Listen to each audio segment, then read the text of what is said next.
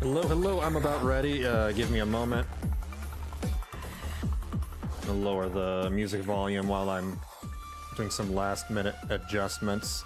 I'm going to be playing some Genshin Impact tonight, checking out the 5.7 update, but before I do, there's a few trailers that I would like to see on stream, and then I'll get to playing the game. I know there's just a new main story patch and a story quest for Skirk, so I'll be checking those out. Let me see. Hey Itchmug, how's it going? Good morning. Let me close this down. We don't need this anymore. But yeah. Hello. Oh man, wrong thing. There you go. I got the wrong overlay. Hello, hello, how's it going? As usual, for those who are watching the VOD or who are coming in for the...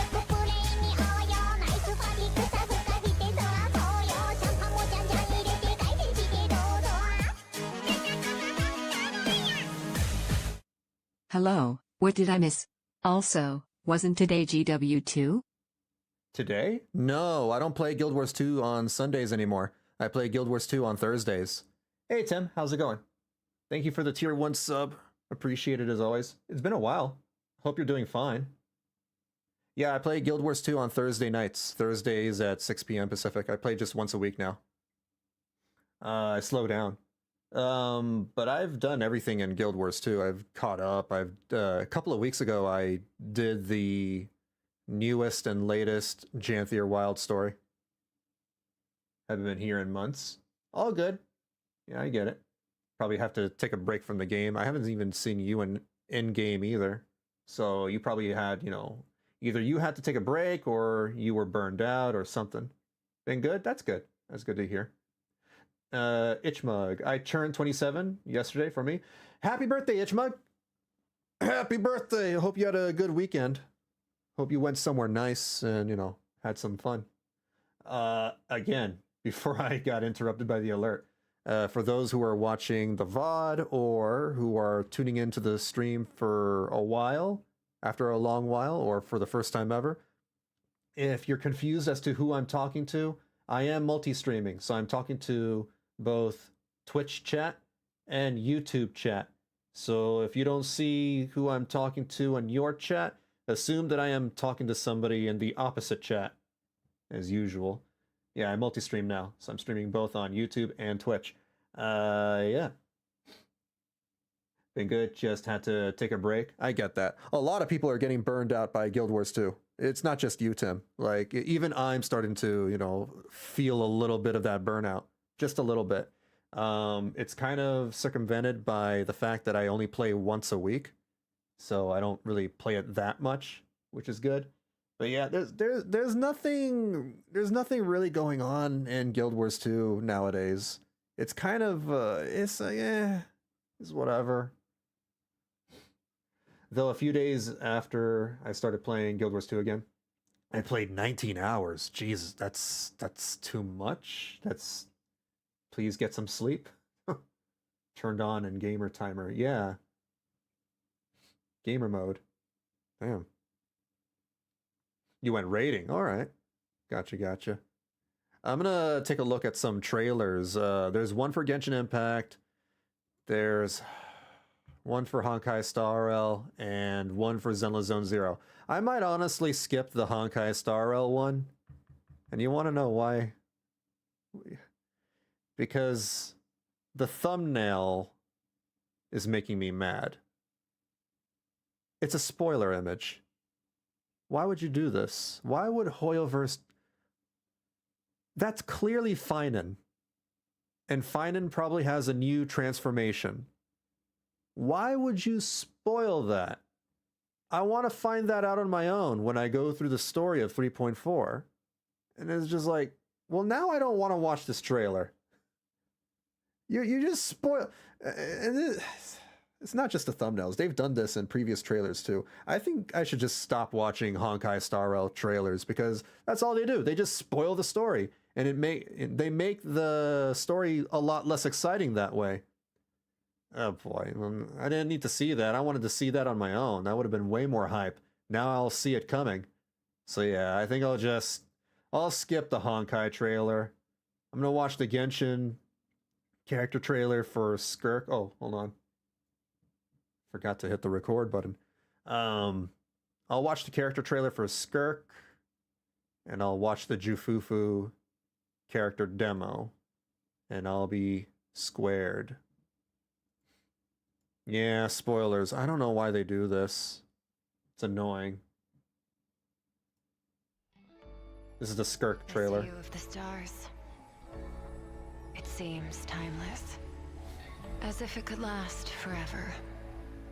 But all it takes is an instant for everything to come crashing down. I used to play with those Mega Blocks when I was a kid. Are they Mega Blocks? I played with those.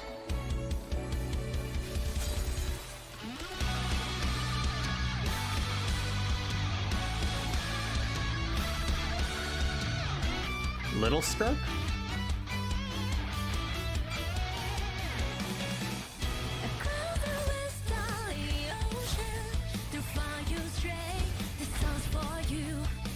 This sounds like a Japanese band.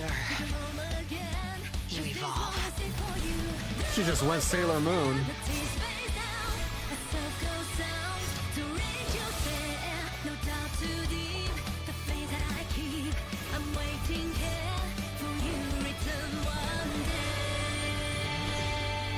Sounds like Aimer. It might not be Aimer. Aimer, I don't know how to pronounce the band name.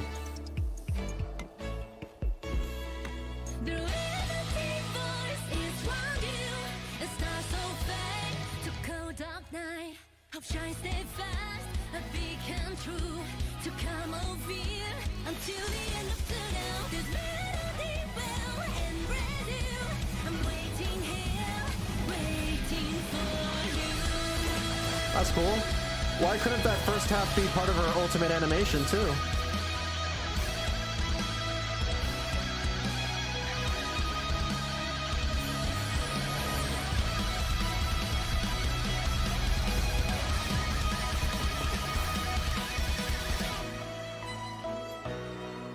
I love the drums. Expanse of space.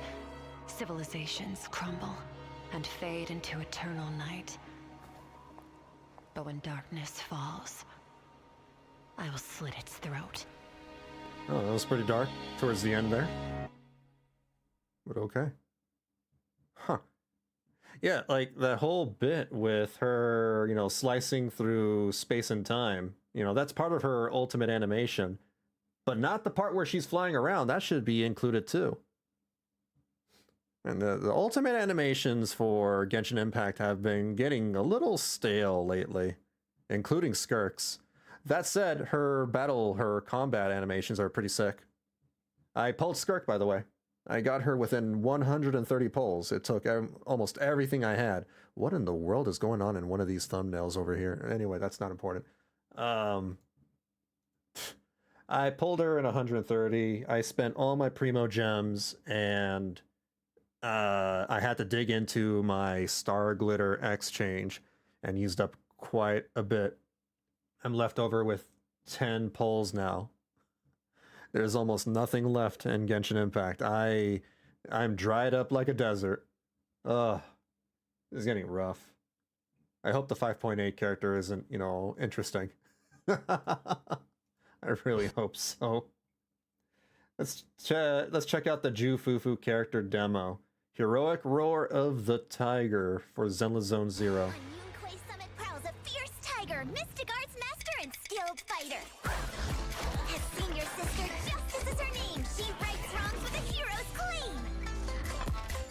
Cute. Senior Fufu, make sure you tidy up the temple.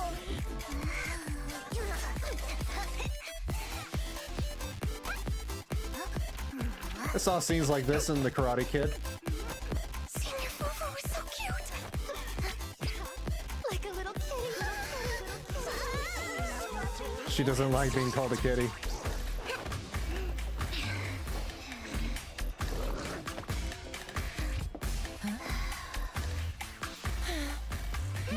She's gonna pet her head.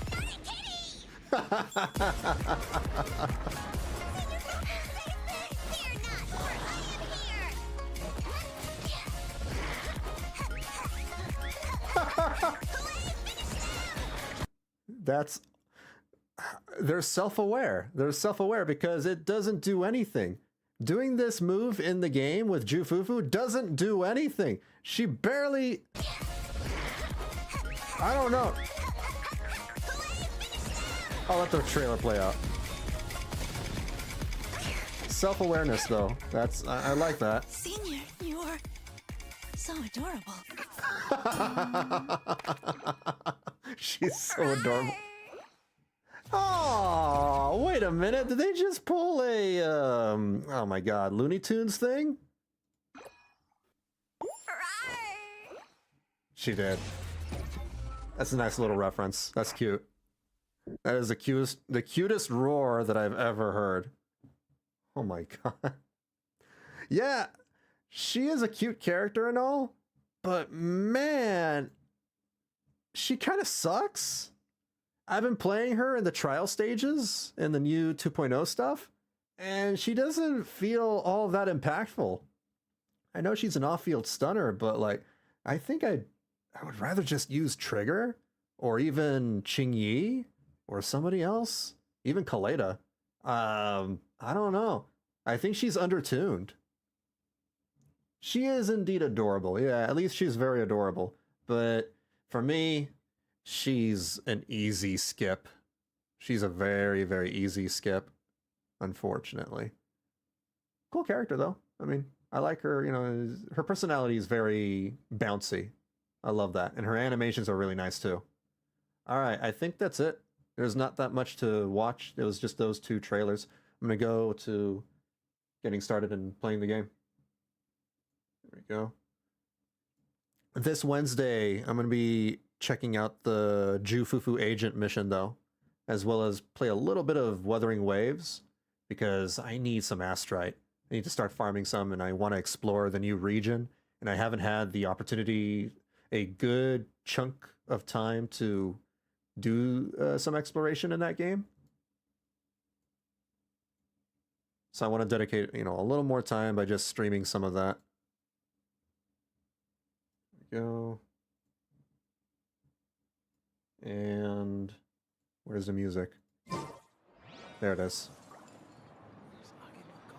I would get her, but I am saving for the redhead Hu Tao.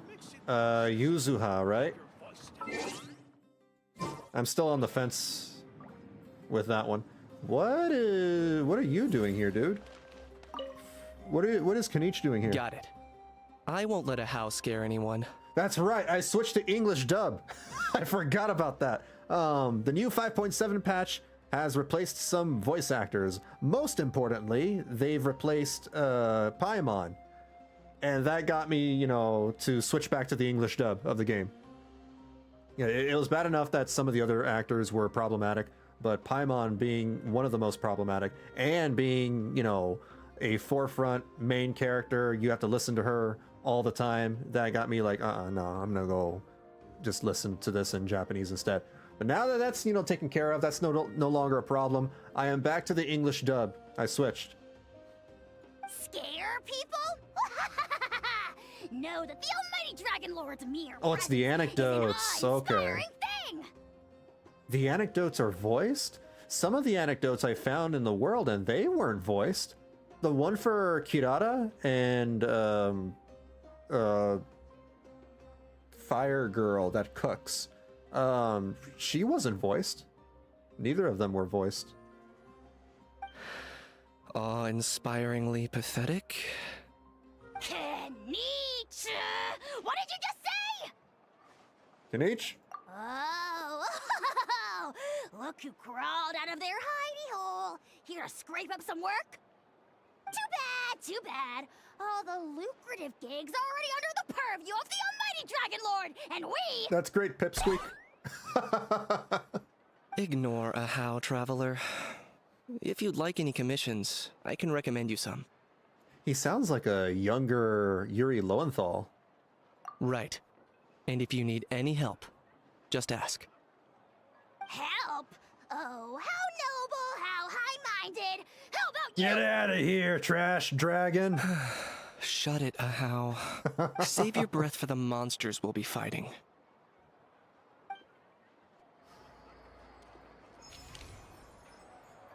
mostly speaking characters are over the map to have a short talk with. This one was very short. The others, you know, had more dialogue. Maybe you were lucky. I've had conversations with, let me see who I got so far. Where is the anecdotes? There it is. Yeah, I had Aoife, Khaenri'ah, Chevreuse, Nivelette, Lynette, Kirata, and Dia so far. I'm missing the rest of these. Not Dia, who was it? Nivelette? Yeah, it was Nivelette. Nivelette was just standing in the rain, but I guess he's the dragon sovereign of water, so... Sure, he loves the water, he loves the rain.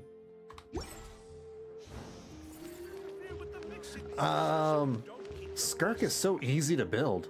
She's ridiculously powerful. Very, very powerful, and I don't even have her leveled up all the way. I have her at level 80. And guess what weapon I have on her? The Harbinger of Dawn. It's a 3-star weapon. This is the only, you know, free-to-play weapon that's useful for her, because it's a...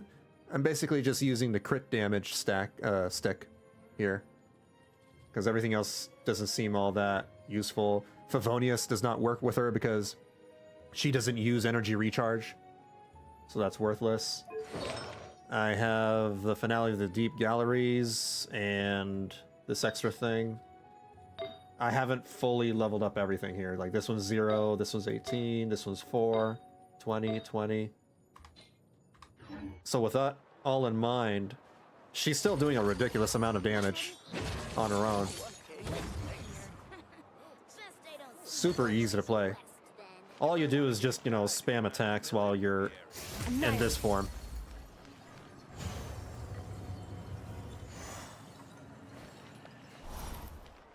Okay, I think I'll start out with the main Archon story quest first, and then afterwards I'll do Skirk's story quest. I'm very curious to see why Skirk is here in Teyvat. She just, you know, on vacation? I don't know. I swear if that's all that is, then I'm just gonna, like, flip a table. The key that unlocks fate. Head to the Collective of Plenty. Alright. Let's head over there.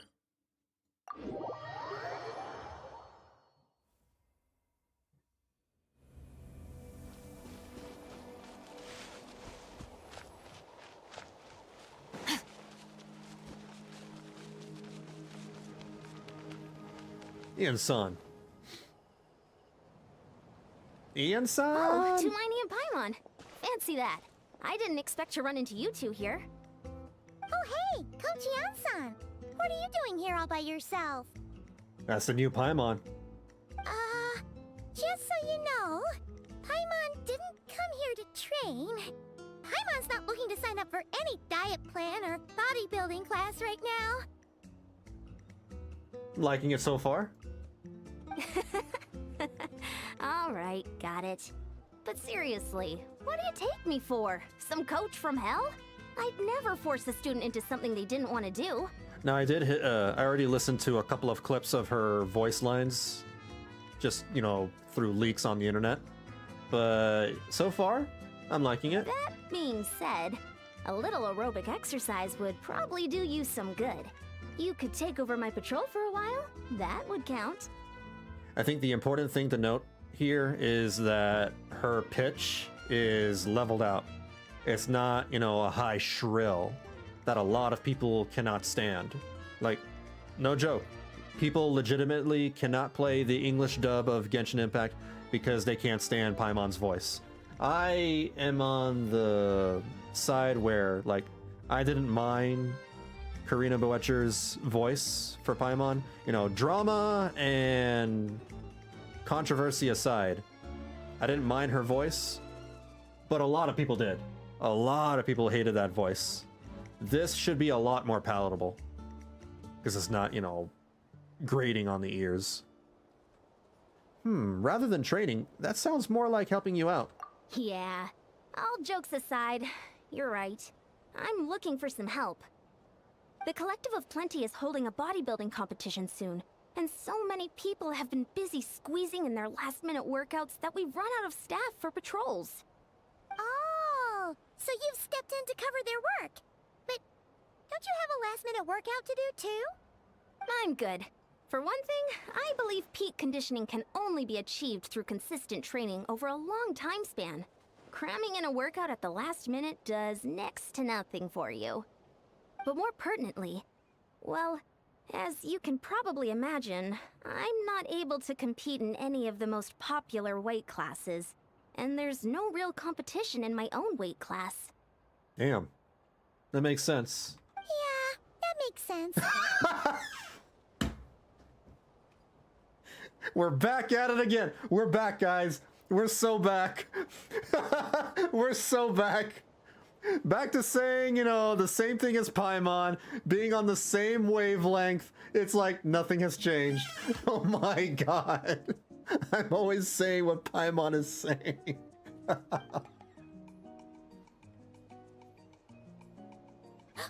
Oh no! Oh, man. Don't look at Paimon like that. We are not the same weight class, and no way is Paimon competing against you. Yeah, you would probably destroy Paimon too. Paimon doesn't fight. Traveler, let's just help with the patrol, all right? Otherwise, Yan-san's gonna make Paimon enter a bodybuilding competition. I would love to see that, actually. Paimon with muscles? Oh, let's get Paimon jacked up. Perfect. I managed to get you on board with just one look. Imagine, you know, a huge muscular Paimon. Oh, that would be so sick. She was fine, but I preferred her earlier way of voicing. Her earlier way from way back in 1.0, because I know she kind of changed her approach towards Paimon at some point in like 3.0, I think I want to say 3.0. 3.0 is when she turned Paimon more into a gremlin. Earlier, her approach was, you know, more lighthearted. It was a more lighthearted Paimon. All right, I'll do it for you, Paimon. Thank you both. It should be pretty routine. Just keep your eyes peeled and make sure nothing strange is going on in the area. Hey, Gamble. Yes, there's a new voice actress for Paimon. Thank goodness for that. Itchmug's got a link. Let me see this. What is...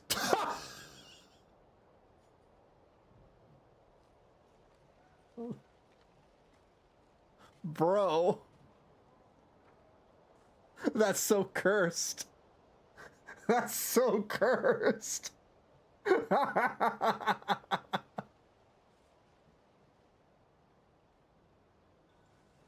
Oh no.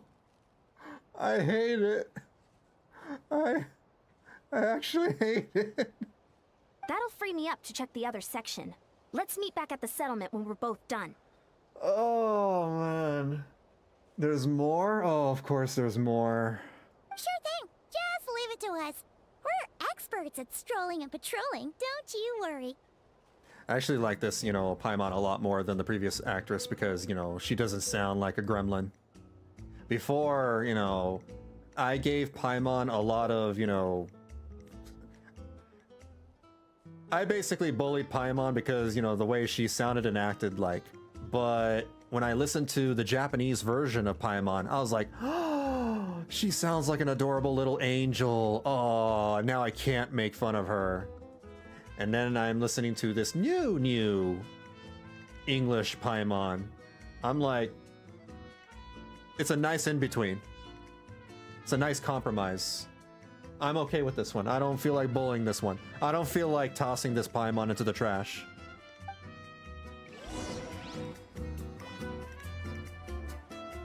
What's this? There's more? Hold on. Oh boy. Oh my god.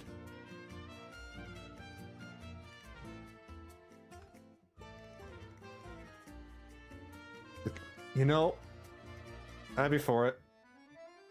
I'd still be down to play a buffed up Paimon. There we go. Patrol the area near the Collective of Plenty. It's right over here.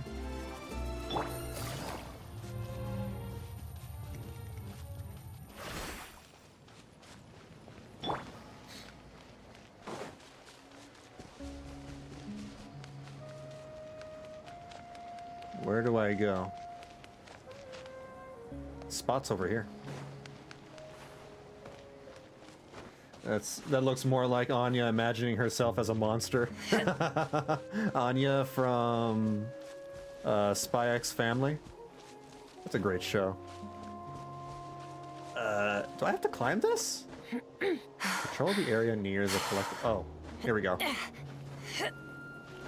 Come on. There we go. What's this?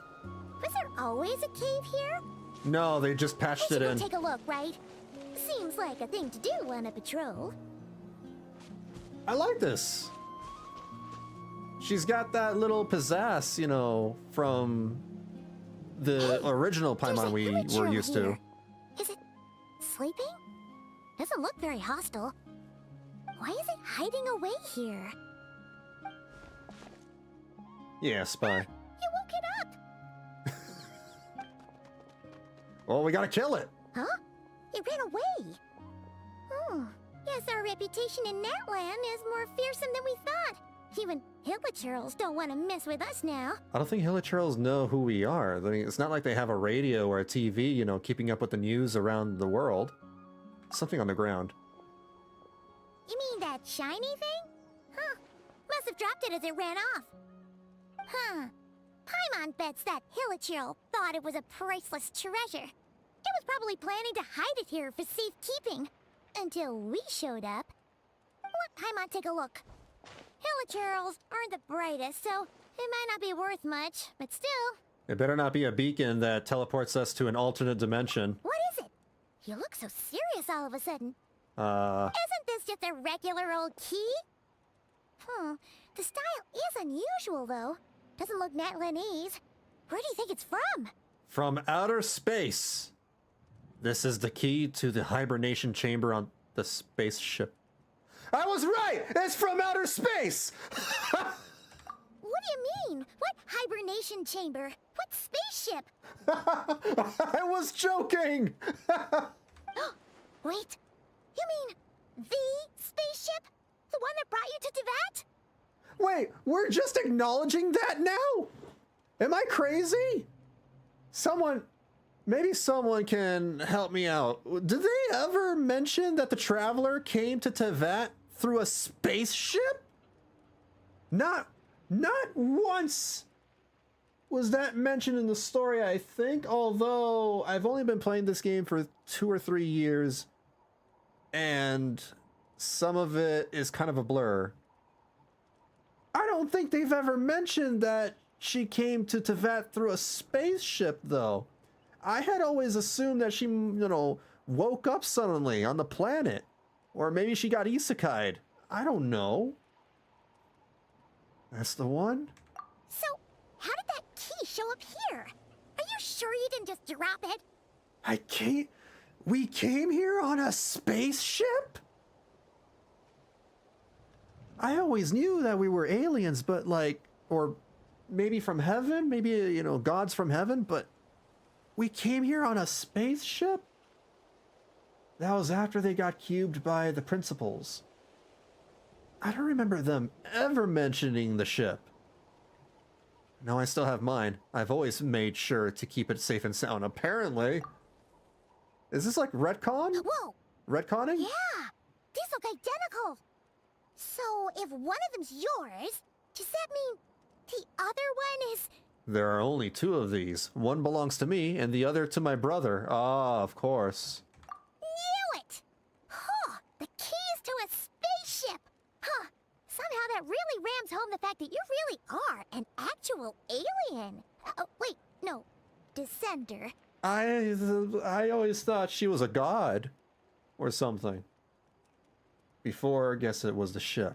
But anyway, now we know where it came from. The question is, how did it get here? I expected Skirk, you know, to come here on a spaceship. The simplest explanation is that your brother lost his key somewhere not far from here. Then that hilichurl found it and ducked into the nearest cave to hide it. If that's true, it means your brother was here recently. Yeah. Man, this is so crazy. We only agreed to help with the Ensemble patrol on a whim. And now, we've made this bombshell discovery and found a huge lead on your brother. Yeah, that's how it goes, once a year. Should we keep following this trail while it's hot? Or do you think we should check back in with the Ansan? I'd say... I don't know, is this a hot trail? We don't know there how you long are. that's been there. Looks like you went the extra mile today. Thanks for being so diligent. Oh, hey, Ansan, what's up? Didn't think we'd see you again till we headed back to the settlement. We were actually just about to go meet up with you. We've made a huge discovery today. I came here to let you know that you don't need to keep patrolling anymore. Oh, good. The bodybuilding competition has just been canceled. Oh, wow. So the usual squad will be resuming their normal duties.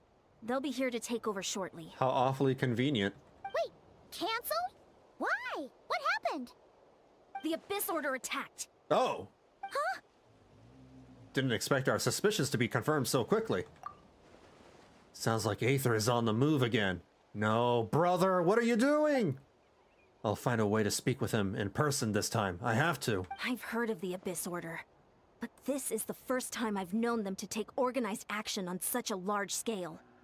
It's like they're preparing to go to war against our entire nation. We just had a war. One little sect versus the entire nation of war?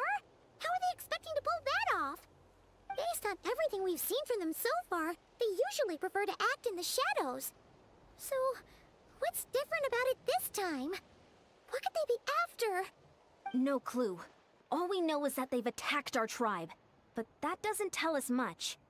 Our defenses are holding strong so far, so I'm gonna head to the Stadium of the Sacred Flame and see what Mawika knows. If there is any information out there, she's the one people report to. Oh, want to come with me? I'm sure everyone will feel better knowing that the hero of Natlan is on the case. What was my hero name? I forgot what my ancient name was. It was something stupid. Well, I am keen to find out more about the situation, and I can provide some information on the Abyss Order. Great. Then let's head over together. I wanted to be max power. Unfortunately, it wasn't ancient enough. Go to the speaker's chamber. Let's go teleport there.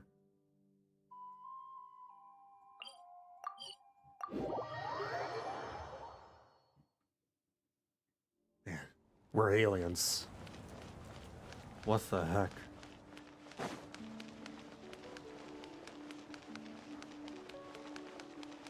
And I need to find brothers so we can phone home.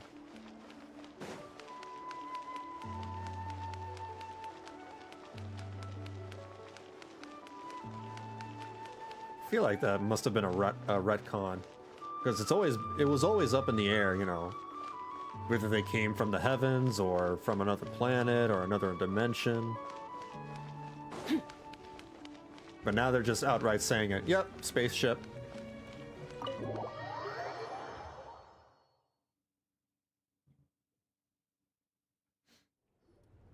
Mawika! Oh? Ah, great timing, Eon-san. I was just about to send someone for you. And it's good to see the travelers with you. How are things looking?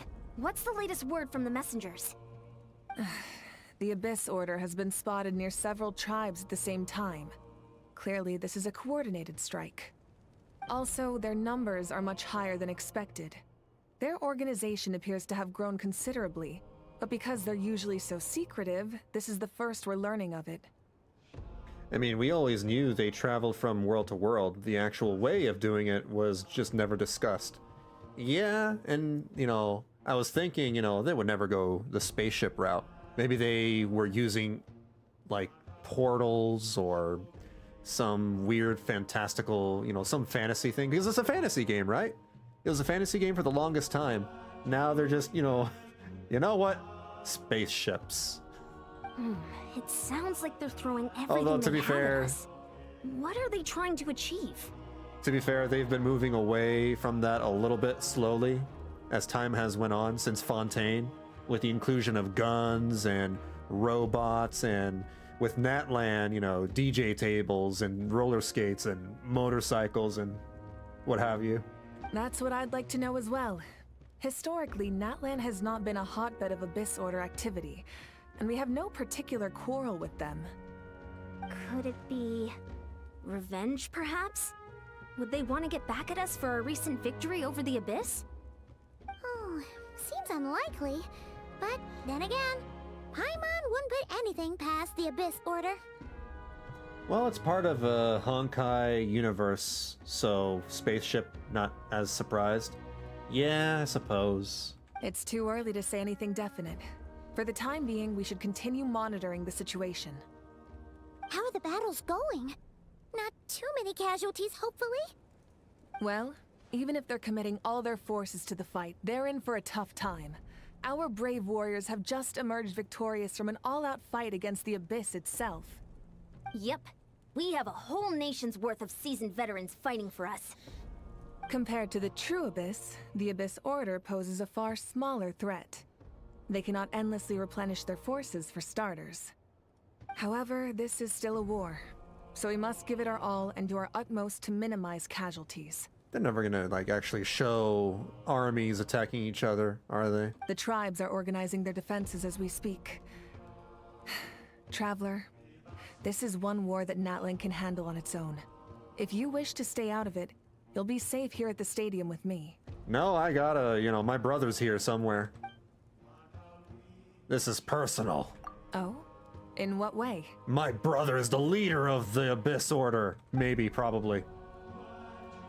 The current leader of the Abyss Order is my brother. Dun dun dun. Are you surprised? Yep, that's how it is.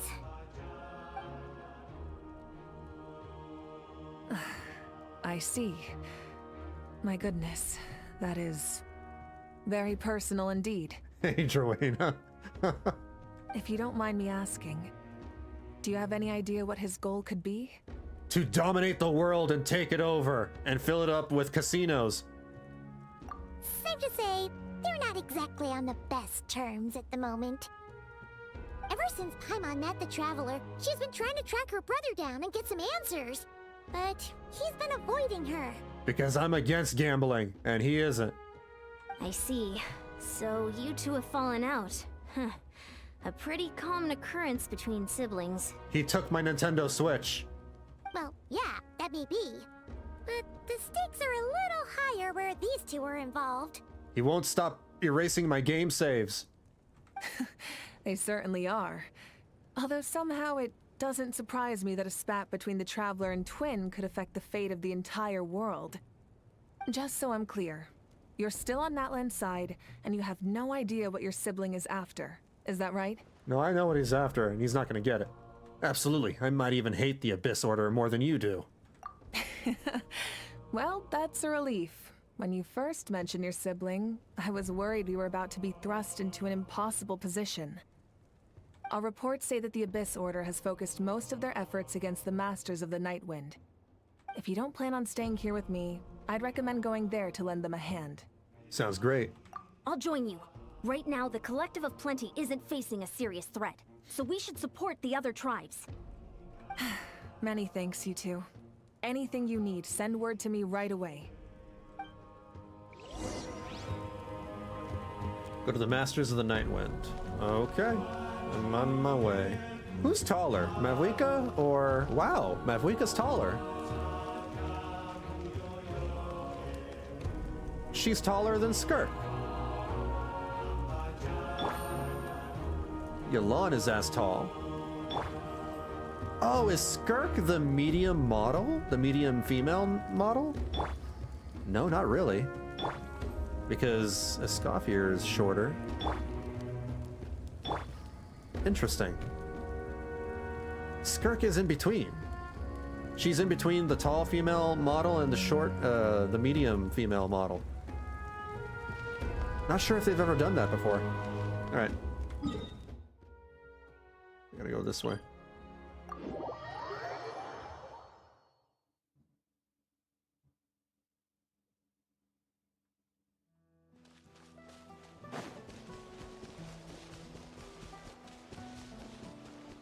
Let us fly! Merciless.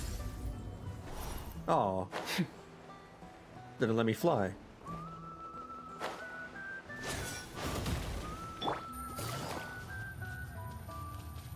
Sing me a song, call the flying saurians and birds who have left their nests. What? That must be a side quest. Before I touch that objective, let me get the waypoint.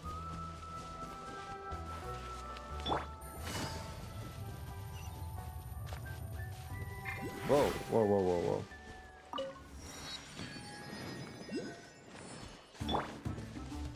Merciless.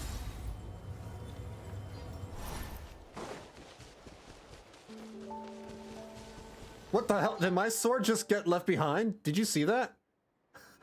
My sword. My sword! Skirk, you dropped your sword. It's Lolly. Huh. I wasn't expecting to see you here. Are you here to reinforce us? Oh my god, I miss this voice. As much, as I'm fine with Japanese Sitlali, but there's something about English Sitlali that just hits right. How are things looking? Mawika told us to come here. Oh, the situation must be pretty dire if it's managed to get Lolly out of the house. Dire? No, I wouldn't go that far. It's mostly just irritating.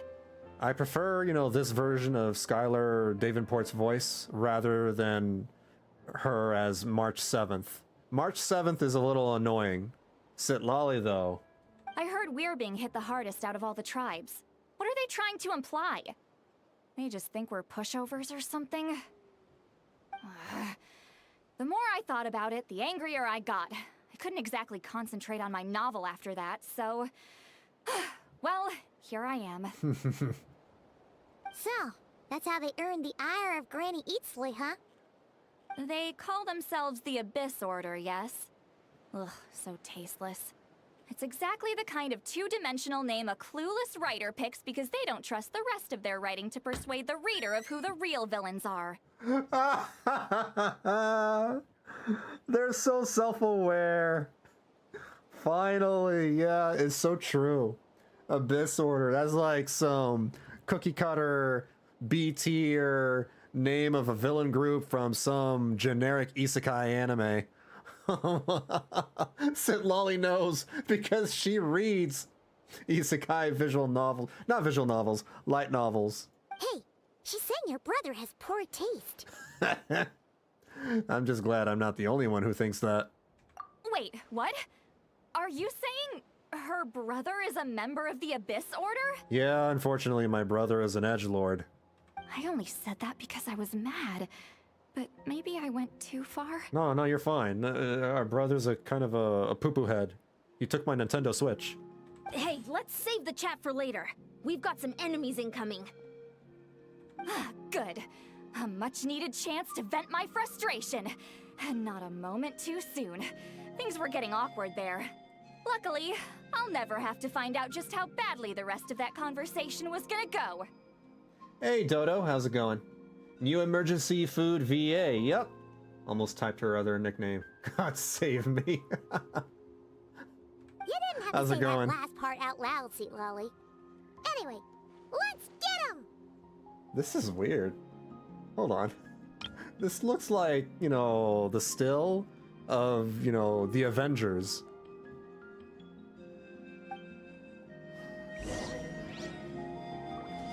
Oh! Show no mercy!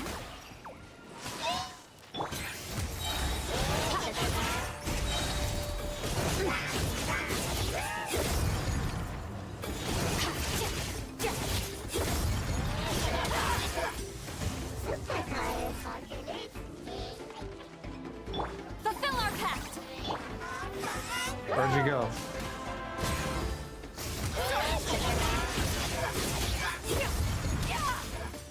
Oh, there's more of them. Strike a pose! Let my name echo in song! A burst of flavor! Being from silver. Oh, you're gone. Okay, they're dead. Phew. Much better. That's more like it. They're dead. Ooh, impressive work, Granny Eatsley. If I'd known you were on the case already, I might have reconsidered whether your tribe really needed reinforcements. Yeah, that was a bit of an overkill.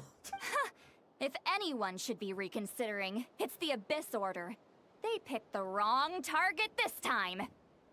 Experience says that if we head in the direction they were attacking from, we should find their stronghold. Why don't we press our advantage and destroy their base? They won't know it hit them. Hey, was there a battle here just now? Need any help? Nope, I took care of it. The warriors from the Masters of the Nightwind are here! I breathed and they choked. The battle against the Abyss is still fresh on our minds, so everyone's used to working together. Well, morale's high and everyone's here. Oh, there's more of them. Let's go take down that stronghold. Avengers, assemble!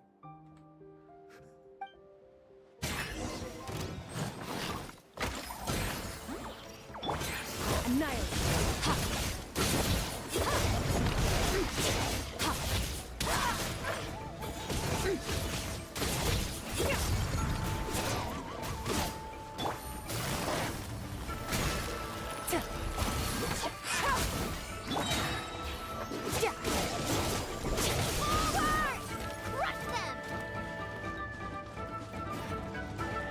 Launch a counterattack against the Abyss Order. I'm kind of surprised that we're getting combat.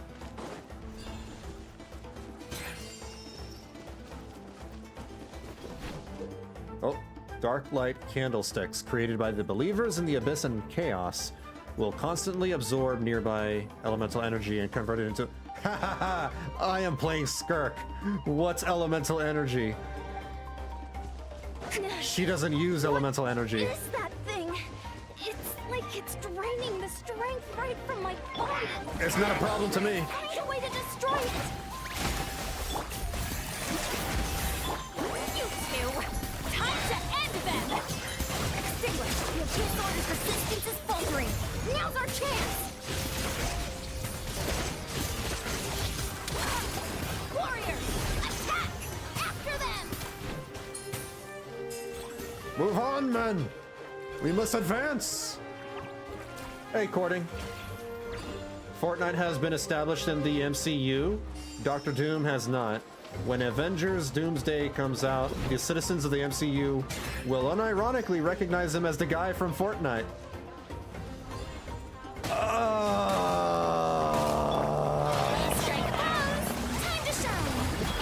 Yeah, I just choose not to acknowledge the MCU, period. Boost on the loose!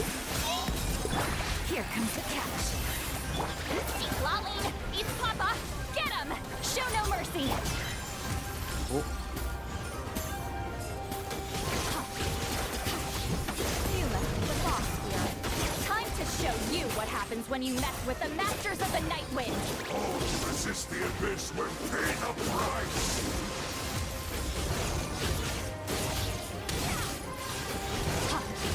Why will you not go down? Fulfill our pact! You two! Time to end them! Extinguish!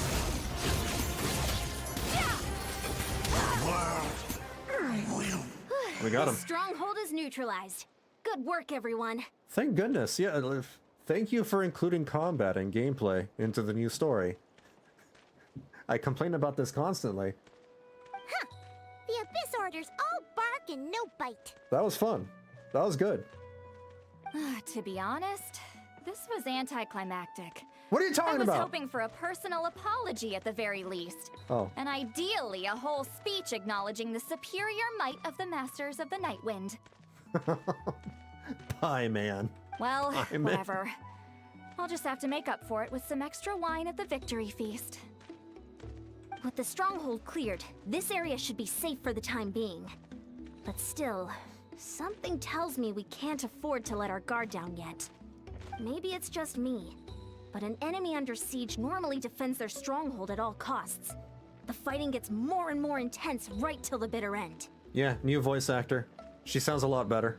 But this time was different. Not With a like few Miles better, exceptions, but most she of is the better. enemies here gave up and fled the moment that... well, I don't know, but it seemed like they sensed something. The most notable thing is that she doesn't sound like a gremlin anymore. Huh? Not sure I follow. Yeah, They she did a sounds tactical more retreat, like the that's all. original Paimon. It's just a different strategy. I'm not convinced. Like the Don't OG forget, OG they're Paimon, radicals who the Chinese chose to wage and war yeah, on the an Chinese entire version. nation. They don't do things in half measures. It seems out of character to cut their losses and run like that. So you're saying there's more to this than meets the eye? I'm saying we don't know enough to be sure of anything at this stage. So let's stay alert and keep our defenses at the ready. So we're no wiser as to the Abyss Order's objective. Back to square one. If I could only get Aether to talk to me, I could get answers for all of us. I'm heading back to the Collective of Plenty. That key is our only lead so far. Paimon had a hunch you might say that. It's crazy that we're aliens. We picked up a key and we just, casually mentioned that, oh yeah, this is a key to my spaceship. Where's our spaceship? Where is it? But you're right. If we can somehow use that key to track down your sibling, maybe we can end this war before things get serious.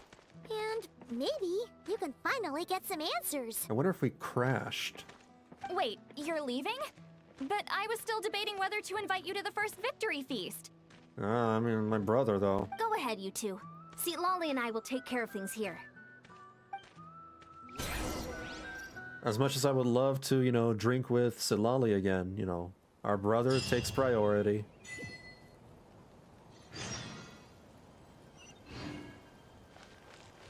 Alright. Let's go forward.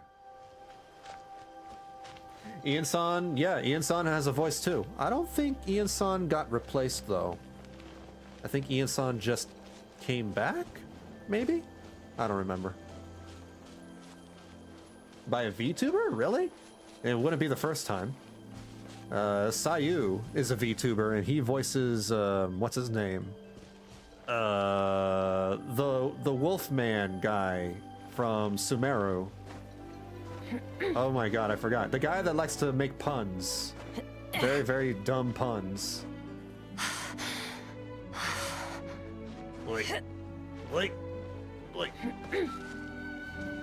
Sino, thank you. He voices Sino. Ziox? No. And we're back where we started. That Hilichurl probably found the key nearby, right? Unless, Ian-san is Ziox, then I don't know. I know nothing. Let's look around for clues. There's no time to waste. Ian-san and Silali are waiting for us.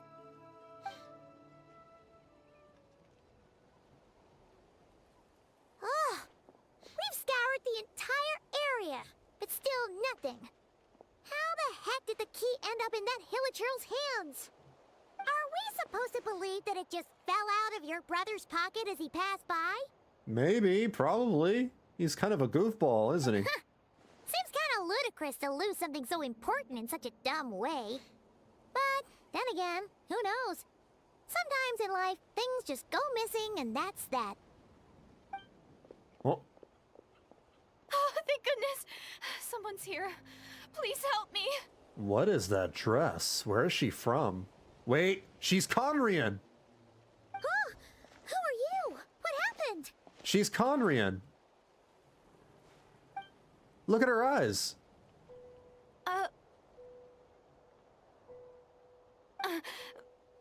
No, now isn't the time. Please, you've got to help me. I'm being chased by monsters and I can't keep running. Can you do something? You came to the right person. I have Skirk. Yeah, where are they? Paimon doesn't see any monsters behind you. Huh? I'm sorry, I don't quite understand. They're almost here. This really isn't the time to be joking around. Huh? We're not. We're completely serious. We don't see any monsters. But how? Ugh, there's no time. They're coming. We gotta run. But I really don't see anything. Where do you intend to run to?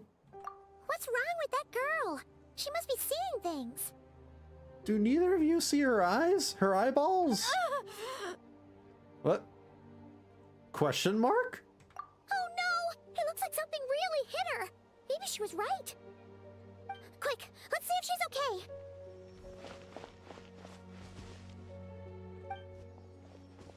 What's wrong? Are you hurt? What was that?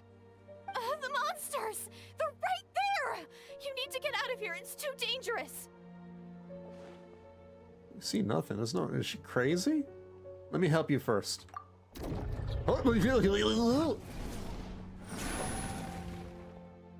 Suddenly, I can see them. Oh. Huh? Oh, now you finally see them. Well, it's about time. I nearly kicked the bucket just now. I'll take care of them now. Great! Thank you, Savior. Savior? Sure. I'll take it. I'll add it to my bucket of nicknames. Along with, you know, Supreme Overlord Commander. Yoo-hoo! Sir!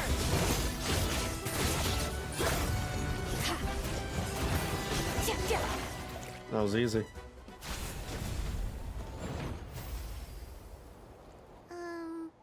You done? Paimon still can't see anything, so she can't tell. Ziox played the Drunk Guard in the Amphorius live-action teaser. He's an insanely good actor. I hear he voices Tighnari. Oh, the new Tighnari then. Okay. You know what? I think you briefly mentioned that and I just forgot. You just looked like you were slicing at thin air. Kind of funny, actually. Yeah, the Traveler has a spaceship. It's weird. I'm still processing that. I don't know what's going on either, but I could see them once I held her hand. Oh, really? It's just so weird, like 5 years later, this is the first mention of a spaceship. Like, yeah, I came here on a spaceship, and we apparently told Paimon this already. Okay, all right. Let's try it one more time. I want to check that I got all the monsters. Sure. I'm not trying to be weird or anything. What? Told you I wasn't trying to be weird. What's wrong? It's nothing. It's okay. I can see they're all gone now. No need for you to check. Why are you blushing? Now you're making this weird. I didn't think much of it when the monsters were breathing down our necks, but now that I've calmed down, holding hands with you like this, I'm just a little shy, that's all. Hi, what? Hi, sorry, I didn't mean to trigger any love flags. Huh? Have you never shaken hands with someone before? You sure get flustered easily. Well, anyway, I haven't had the chance to introduce myself yet. I'm Deardith. Thanks for, saving me just now. I'm really grateful for your help. No worries. Paimon's Paimon, and this is the Traveler. With her around, you'll be safe from any monsters. As long as they're visible. So, what was the deal with those monsters just now, anyway? No idea. Your guess is as good as mine. I could see them the whole time, so when you said you couldn't, I thought you were making fun of me. Dear Diff, Shika naka naka naka kashtan tan. Whoa, that must have been scary. The idea that we'd stand by and laugh while some poor girl was being hunted down by monsters? That would have made us more monstrous than the monsters. Don't worry, we aren't like that. When we say we can't see something, it's because we really can't see it. But more importantly, did the monsters hurt you? How bad is it? It's nothing serious. But I did sprain my ankle back there. I won't be doing any more running for a while. There's a cave nearby. Why don't we rest there for now? Good idea. We'll take you.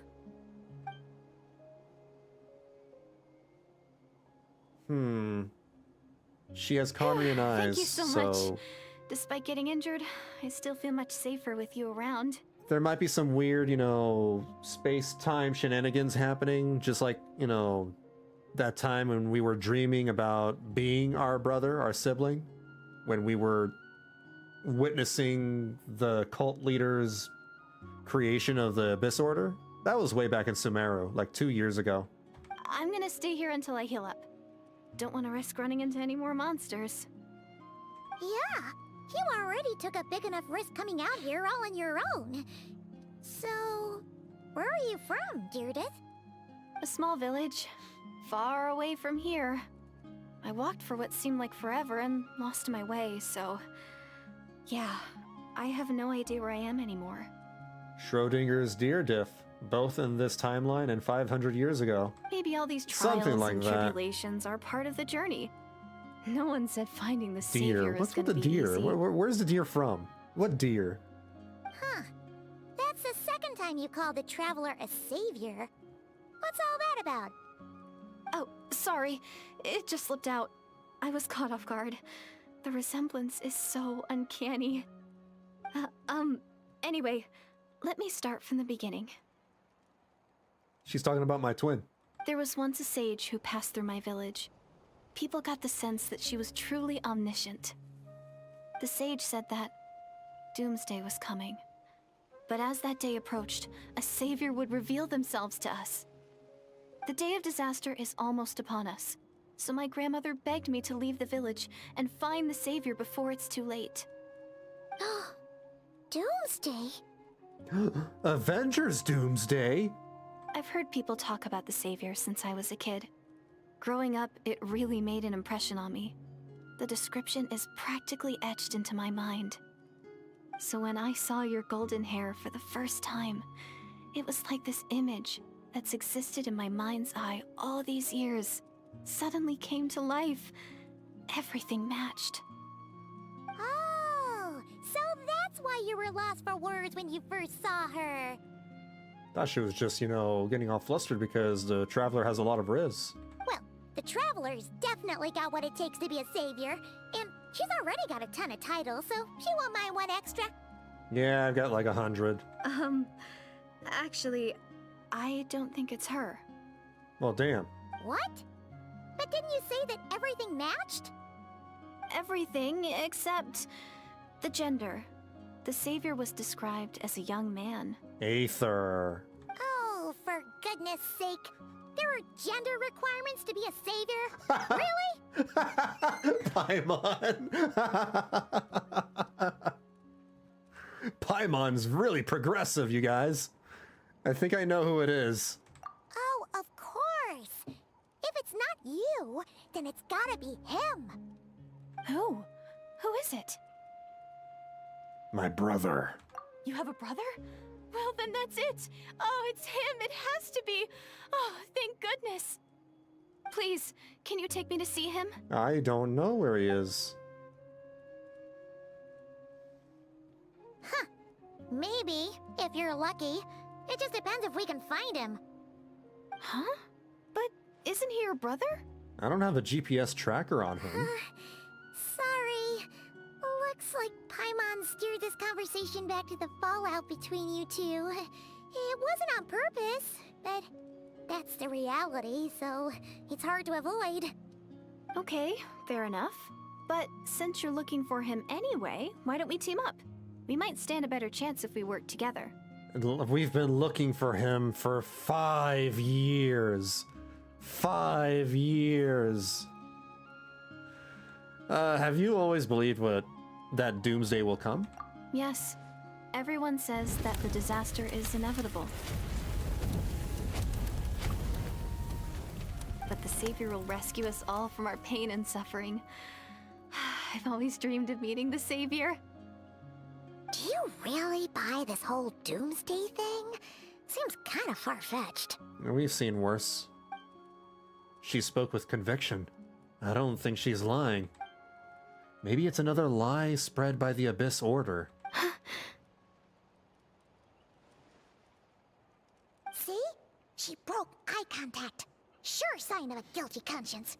Time to press her for answers. Grill her, Paimon! What's wrong, Deirdith?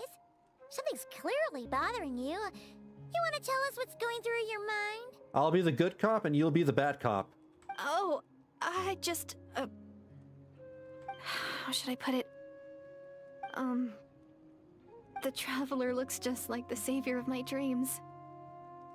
Out of context, that sounds like you're hitting on me. And it's not every day that the savior of your dreams swoops in and saves the day in your moment of crisis. So I'm just a little overwhelmed, that's all. 3 seconds of unbroken eye contact is the limit. I don't think my mind and body can handle any more than that. Sesbian Lex?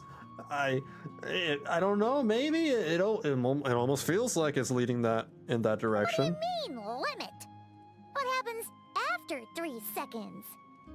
What Courting said. Sesbian Lex, Paimon. How am I supposed to respond to that? I'm sorry. Please forget that I said anything. Let's just leave it there for now. Paimon, we need to have a talk about the birds and the bees. Like I said, I'm going to hide here until I feel well enough to move again. If you manage to find the Savior in the meantime, please come and let me know. Thank you. Are you sure you'll be okay here on your own? Do you have enough to eat? I'll be fine. I might not be much of a fighter, but I know how to stay hidden. And if I get hungry, I'm sure I'll find something around here. Don't worry about that. Alright then. Well, take care. Being on your own isn't easy. You pin her to the wall and force her to stare into your eyes for 4 seconds, obviously. See what happens. What a mysterious girl. We should definitely keep an eye on her. For 4 seconds, right? But hey, at least she seems to like you.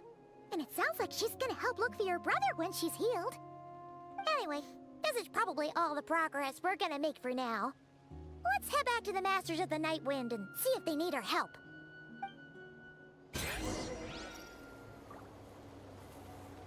Okay. Back over here.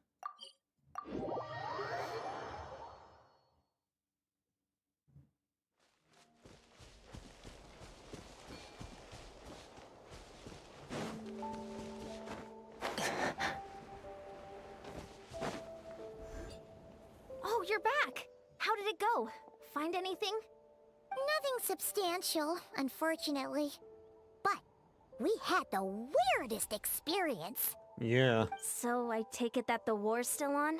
It's a new war. Love is war. Unfortunately. That's okay. I just wasn't sure, because things seemed to be at a standstill while you were gone. The Abyss Order hasn't attacked us, and since we don't know what they're planning, we haven't made a move either. In a word, it's a stalemate. The guards have been keeping watch around the clock, but for everyone else, you wouldn't even know we're at war. Huh. Really makes you wonder what the Abyss Order's thinking. I was wondering, Traveler, if you have the time, could you go and pay a visit to the guards?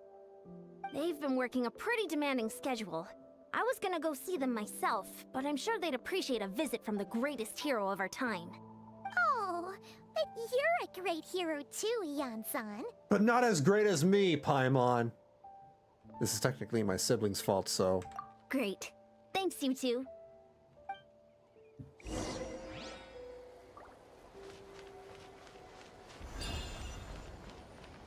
Don't worry. I'm sure they'll show up soon. Wow, Tumaini, our Tumaini. hero. We've actually fought together before. You probably don't remember it though. Nah, you look like every other NPC. That's to be expected. You took point, and I was much further back in the ranks. I saw you though. You were a great inspiration to us all. I'll take your word for it, NPC. Thank you for standing guard this whole time. It's all good. Honestly, it's not been that much work. Haven't heard a peep from the enemy. Have you seen anything out of the ordinary? Nothing that would indicate an impending attack. I've spotted a bunch of Abyss Order operatives, but they weren't acting hostile, just hanging around. There were even moments when they seemed to be meditating. At least, that's what it looked like to me. Maybe it's part of their religion or something. Out of an abundance of caution, I asked some shamans from the tribe to take a look and see if there was anything nefarious at work. But they didn't sense anything untoward, so we just put it down to religious ceremony and left them to it. Huh. Interesting. Well, the more time they spend meditating, the less time they spend trying to beat us to a pulp. It seems suspicious, though.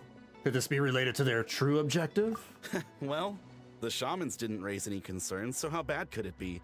As far as I'm concerned, so long as they don't pose an active threat, they can do all the cult worship activities they want. Nah, you probably don't want to let that happen. Besides, as soon as everything's in place and we're ready for an all-out offensive, there'll be no match for us. Huh. Sounds like morale is pretty high. Guess there's strength and confidence in numbers. Let's keep going, traveler. On my way, Paimon. Oop, Besides, wait, no, as soon as everything's... didn't mean to talk to you. Cantalo. Huh? Is that Tumaini? What brings you here? Is this, like, a meet and greet? Yeah, sure. You want an autograph? Selfie? I wasn't... I'm so nervous. Paimon, hold the camera. I'll take a picture with him. I'll sign it. Don't worry. You don't have to say anything. Hey, come on! You'd march to war without so much as blinking. What's so scary about a chat with a traveler, huh? It's not the same thing at all. There are plenty of chances to go to war. But a one-on-one chat with our great hero? That could be a once-in-a-lifetime opportunity. Only in the nation of war can you actually say there are plenty of chances to go to war. How can I not be nervous? What if I say something wrong? Or if my posture's bad? Or if I accidentally make a weird expression with my face? One bad impression can stick for life. No one's here to judge you on your posture or your facial expressions. Relax. All right then. It's tough being famous. I'm sorry, great hero, but I have a small favor to ask. Let Paimon guess. An autograph, right? That's easy. Yeah. May I challenge you to a fight? Bro, I'm gonna whoop your ass. What?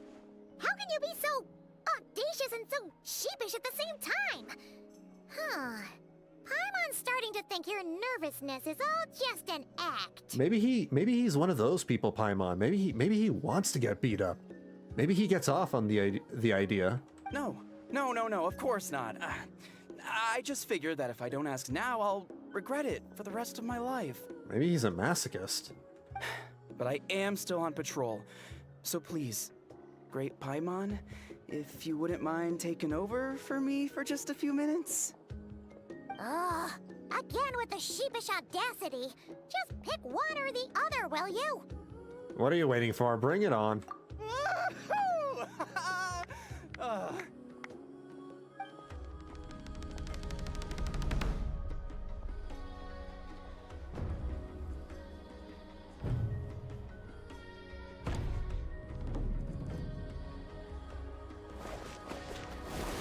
Bro, he... Obviously, I never expected to win, but until now, I didn't appreciate just how great the gulf was between us. You didn't even fight back. You just stood there, bro. You didn't do anything. I'll be bragging about the day I got to spar with Tumaini for the rest of my life. Today's really my lucky day. Ugh, Paimon can't keep up with you. Your tone has changed all over again. Now you've had a spar with the traveler. What gives? Well, some people connect through conversation, but we warriors bond by sparring. And now that I've had a bout with the hero, we're no longer strangers. Nothing to be nervous about anymore. Okay. Well, to each their own. But Paimon's still gonna stick to conversation. Have you noticed anything out of the ordinary? Not at all. We haven't spotted any new enemy movements. Great, this interaction was pointless. As Paimon expected, nothing here either. Let's do another lap and get back to Yan-san.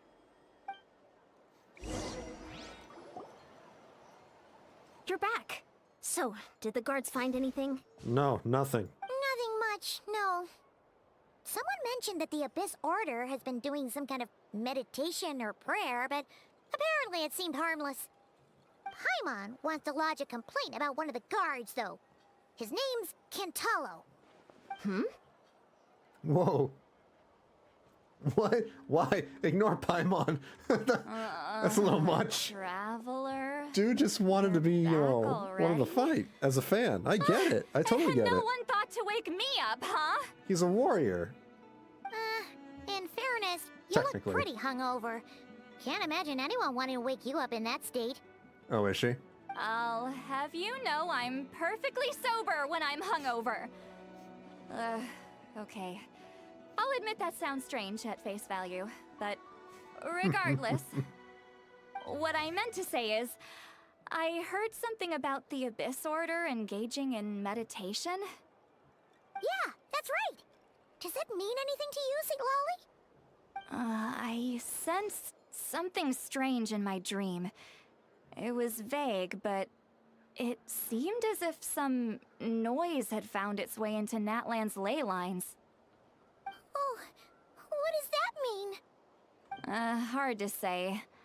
I don't think it had any tangible effect on the Night Kingdom or on our ley lines, but still. It's like a signal that exists on a different dimension of reality. It might not interfere with ours or pose any detectable risk, but I just get the sense that something strange is going on. Oh. So even someone as familiar with the ley lines as you can't tell what's going on. No wonder the shamans that Satura called to the front lines couldn't sense anything. Ian-san, I think we should go talk to the chiefs. There's no point dragging this out. We need to take the initiative and drive the Abyss Order out of Natlan for good. If that's the Council of Granny Eatsley, I'm sure the chiefs will agree. But it will still take us some time to gather the required force. In war, adequate planning and preparation is the key to victory. Sure, but the finer details aren't my concern. Anyway, I'll leave you to it. Just remember to come find me when you're ready to talk to the chiefs. Actually, since you're here, Sitlali, I might as well ask one more question. Oh? Sure, what is it? Want to go out on a date? I'm kidding. Have you ever heard of monsters that are only visible to certain people? Huh, you mean only select individuals can see them? Now that's a strange one. I guess they could be manifestations of a disturbed psyche? Or extreme negativity embodied in physical form? It could also be a simple case of dead monsters whose souls got stuck here somehow. Well, I say simple. Things quickly get confusing when you start looking into monster souls. For starters, trying to figure out which classification system to use is a real pain in the— Whoa, wait, what? Alright, we get it! Granny Eatsley's learning and wisdom knows no bounds. But could we just get the short answer? Hey, I was just thinking out loud. You really think I was just trying to flaunt my knowledge? Anyway, the short answer is, there are many potential explanations for the kind of phenomenon you describe. That said, it's not something I've ever encountered in all my years. Oh, wow. Okay. Well, if Granny Eatsley's never seen it, it might as well not exist, right? Hey, I'm not that old! I agree, it's hard to say what it was for sure. Care to elaborate on what happened? This all sounds rather mysterious. You can't call her a boomer, Paimon. You tell the two about what happened. Really? You had to hold her hand to see the monsters? Sounds a little contrived. Sounds like you're jealous. Huh? That's the part that bothers you? Maybe the point is more She's that so it requires jealous. direct physical contact, whether that be hand-holding or otherwise. She's so jealous. But that's neither here nor there. What bothers me is, it sounds like she's convinced that your sibling, the leader of the Abyss Order, is a savior. That really makes me question whose side this girl is on, and whether what she told you about her background is actually the truth. Over holding a hand for a second.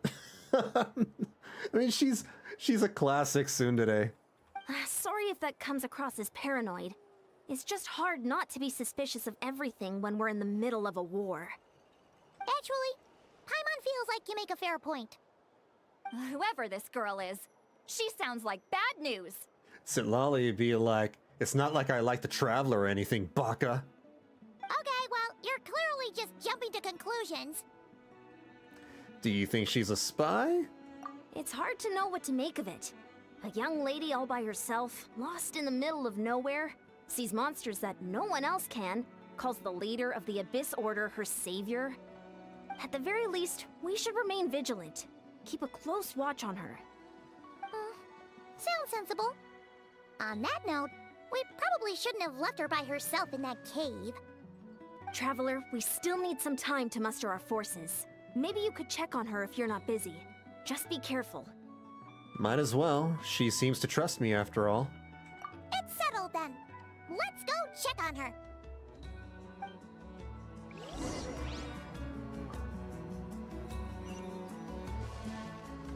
Now we go back to the cave.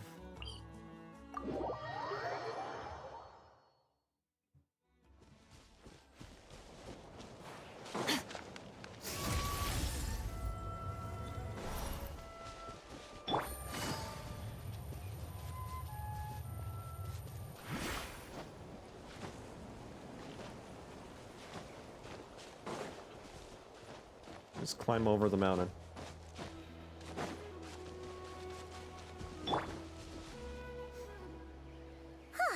Here we are.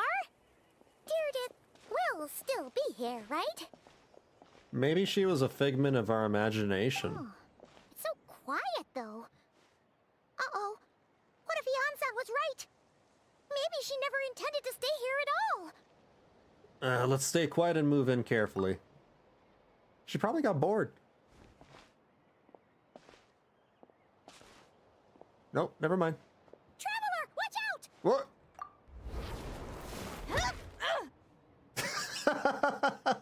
She could just block it with her hand. Shoot, maybe Deirdre really is a... Nah, she's fine. Oh, sorry. Sorry. I didn't know it was you. I heard a noise and I thought it was the monsters coming to get me. Yeah, she didn't know. Did I hurt you? Oh, I'm so sorry. I wasn't watching straight. If I thought it would hurt, I would have tried to dodge. And somehow it still hurt less than I expected. Phew. That was scary. Paimon thought we'd walked into a trap. Maybe we shouldn't have sneaked in without announcing it. Then you would have known we weren't monsters. To be honest, I've been really on edge since you left. I just have this constant feeling that any second, the monsters are gonna come back and get me. And it's not like I can run from them. There's also no way to cook here. It's good you got back when you did. Another hour and a half and you probably would have found me starved to death. That was irresponsible of us. We probably should have, left behind some food. Oh, that's weirdly precise. Though, it does explain why your attack on the Traveler was so weak. Wait, if you really thought you were gonna starve or get killed by monsters, why'd you promise that you'd be okay here on your own? I just didn't want to lose face in front of my hero. That you'd be risking your life? That's okay to risk your life over? She already saved my life once. That's more than enough. I just don't want to come across as a constant burden. Huh. For someone on the brink of starvation, you're pretty preoccupied with your image. What's the real reason? What? That is the real reason. I'm kind of bearing my soul here, you know? Could she really just be an injured civilian? Anyway, so, could you make me some food now? Paimon, whip out the emergency food. You're unbelievable. Oh, Paimon's getting hungry now too. Go on then. You can join us for dinner.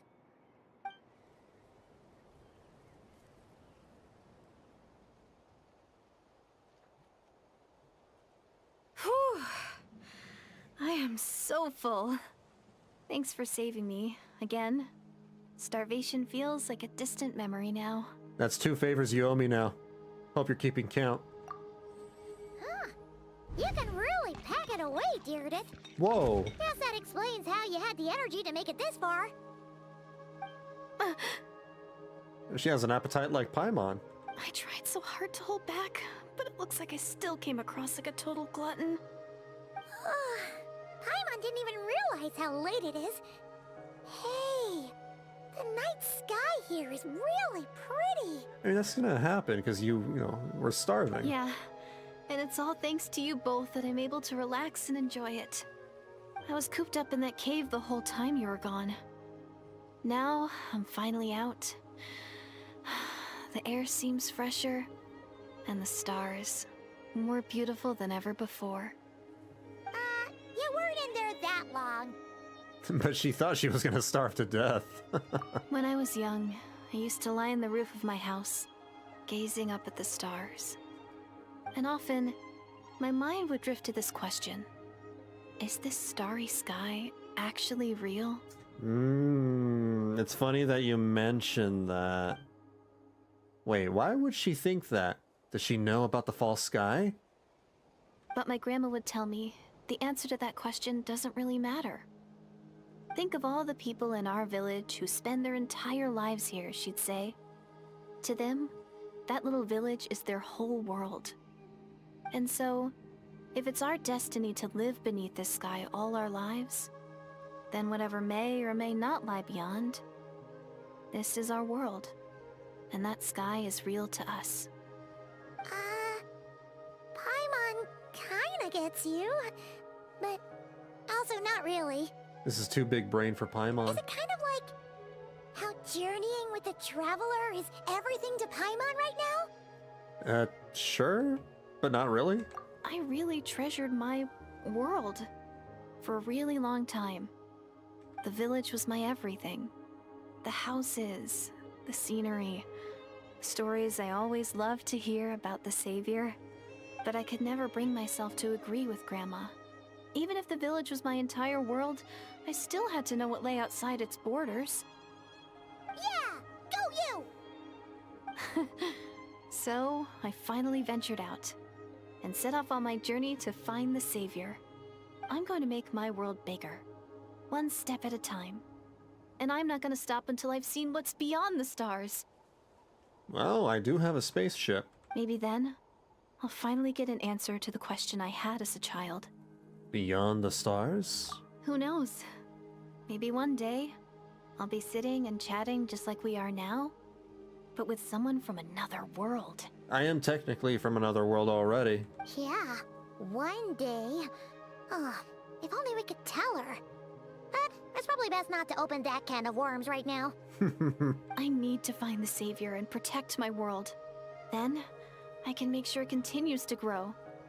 That's the most worthwhile thing I could think of doing, so I've been giving it everything I've got. You know what? That's pretty cool. Paimon kinda wants to root for you now. Sorry. I got a little carried away. I always get chatty after a hearty meal. Just like my grandma. The more we chat, the more convinced I am that she's not a bad person. And it doesn't sound like she's been brainwashed by the Abyss Order. Maybe we can afford to trust her? Hold on. Shh. Oh. It's them. The monsters are back. Do we gotta hold hands again? Where? Oh, still invisible, huh? I guess we gotta hold hands again. Can you see them now? Hold on. Give me like 1 more minute. Exactly 1 minute. Yeah, stay back.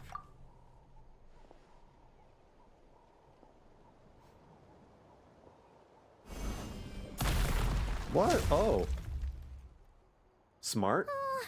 Paimon still can't see anything. But please, be careful.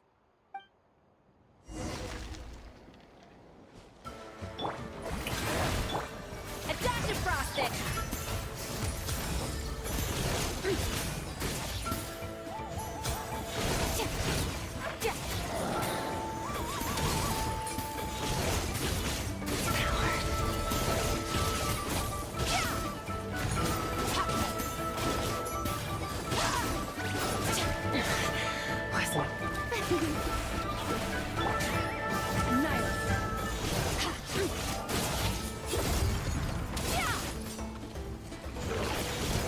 Stop moving.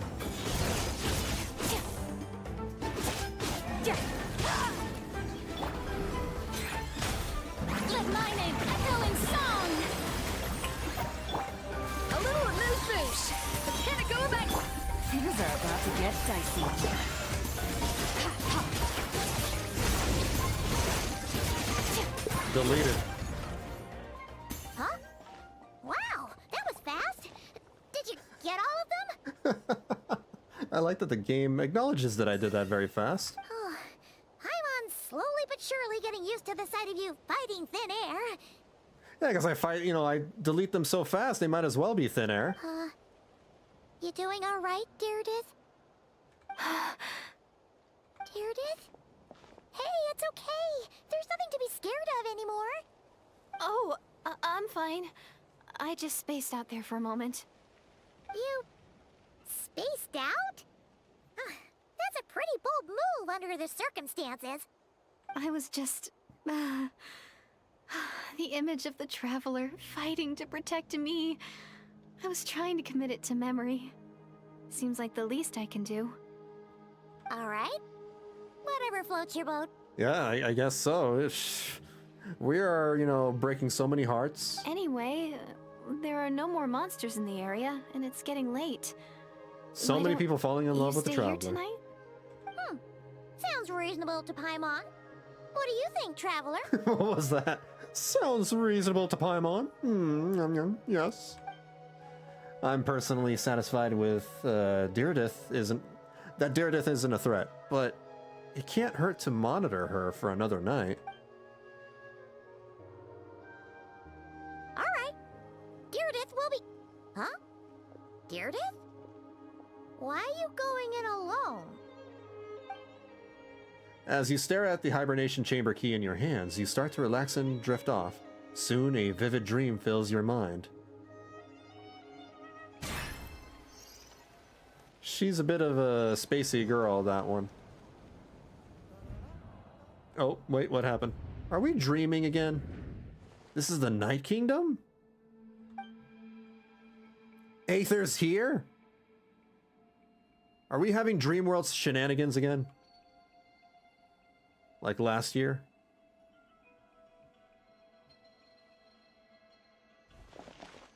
Aether and the Lord of the Night? What happened? My head, it hurts. And I don't have any ibuprofen. My headache, wait, it's gone. I think I hear a voice in the darkness. Doomsday. A fitting name indeed. A blood-red sky. Wild beasts that slaughter all in sight. Endless pain. A terrible curse that cannot be reversed. And the birth of a savior. Ominous.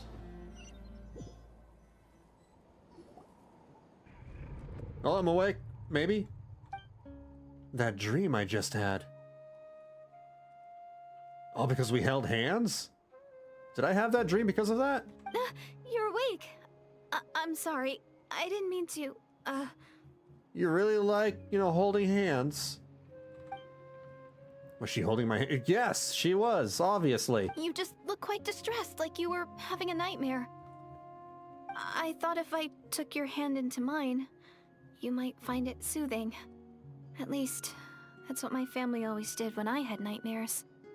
But it didn't seem to work on you. In fact, I think I made it even worse. I'm so sorry. It's possible. Oh, is that right? Paimon. Now, she gets what's going on. She gets it. She's like, You better not be trying to pull a fast one on the Traveler. Yeah, Paimon's got my back. What? She'll watch Don't over be me. so... I have more self-control than that. Self-control? What does that have to do with it? I still can't remember anything. What did I see in my dream just now? I think I saw Aether in the Night Kingdom at the very start of the dream, but I can't remember what happened next. Never mind. If the memory is gone, I can't force myself to remember it. I'm gonna go back to sleep. No way is Paimon getting back to sleep after this. You go ahead.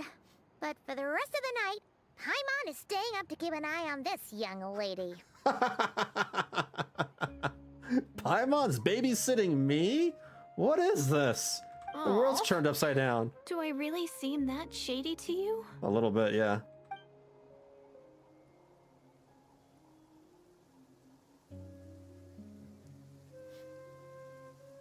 Well, Deirdre, there should be enough food for 3 days. Make sure you eat the perishable stuff first, so nothing goes to waste. You can't tell which stuff is perishable, right? Yeah, I can tell from the ingredients. Thank you so much for making all this for me. 3 days will definitely be enough time for my ankle to heal. Then I'll continue on my journey to find the savior. All right, then we'll be off. Bye for now, Deirdre. See you? Wait! But if this is goodbye, how am I supposed to find you again? She sounds so sassy, I love it. Paimon or Deirdre? Oh, I mean, what if I find your sibling? How am I supposed to let you know? Ah, that's a good point. We share the same goal, but we're constantly on the road, so we've got no fixed address. We got no fixed address. Yeah, you can't, send me email. You're gonna have to send me an email. How about this? Paimon, okay, when the yeah. time comes, I agree. You can just write a letter to Mawika. She'll be able to find us for sure. Mawika? Big sis Who's Paimon. Mawika? She doesn't know who Mawika? Okay, she's definitely from like another time period, dimension maybe. She's Khaenri'ah. Yeah, I think she somehow crossed dimensions wherever she's from. Wait, hold on. I think I see something over there. Oh, man. It's the Abyss Order! They're here! But it doesn't look like they're marching to war. More like they're running away? Where? What are you talking about? Now she can't see them?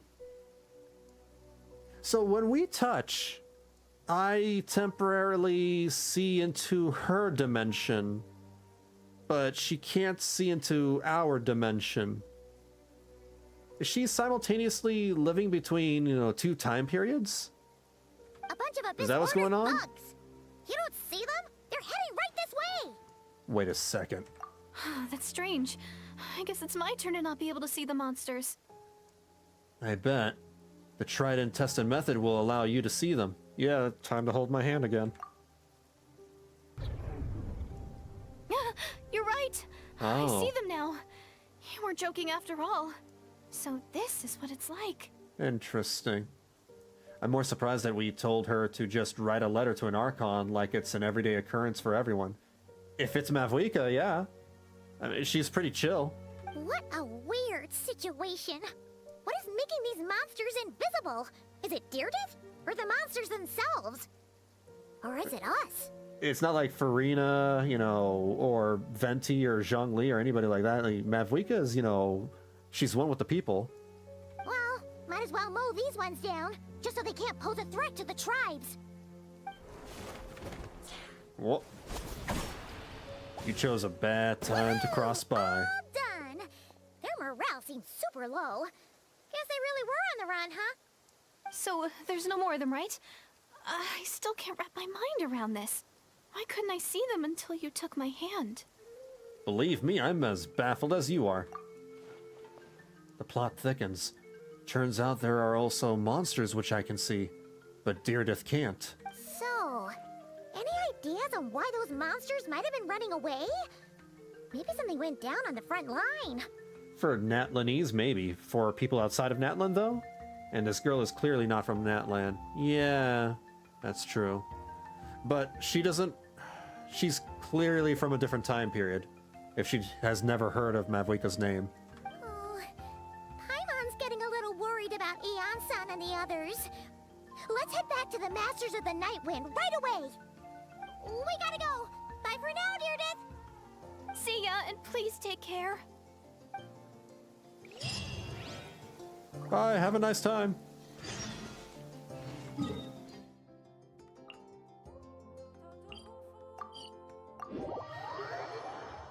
Yeah, something strange is going on.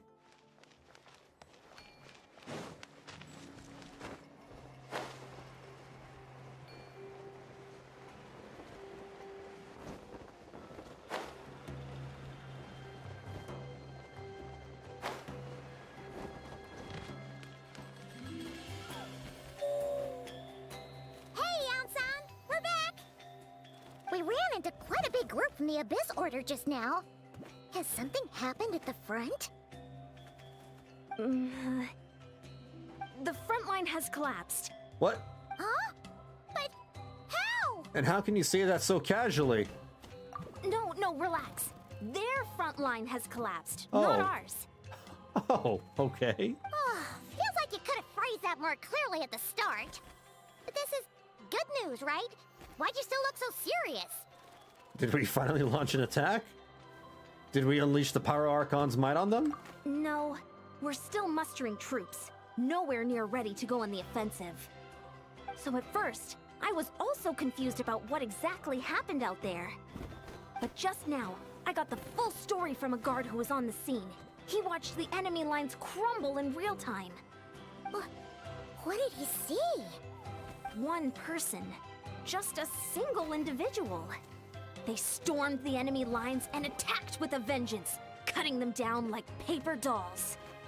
They wielded an unknown power and fought with a sword style that no one recognized. The guard who relayed this to me said that before he even had time to react, the enemy was decimated. Brother? No, brother is commanding those forces. I got it? I think I know what happened? No, I don't know what I'm only happened. recounting what I heard, and I'm sure the guard in question must be exaggerating to some extent. But still, we have to identify this person. And assuming they're a neutral party, we'll need to figure out how to engage with them. Clearly they're a force to be reckoned with, so we don't want to come across as too weak or too hostile.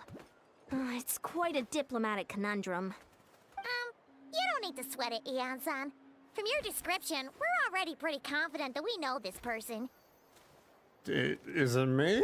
Honestly, with the Abyss Order acting out so publicly, it's about time he showed up. It's eighth. Wait, Dainsliff? Are they talking about Dainsliff? But something happened to Dainsliff last year, and we never knew, what happened to him. He just sort of disappeared, and we assumed that maybe he was taken hostage by Aether, or I don't know. Aether and Dainsliff had a fight. And we never really saw the aftermath of that fight. So he's just back? And that's it? Dainsliff. He got into a fight with the Abyss Order. I could have sworn, maybe my memory's shaky, but I could have sworn he had a fight with Aether.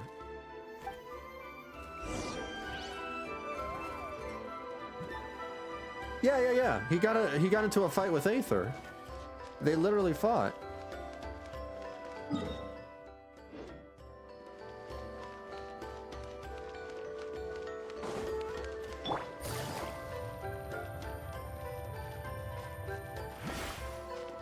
What in the world? There are 3 treasure chests over there?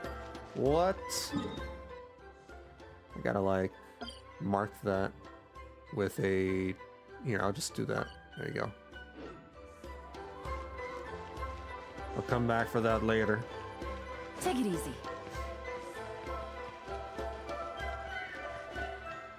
But we never saw the fight. Only that they are about to throw hands. Dainsliff! He's not voiced! No! Yuri Lowenthal! He didn't come back! What?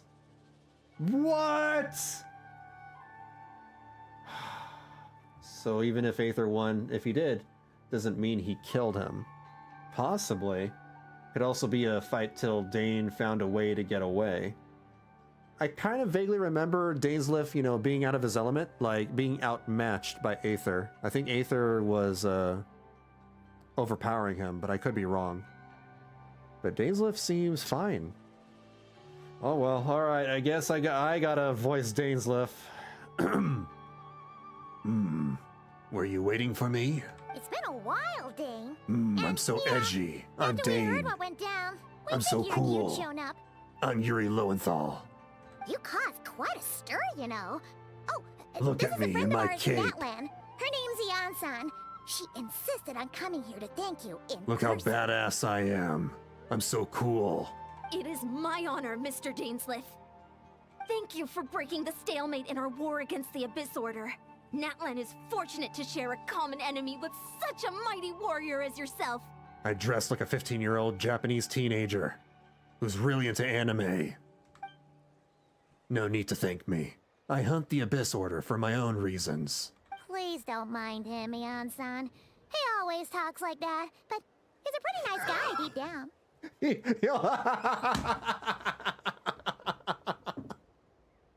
Paimon. He always talks like that. He's a big weeb. He's a dork.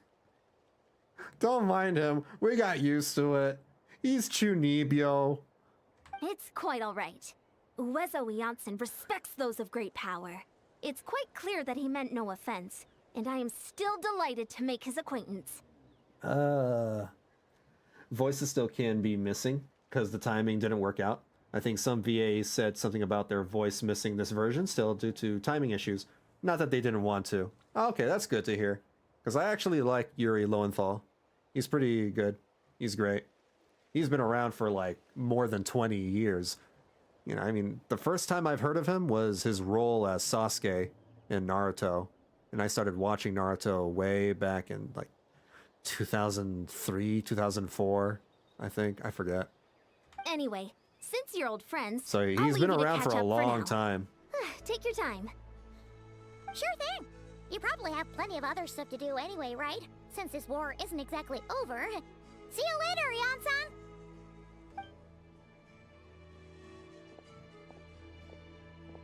Hey, Dane! Would it have killed you to be a little more polite? She's our friend! I'm Dane. I'm edgy and badass. I don't need to be polite. Ian-san? Yes. I will remember that name. But I will not invest more emotion than is necessary when dealing with the citizens of the Seven. It is a matter of principle for me. Fine. Since you helped break the stalemate, we'll let you off the hook. Ugh, so stubborn. But whatever. So anyway, Dane, do you have any new info about the Abyss Order for us? Any idea what they're trying to achieve with this war, for example? Never before have I seen the Abyss Order take action on such a large scale. Taken at face value, it seems highly illogical. In a war with the Natlanese, the odds are stacked firmly against them. They surely cannot be unaware of this. Their true goal must be a deeper one. You're not going to talk about, your fight with the Abyss Order last year? Sounds like you're no closer to learning what that goal is than we are. You're not going to say anything about your scuffle, your kerfuffle with Aether? Really? Nothing? We're just going to, hand wave that away? Alright, cool. I've been on the case for some time. Even captured and interrogated several Abyss Order members. Yet, still, I am none the wiser. I can only assume they have gone to great lengths to keep their real operations a secret. I have a bad feeling about this. The Abyss Order is wasting a lot of its forces attacking Natlan. So whatever they stand to gain must hold enormous value to them. What do you think we should do? Since we lack actionable intelligence, for now, we might as well continue to focus on the fighting. Leave them to their secret plots. If they're so willing to sacrifice manpower for it, I intend to make that sacrifice greater and more painful than they could have ever anticipated. If we use this opportunity correctly, I believe we can eliminate the vast majority of the Abyss Order's forces. They'll never be able to mount such a large campaign ever again. That outcome is well worth our time. So edgy, so edgelord. And the sooner we can do that, the better. That's right. The ideal scenario would be to destroy them before they can reach their goal. Paimon gets it. Nothing in the world can satisfy you like making mincemeat out of the Abyss Order, right? Right. Wow, okay. A rare, candid response from Dane. Sounds like Dane's one-man attack on the enemy front has put him in a good mood. What about you? Any news to share from your end? Well, actually, we found her brother's hibernation chamber key near the Collective of Plenty. He must have lost it. I guess he would know about the spaceship too. So he's here in person. Unsurprising, given the scale of this operation. Oh, and there's more! After finding the key, we also ran into this weird girl. She kept seeing monsters that we couldn't see, and then, this other time, we saw a load of monsters, but she couldn't. And we held hands and it became magical. I mean, we saw the monsters when we hold hands. That's what I meant. She also said she was on a journey to find the Savior. Her description of this Savior matched the Traveler pretty closely, so we figured it's probably her brother. Hold on. That girl called him the Savior? Yeah, that's right. Is something the matter, Dane? The last time I heard that term was before the Cataclysm. And not just that, it referred to your brother then too. But who would still believe in the myth of the Savior when the Cataclysm has already taken place? It makes no sense. Even before the Cataclysm. Wasn't her brother called the Prince, though? Where did this Savior thing come from? Well, when he was first granted the title of Prince, the Venstre King and the entire court of Khaenri'ah set about loudly proclaiming the might that he would bring to the nation. They made it sound as if with him there, all pain and suffering would be washed away, and the future of Khaenri'ah would be brighter than anyone could imagine. The Savior was the celebratory title given to the prince by those who believed this rhetoric. Of course, you know how that story ended. In hindsight, the cruel irony is glaring. All that title really stood for was the Venstre King's lust for power. Huh.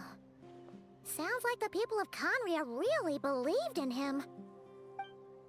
Is that why Aether is so determined to revive the homeland? Because he thinks he's failed as the Khaenri'ah's savior? That certainly doesn't explain everything. There must be other reasons. As for the girl you met, allow me to offer some speculation. I suspect she is descended from pure-blood Khaenri'ahs afflicted with the curse of immortality. They must have resettled somewhere remote, cut off from the rest of the world. That would explain how her people retained their ancient beliefs, including the myth of the golden-haired savior. Ah, Paimon gets it now. So, a bit like Kaya, except she grew up somewhere more isolated? Yeah. Still, that doesn't explain the invisible monster situation. If she can't provide us with any more valuable intelligence, I suggest we shift our attention back to the Abyss Order. Sure. Also, why don't you stay with us at the Masters of the Nightwind for tonight? You must be tired after all that fighting today. No, I'm Dane. I'm antisocial. I don't hang out with people. I'm a lone wolf. I will consider it, but we must discuss our next steps first thing tomorrow morning. We can't give the Abyss Order any time to regroup. I don't have friends. Who needs friends? Oh, where's my story? Oh, wait until 8 to 10. Alright. Really? A whole day.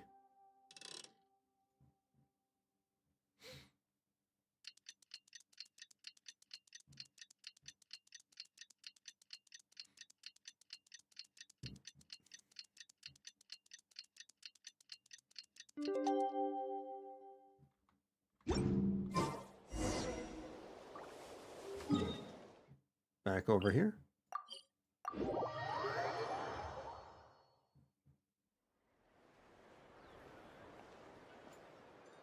No, we can't give them that much time. Is that Dane and Neon-san discussing strategy together?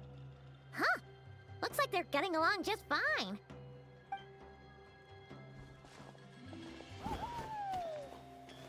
Morning! What are you guys talking about? Ah, you're here. I have some good news to share with you. They're sharing strategies over Command and Conquer.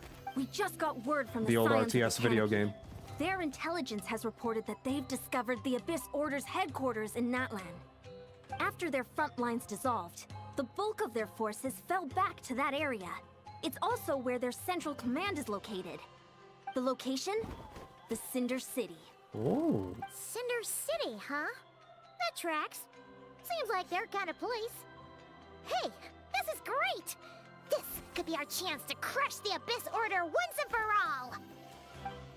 And with any luck, maybe we'll find your brother there too! Yep, our army not gonna be is that almost easy. ready, and we've sent a message to Mawika to let her know the plan. We can't really launch an operation this big without the okay from the Archon. I beg to differ. This is wasting time. You have the intel you need, so act on it. Every second you delay only increases the Abyss Order's odds of survival. I've already explained my reasoning, Mr. Dainsleif. I understand your concern, but an immediate strike is not on the cards for us. No, I need blood! Blood and vengeance! Very well. Then I will go there alone. Thank you for the intel, Yen-san. You're gonna go on your own? Come on, be sensible. Just wait a tiny bit longer, and you'll have a whole army going with you. Dainsleif thinks he is the army. It's all right. I support your decision, Mr. Dainsleif. Huh? Shouldn't you be talking sense into him? I mean, by the description of how he fights, you know, he can probably do it. He can probably take care of himself. I admire his courage, and I believe he is strong enough to take on the Abyss Order on his own. He must be strong. And even if things don't go to plan, he just needs to bide his time until we arrive with reinforcements. Mr. Dainsleif, I wish you the very best of luck. Thank you. When is he ever going to become playable, I wonder? Looks like he's waiting for you to say something, Traveler. Alright, fine, I'm coming. Oh, for a second there, Paimon actually thought he was gonna brave it alone. And then he called his own bluff. Oh, that's why he was so confident. Alright, me plus Dainsleif is an entire army.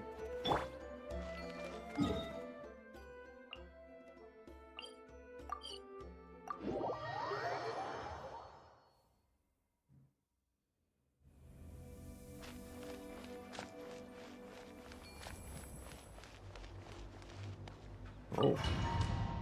Interesting. It's a different instance. Is this the place? The Abyss Order's hideout in Natlan? All these years, the Abyss Order has managed to either stay hidden or fiercely defend their position. This may be the first chance I've ever had to finally make a serious dent in their forces. Which reminds me, once the fighting starts, I can't promise I'll be able to have your back at a moment's notice. But if you run into any Abyss-powered mechanisms, feel free to leave them to me. I'll take care of them when I can. It's been so long since we fought with Dane side by side. Paimon's confident we can clear this place out long before Eon-san arrives. We? You mean me? What are you gonna do? And if you get to meet your brother again, even better. Let's go! Telling you, she should go train and become buff Paimon. In this battle, Dainsleif will show you the might of the Twilight Sword. Summon him to clear out the obstructions that bar your path. The swordsmanship Dainsleif has mastered as a Khaenri'ah court guard captain allows him to easily SP the weaknesses in opposing elemental wards. His long war against the Abyss has made him highly cognizant of their weaknesses, allowing him to destroy the wards. Okay. Wait, can we actually... Hold on. What?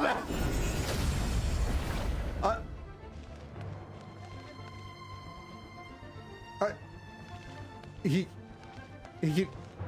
can just walk on the air. Okay. All right. Hi, Nikoji. How? But... What? Quietly now.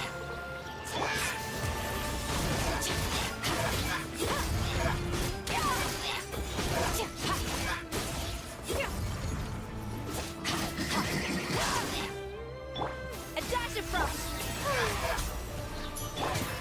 Oh. Dead.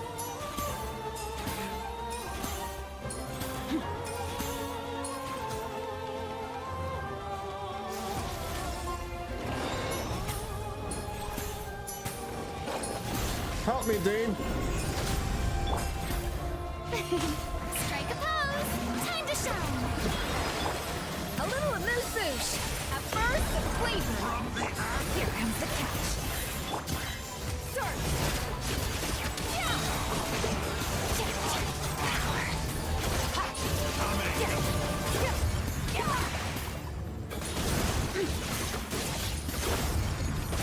How do you use her second ultimate, I wonder? This is a very different battle from the one we fought with the Ansan. No one's backing down! They're fighting back with everything they have! Given the construction of their headquarters and the tactics they're using, I suspect they blah blah blah blah. I can't talk that fast. Let's go fight. Let my name echo in song. Up to the freezer. The pinnacle of excellence. Things are about to get dicey.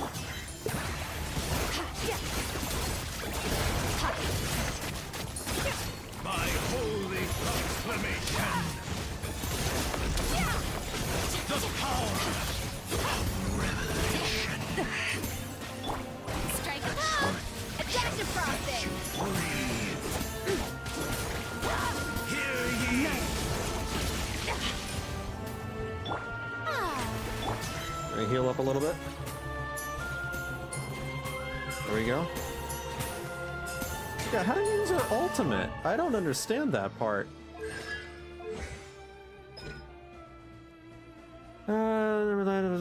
Instead of subtlety, when Skirk has at least 50 subtlety, she can expend all her subtlety to unleash her elemental burst, stripping the space. So I need subtlety. How do you gain subtlety? Tapping your skill gains 45, switches to 7-phase slash, gains that.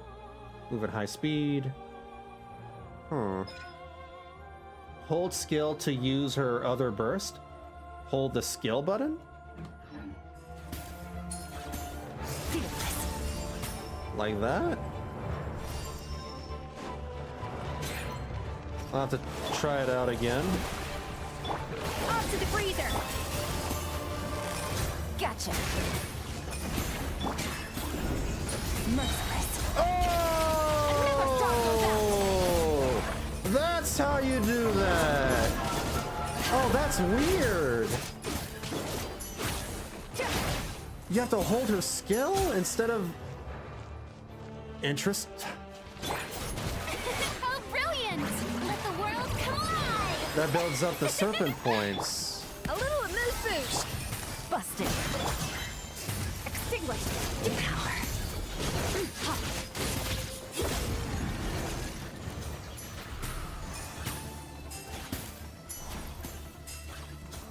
Oh.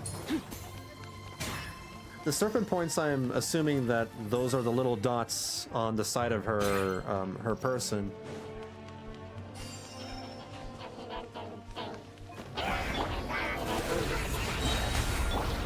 Adaptive rock. Let my name echo in song. At first. Respected hearts. The abyss is all present. Let me go!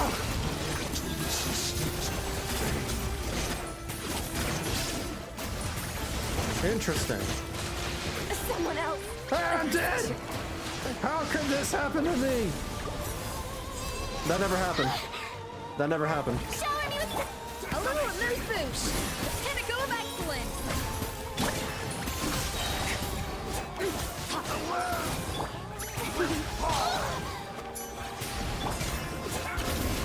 Into the fish. Shall rise once again.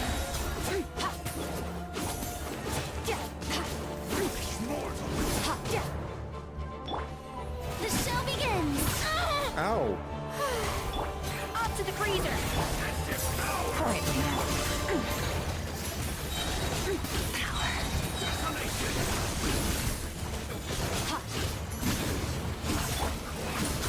Alright, this guy is, oh, because he's ice, that's why. And I'm using a freeze team. Ew. Ew, can you take that down for me, Dane? Thank you, Dane.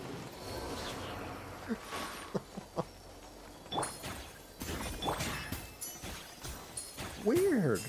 So her go-to way to activate her ultimate is by holding skill button and then Q. It's kind of odd to me. It's weird. Thank you, though.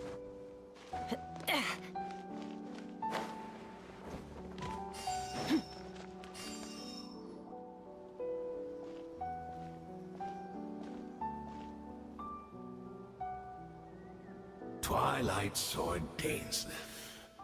Is this really what you want? It is indeed. I will take every opportunity to hunt you down to the last man. So where's the Traveler's brother then? Or is this guy supposed to be in charge here?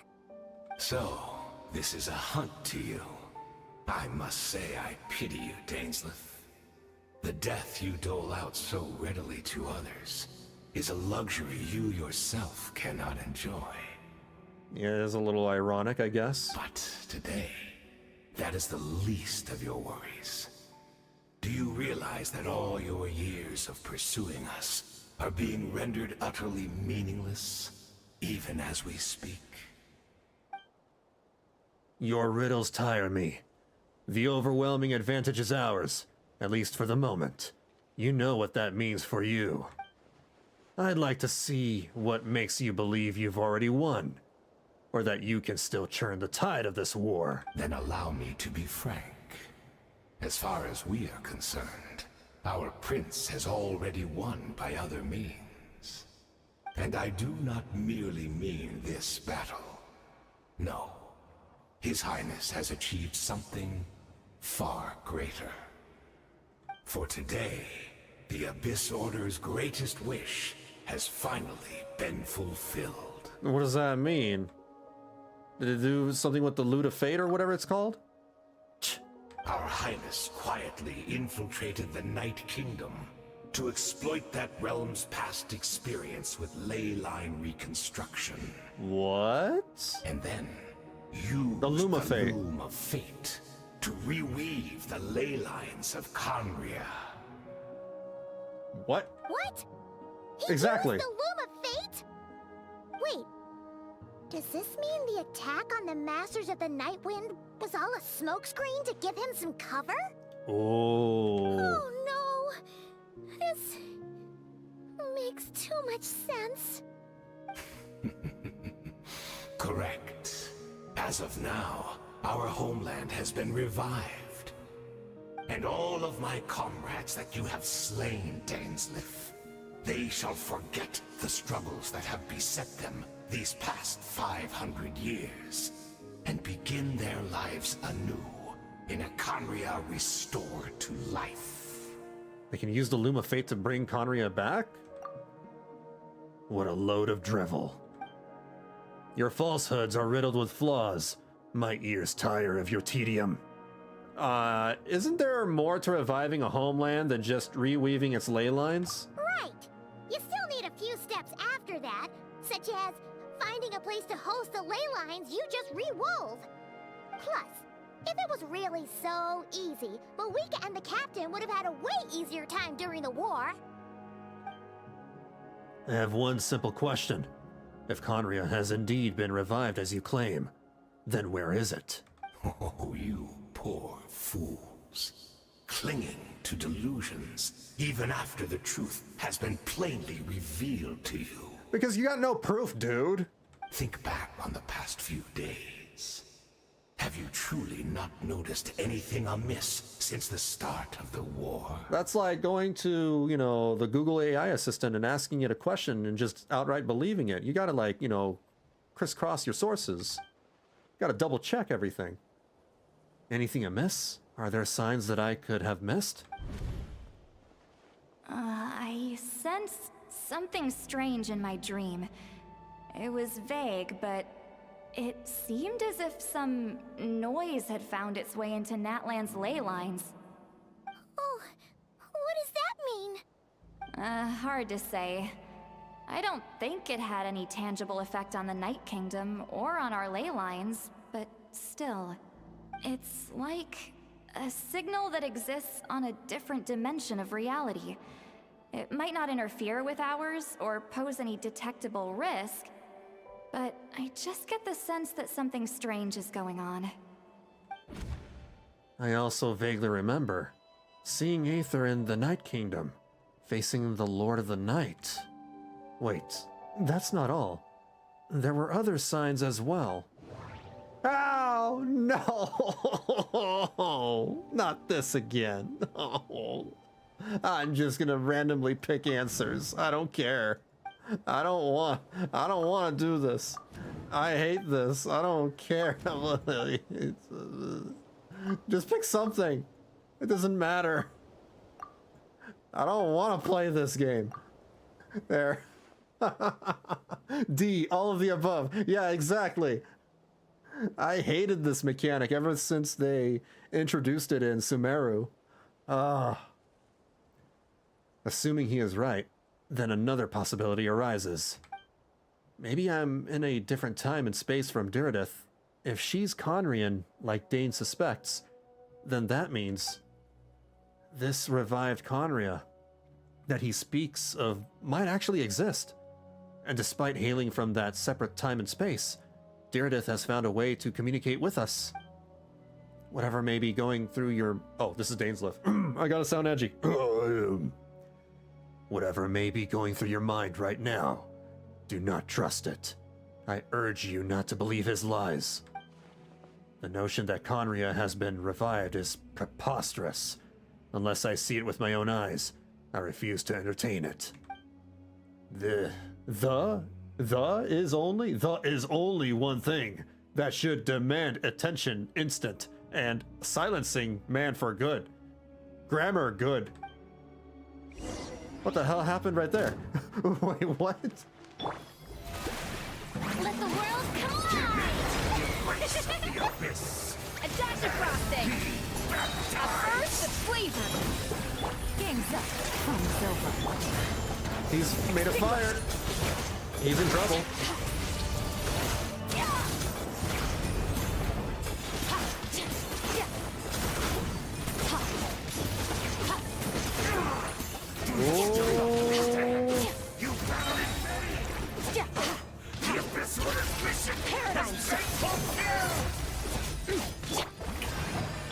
Off to the freezer!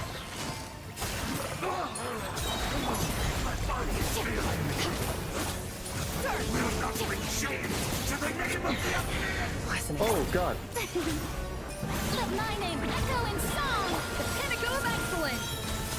A little of it. Here comes the catch. What? Wait, she died? She died? Why you die?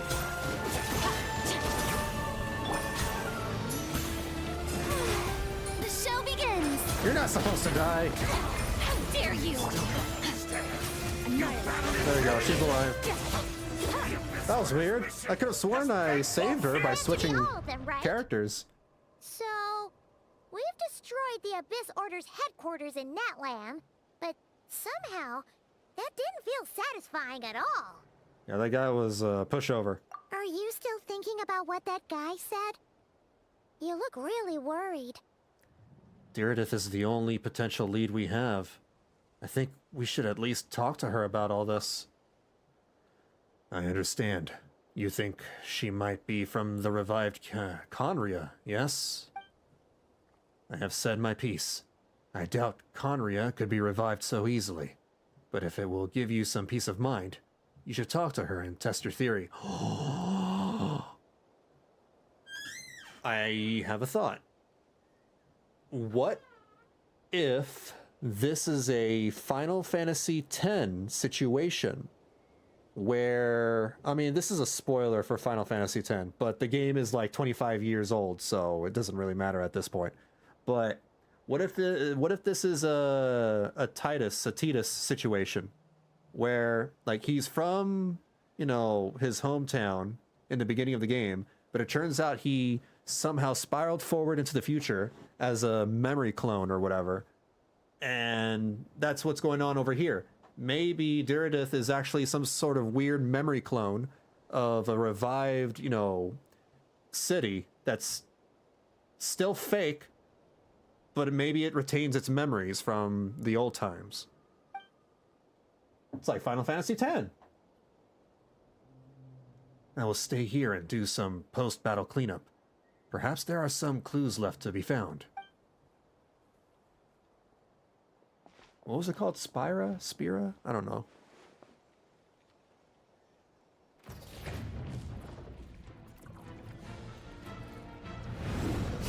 Whoa!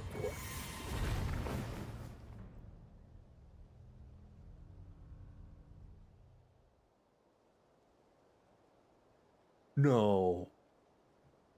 No. He's gonna be all right, right? Just, I mean, they blasted a hole in his chest, but he's gonna be fine, right? Oh. No, see, he's fine. Wait, what?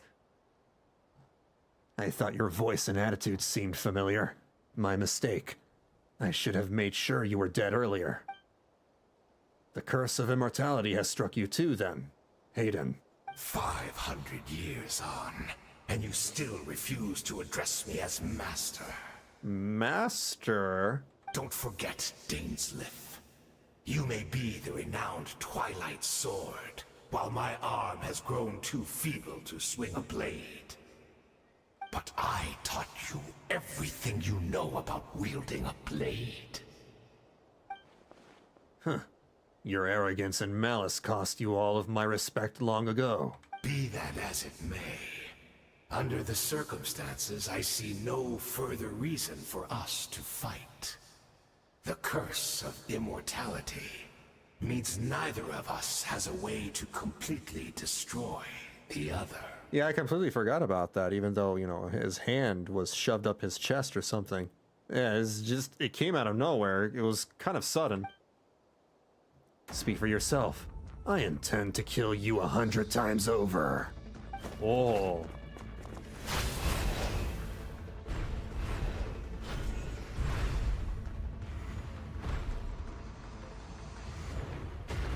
An immortal battle where they can never die.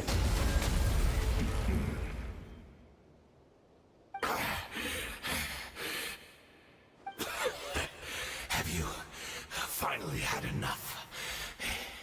You weren't joking then, huh? Never, in all my worst nightmares, have I experienced anything close to the pain of 100 deaths. Surely, there's no point taking out all your hatred on me alone. That was just for your actions in the Abyss Order. If I took into account what you did in Khaenri'ah, you'd soon find out how much darker your nightmares can become. All right, I believe you. So Still, edgy. Aren't you at least a little tired? He's like Batman. Why don't we sit down, perhaps? Chat a little. We don't have to kill him. We can just break his kneecaps and, you know, restrain him, right? That'll probably... Does he regenerate? Does the Curse of Immortality make them regenerate? Maybe that we can't do that. What? Not a fan of reminiscing about old times? Well, I suppose you don't have many fond memories to look back on. I never thought you'd side with the Abyss Order, Hayden. You could have easily blamed the Prince for his betrayal. Indeed. When the cataclysm first struck, everyone prayed for the Savior to deliver them, but he was nowhere to be found. Yes, we knew that the great abyssal power within him had been divided up. Yet we still despaired at his choice to leave us. Still, I believe that everything he's doing now, including his regret over what happened, comes from a genuine place in his heart. And besides, who else can we place our faith in? We are proud Khaenri'ahs, are we not? I mean, we can hardly turn to the gods. I suppose you have changed a lot over the past 500 years. Otherwise, I'd have never expected you to forgive him. Had you been so generous during your time as the Knight Academy as my instructor in Black Serpent blade work, I might not have come to loathe you so much. Is that so? All my good deeds were clearly in the spirit of the Academy's code of chivalry, yet I received corporal punishment for being restless and brash. And as much as it pains me to bring up his name, even my co-student, Sertologi, was prosecuted for following the spirit of knighthood. He even lost limbs over it. What? Co-student? There's little point discussing it now, of course, but all of this was your doing, wasn't it, Hayden? You wore a mask of benevolence as you viciously suppressed the next generation of knights, all to bolster your own position and reputation.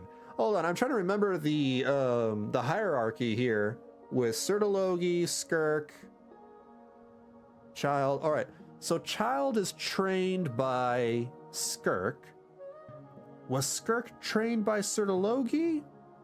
Or did Sertologi train alongside Skirk? I forgot about that part. And it turns out Dainsleif trained... No, wait, he said co-student. So maybe he trained alongside Sertologi? He didn't train him specifically? What? Too cowardly to admit it? Oh, I'm sorry, Dainsleif. I would apologize to you for those been a while. actions, truly. But the fact is, I honestly can't remember them anymore. Look at me. Look at what has become of me. Only by the Abyss's grace have I managed to maintain this physical form. But as for the rest, memories, spirit, emotions, personality, they have long become eroded, fragmented beyond recognition. Even if mine was a past steeped in sin or in shame I once longed to hide, I would wish to remember it. Without my history, I fear I will become another person entirely. I would like to apologize for any misdeeds that are mine. So please, tell me everything. Tell me about the Khaenri'ah we once called a home. No wonder your personality struck me as different. Memories are indeed a crucial part of a person's identity. So, the Khaenri'ah we once called home. Dainsleif slowly closes his eyes. Countless memories of Khaenri'ah flood into his mind. All the sights, memories, and feelings, everything etched into his heart and mind, are gradually brought back. Simply recalling everything seems to take a long, long time. You seem to remember much. Could you tell me more about it? About our golden age? I'm not interested. I have neither the time nor the sympathy. Is that so? What a pity. But this will be quite sufficient, as long as the loom of fate heard what I could not. The loom of fate? What have you done? Tell me! I'm afraid I owe you yet another apology, Dainsleif. You were right. I lied to you earlier. Your wits are too sharp to be fooled by me. What? The homeland hasn't yet been revived. Oh. In fact, even the ley line weaving is not yet complete. He was bluffing. Wow, is that Dane and his leaf? Yes. Think of ley lines It is. as the collection of memories concerning a given place. To reweave Khaenri'ah's ley lines as they were 500 years ago we would somehow need to retrieve almost all the memories of Khaenri'ah from that age. The Loom of Fate cannot weave without an abundant supply of memories. So maybe it's not a Final Fantasy X situation. And so, we relied on everyone in the Abyss Order to provide what they could. But even though fragments are all that remain in most cases, the more we all share, the more that can be restored. they are trying to turn it into a Final Fantasy X situation. So, the Loom of Fate is running as we speak, and the so-called meditation your members have been performing. Its purpose was to supply the Loom with memories, wasn't it? Indeed. We are people in exile, stranded 500 years in the future. Will weave our homeland anew, and bring the nation of our dreams back into the real world. Ah, what a glorious undertaking. It's like Samurai Jack. Samurai Jack was thrown into the future. What a shame it had to take this long. After 500 years, most of our memories have faded, and a world woven from broken memories shall itself be broken. So that's where I'm supposed to come in? You look for assistance from your mortal enemy, who has sworn to hunt you down? Precisely. For you possess a ring left to you by your elder brother, which continuously resets your body's condition. Of course, your memories are susceptible to erosion just like ours. But of all Khaenri'ahs who remain, you are sure to remember the most. We had to obtain the memories in your mind, whatever the price. Even if it meant sacrificing our entire army as bait. So this was your true goal? To lure me here? Guide me into a state of meditation? And access my memories? So be it. A few of my fading memories for your entire army. That strikes me as a fair trade. I appreciate your generosity. You're gambling everything you have on the Loom of Fate. This could be a costly mistake for you in the long run. Perhaps. But that is the gamble our Highness has chosen to make. And thanks to you, the Loom of Fate has now finished weaving the ley lines. New Khaenri'ah is complete! A fake new Khaenri'ah, though. Enough about your beloved leader. You said you would pay any price for my memories, did you not? In that case, prepare to be slain another 100 times for your deception. I hope it was worth it.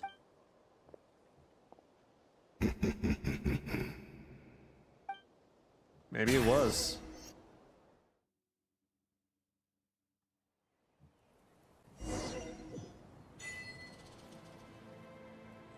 Return to the cave to investigate, and we're not going to see Dainsleif again for another year. Oh boy, howdy. What in the world? They're kind of blue-balling us at this point, right? Like, they keep, you know, oh my god, we're gonna look for the Loom of Fate. We found the Loom of Fate. Now we completed the Loom of Fate and charged it. Now we have used the Loom of Fate to, you know, recreate something, memories of Khaenri'ah. It's like, all right, when are you actually gonna do something with all this story? Dane really went, I hate the Abyss Order, but you especially.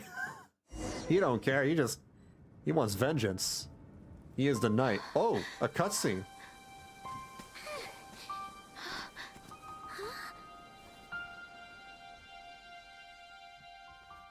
Touching hands again? Okay. What do you see? Oh, the Cataclysm. I don't like this anymore. Let go of my hand. Let go of my hand. I want to get off this ride.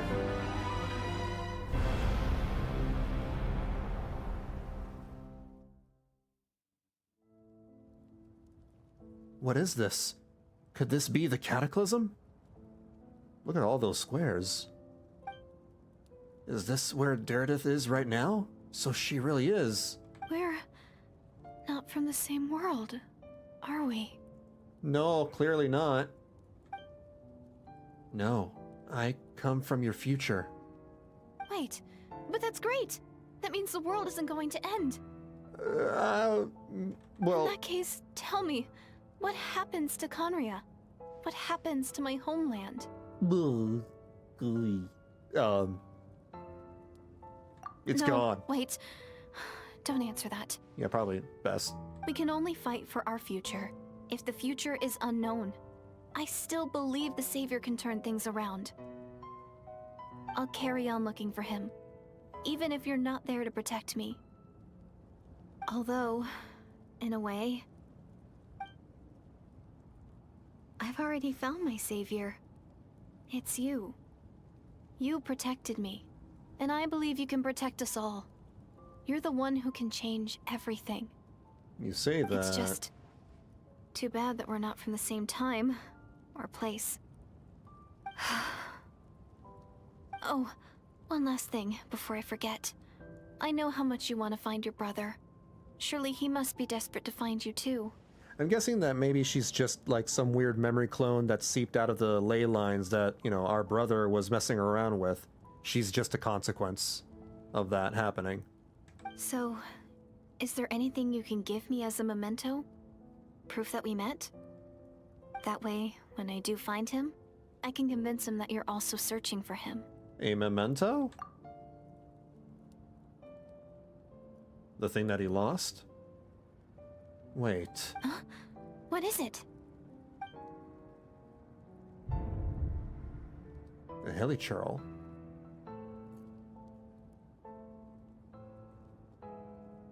No.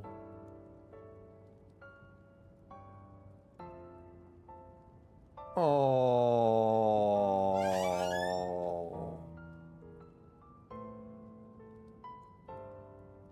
Oh, shit. Oh, no. Oh, that's sad. Oh, that's messed up. She's the hilichurl.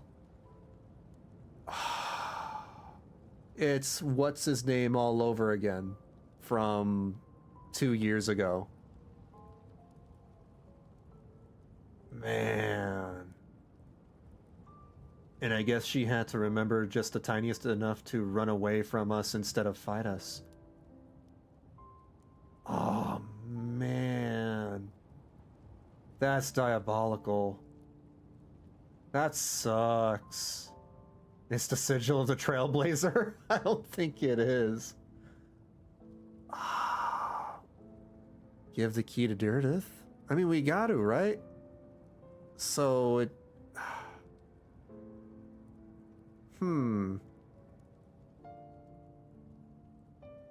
Damn it. For the first time ever in Genshin Impact, I am faced with a difficult choice. Give the key or keep it.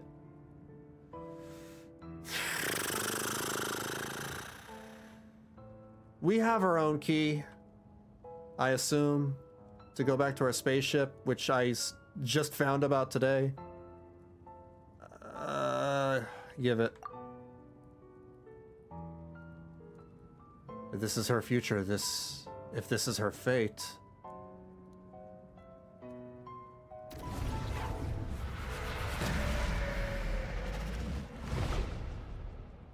This weird memory time travel shenanigans.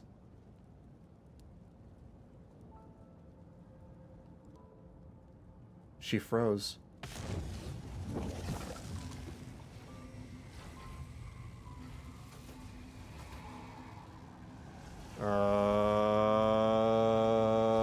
Aether. So that's what happened. Istaroth, the ruler of time, must have had a hand in this. There's no other way that this meeting could have taken place. Aether, you knew all of this? I knew only the ending. I've always been curious about the events that led to it. When the cataclysm first began 500 years ago, I, as the Prince of Khaenri'ah, was preparing to do my part, to fight back with all my might. But then this girl, Deirdith, she found me. The irony was that even as she desperately begged me to save the world, she brought me news of you. I was stunned, and I was suspicious of her claim that you were searching for me. But then she showed me the key to your hibernation chamber. What in the world is happening? This is a weird yeah, it's a paradox. It's like, what would have happened if I kept the key then? Would I have, messed up time? It's pretty similar to the sigil of the Trailblaze. Not an exact match, but it's very similar. Yeah, I can see it. I can definitely see it. So, she actually did it? We'd been separated ever since I was awakened in Teyvat. I searched the whole planet and found no trace of you anywhere. And then she brought me that news at the worst possible moment. I was faced with an extremely difficult decision. I desperately wanted to see you again, but Khaenri'ah was in equally desperate need of my help. I knew that no matter what I chose, I'd regret my decision for the rest of my days. So I steeled myself against the guilt and made my decision. I went to see you. And then? But when I found you, you were still in hibernation. Even the key to the chamber was still secure on your person. Oh my god, we're finding out about this now, 5 years later. Bro, like... this is lore we should have gotten years ago. What? I want to look it up, but I think we would end up giving it to her anyway with some extra talking. Ah, it was a false choice. All right. Maybe. You're probably right. If you kept the key, Evil Traveler gives it to her instead. Oh, all right. You're saying 3 keys existed simultaneously in that moment? I couldn't make sense of what I was seeing, but there was no time to think. I just grabbed you and ran. That's where we are right now. An intersection in our memories. This question has haunted me for the past 500 years. I never imagined the answer would come to me like this. So my actions 500 years in the future set everything in motion. Are you mocking me, Istroth? Deirdith succeeded in bringing us together. But unfortunately, it is versions of us 500 years apart. She hoped that the Savior would rescue Khaenri'ah, save the entire world, but instead, the news she brought led the Savior to make the complete opposite decision. How awful. Is that her fate? Is that how her story must end? It's the past, we can't change it. Has Khaenri'ah really been revived? Not yet, but I've taken a very important step. Now the ley lines of Khaenri'ah are complete. I'd always thought that Teyvat's ley lines were locked by the heavenly principles. No more can be added, and existing ones cannot be replaced.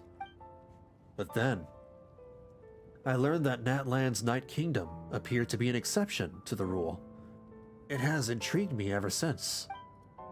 So I directed the Abyss Order to feign an attack on Natlan, buying me some time to enter the Night Kingdom and negotiate with the Lord of the Night. Unfortunately, for other reasons, even the Night Kingdom cannot host any new ley lines. The most I could get was some room to carry out the weaving process. The Lord of the Night did say before that even she can only reconstruct Natlan's ley lines. It's probably for the same reason. Still, I received the Lord of the Night's permission and activated the Loom of Fate. Using an Teyvat as the base, I was able to grow a realm based on the Khaenri'ah of 500 years ago. superimposing it over present-day Natlan space-time. What? Bro is 3D modeling Khaenri'ah onto Teyvat. That superimposition is what allowed you and Deirdith to cross paths. That's what I saw in my dream. He's not lying about that, at least, but what I don't understand is, why did the Lord of the Night agree to this? After that, the new Khaenri'ah was enriched with memories of the old, drawn from the Abyss Order's members in their meditation sessions. With those memories as raw materials, and the superimposed realm as a template, the Loom of Fate finally finished its work. I can't believe Deirdith would do this. What's with the deer? Who's Deirdith? Dainsleif? Not Dainsleif. Wait, what is that? What I now hold in my hand is the Atlas of the New World. Huh? This is the product of the Loom of Fate, holding within it the entire network of new Khaenri'ah's ley lines. With this, the nation once known as Khaenri'ah can rise again. One day, I will find a suitable host location for it.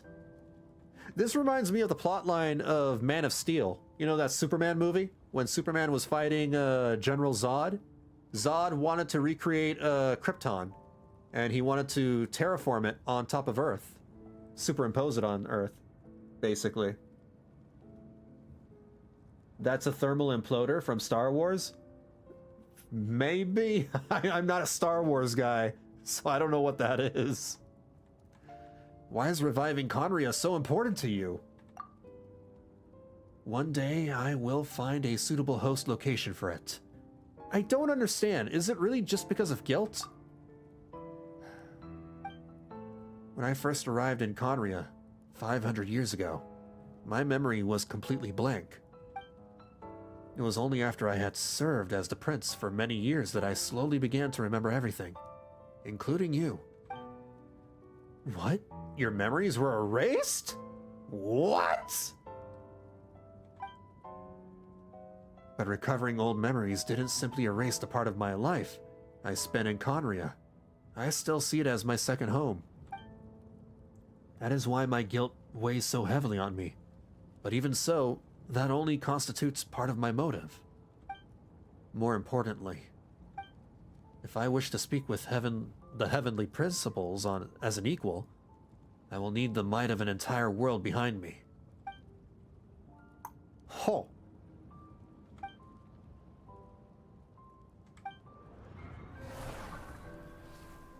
What?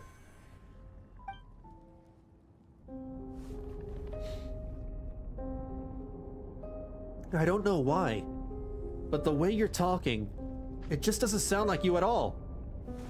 Aether, this whole thing, your plan, what does it have to do with us?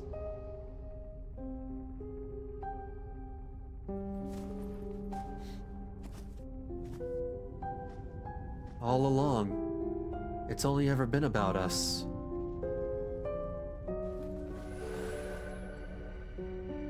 Goodbye, Lumine. We will begin anew at the end of your journey.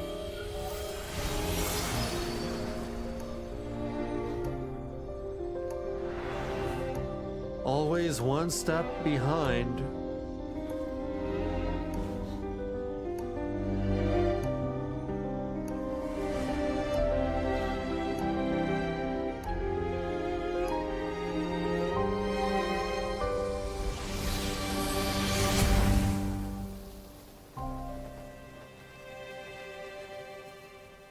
Every single time. Bro could have been leaving the planet with his sister, but no, he's rebuilding an obliterated civilization because he banged a hot Khaenri'ah girl 500 years ago. Back. Everyone's been waiting for you.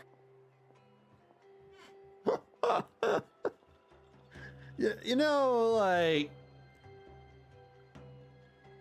people do some really strange things for, you know, for a loved one or for someone they're in love with.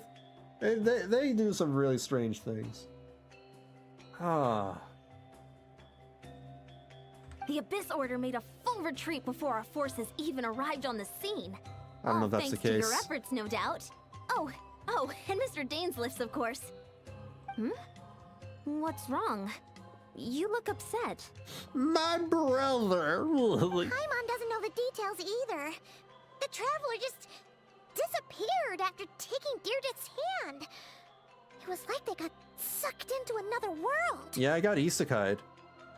Paimon was looking all over for her, and then she suddenly reappeared, right back in the same spot. But looking a lot more glum. Yeah, I got reverse isekai'd. It's fine, I need some time to take everything in. She's upset Aether cheated on her 500 years ago. They're brother and sister! What are you talking about? Sitlali? Oh, she's drunk. I think I got the gist of what happened. Oh boy. Something to do with your brother? I spoke with the Lord of the Night in a dream just now, and learned quite a lot. Huh? You met your brother? Yeah, I did. We had a long talk. And you didn't think to tell Paimon right away? Well... I'm sad, Paimon! Never mind. I'm Paimon down! can see that you're pretty down right now. Depressed! But let's go over everything later, alright? I am shooketh! What your brother accomplished? It all but defies comprehension. I was stunned when I heard about it too. But what surprised me the most was that the Lord of the Night actually chose to allow it. Yeah, that is weird. That caught me off guard too. I would never have expected that. The Lord of the Night did try to explain it to me, but... in a word, it's complicated. During the war with the Abyss, Mawika had an argument with the captain. Oh? Mawika believed that we should fight to protect our culture and memories, while the captain believed the preservation of the ley lines should come before all else. So, the Lord of the Night was very intrigued when presented with the Loom of Fate, and informed of its ability to weave ley lines. She saw your brother's actions as a potential third option, namely to preserve an entire nation in the form of an atlas. I like how Sitlali just casually strolled in, drunk. Preserve a nation? You've definitely lost me now. You're not the only one. Paimon's got no idea what's going on either. With that in mind, the Lord of the Night gave the go-ahead once she was satisfied that the Loom of Fate wouldn't have any real effect on Natlan. However, I believe she imposed an additional condition of her own. An additional condition? Did she ask for something in return? No idea. She wouldn't tell me what it was. Huh. Alright, well, let's not overthink this for now. We just won a war. Time for a well-earned drink to celebrate. I never even got to see that war. I trust the Lord of the Night unreservedly. I'm sure she only involved herself to take a problem off our hands, so it's one less thing for us to worry about. Don't you agree, Traveler? You've got a point. Still feel like a mess, though. Come on, let's head back to the Collective of Plenty. Oh, Varessa should be there too. We'll treat you to a real feast. As long as it's not mushrooms, okay? I'm sick of mushrooms. No more mushrooms. Huh? Talking mushrooms as well.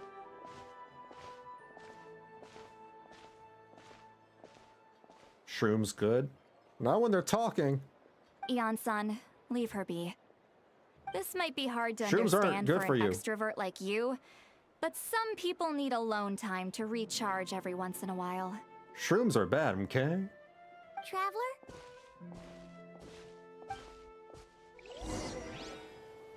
Return to the cave you were previously in. Oh, she probably wants to go see the Hilichurl. Oh.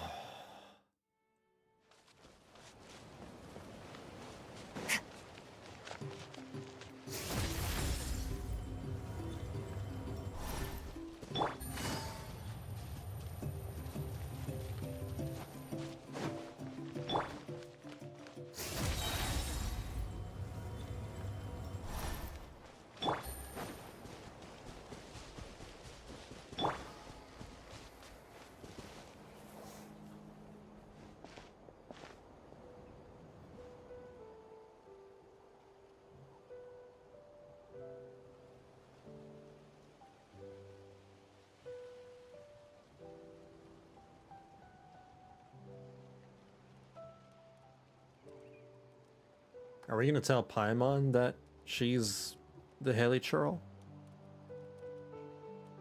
Oh man, she even had the club. Before you know it, you've fallen asleep, drowning in a myriad of thoughts. You faintly sense what feels like someone clasping your hand. But this time it sends you into a deep sleep, where sweet dreams await. Damn, dude. That's sad. Oh. What a sad that was sad. That was really sad. I'm down. What the heck? You can't end the night like that. We gotta, like... Now we gotta do the Skirk story quest. What in the world? Feels like... We learned more, at least. The biggest takeaway is that it turns out the Traveler and their sibling are aliens. Presumably from outer space. And they literally have a spaceship. All things. What? There's a kitty over there. What's up with you today? What the hell? Why does Paimon's voice sound so far away? You feeling okay? We've been traveling all over lately, so maybe you've come down with something. That's it. We're getting Baiju to check you over. Baiju? Why Baiju specifically? There are doctors all over the world, Paimon, and you chose the one from Liyue? That's oddly specific. What?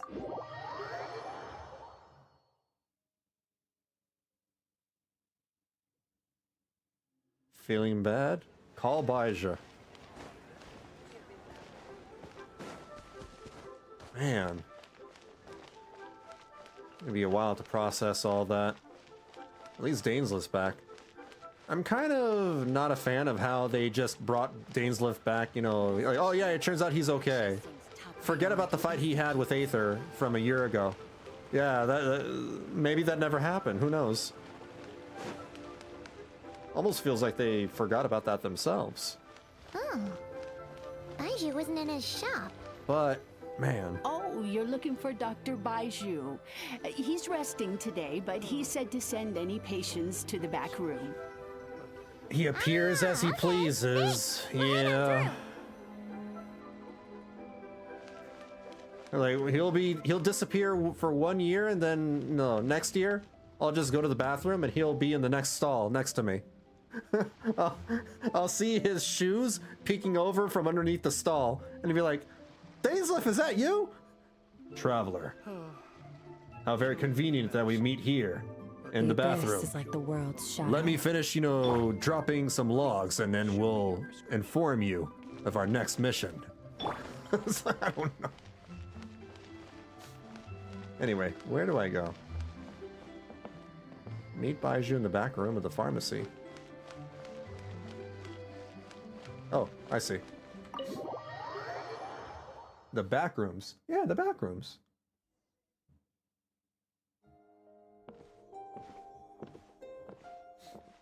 Oh man, the snake is not voiced either. All right. Looks like we have a special guest. Traveler, Paimon, Oh, thank goodness. What can I do for you? Thank goodness he's voiced at least. It's the Traveler. She looks absolutely beat these days. She has these huge dark circles around her eyes, like she hasn't slept a wink. I mean, I have that problem too. I have dark circles around my eyes. But that's just, natural for me.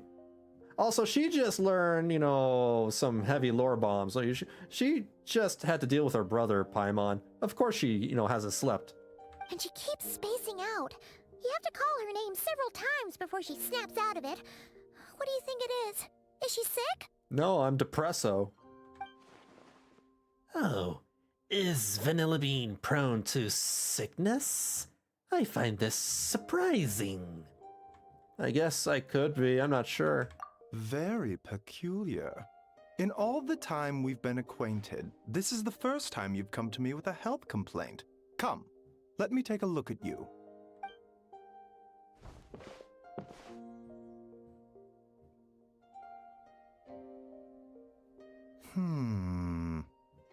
Okay, Paimon does not like that expression, Baiju. It's not serious, is it?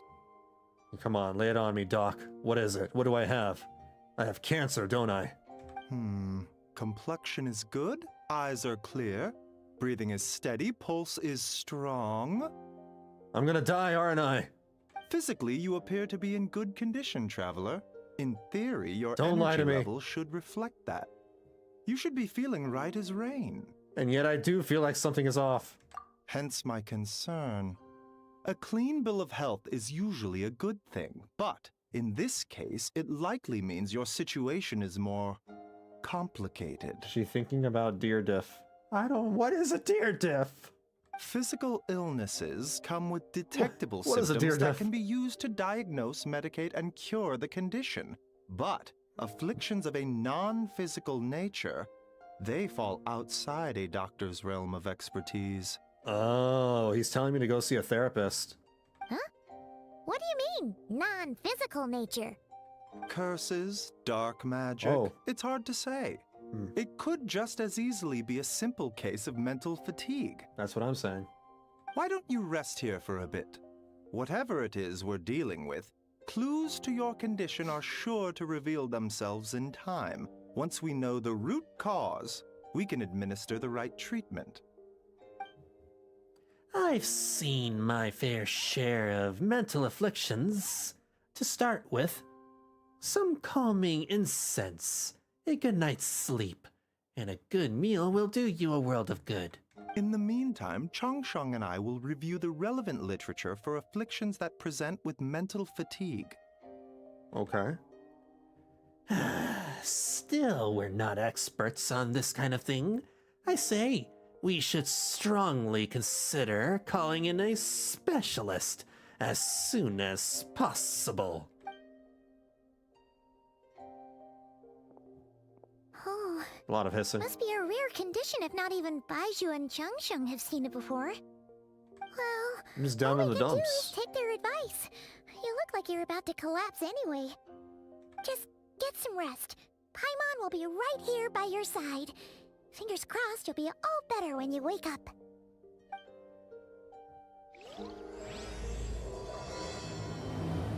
We lost Handholdy Girl. Of course we're sad. Take a rest.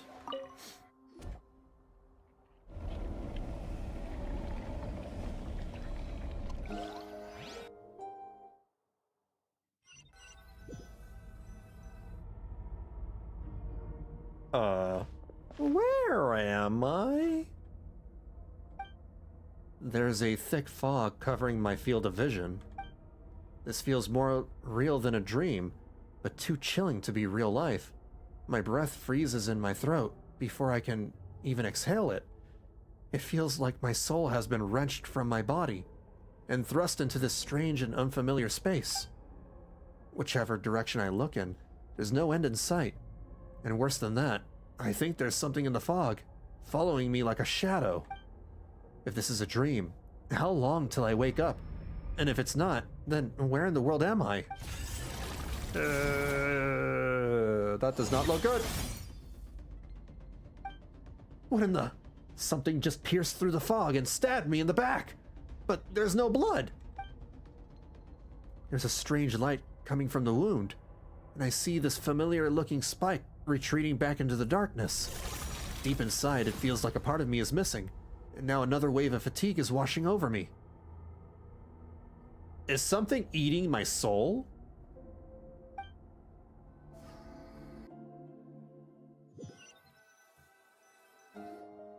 Traveler! Traveler! Oh. Rise and shine! Time to wake up! For once, you're making Paimon look like an early riser. It's already afternoon. Hopefully all that sleep did you some good. Feeling any better? Paimon, I need you to check if there's a cut on my back. A cut? Yeah. What? Did you scratch yourself in your sleep? No, I got stabbed. Alright, let Paimon take a look. Is there blood? Am I dying? Nope, nothing there.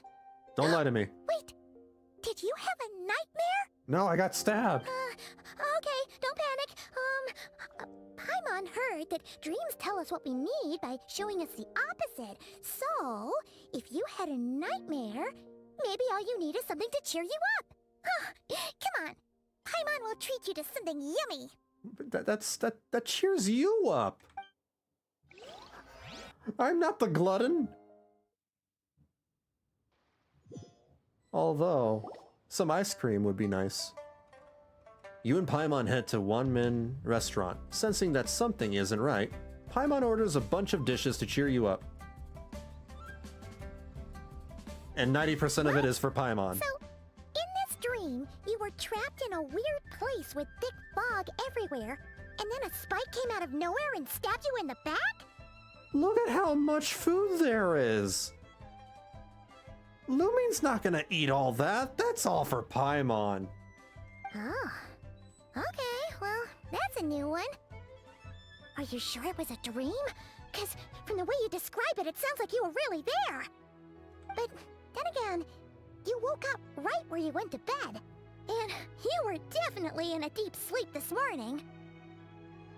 I don't know what to make of it either. Maybe it was just a very lifelike dream. Then, it's decided. Paimon will stay up and watch over you tonight. If anyone tries to mess with you, Paimon will beat him up. Paimon, you are a little fairy baby. Or, wake you up first and then we can beat him up together. Yeah, that sounds more... yeah. Correct. Paimon's smile has a way of putting me at ease. But what I saw is still bothering me. That dream was so chilling, and it almost feels like there's something watching me from some corner of the world even now. I always feel like somebody's watching me. Something stabbed me in my dream, but when I woke up, there was no wound. Still, if I focus on that area, I feel a vague aching, almost as if deep underneath the flesh, something is... Something is missing? Did you just say something? Did you not hear that? The flesh remains whole, but the soul is incomplete. Left unresolved, the mind will wither away along with it. She's just there? She's just in Liyue? Ah! What the? Wait! Paimon remembers you! Your child's master! Yeah. Skirk? Yes, Paimon! Skirk! The legendary Skirk! Right! What are you doing here? Skirk. Correct. That's her name now. Skirk. The last time we saw you was at the Primordial Sea in Fontaine, right? But then we left and never learned where you went after that. Skirk.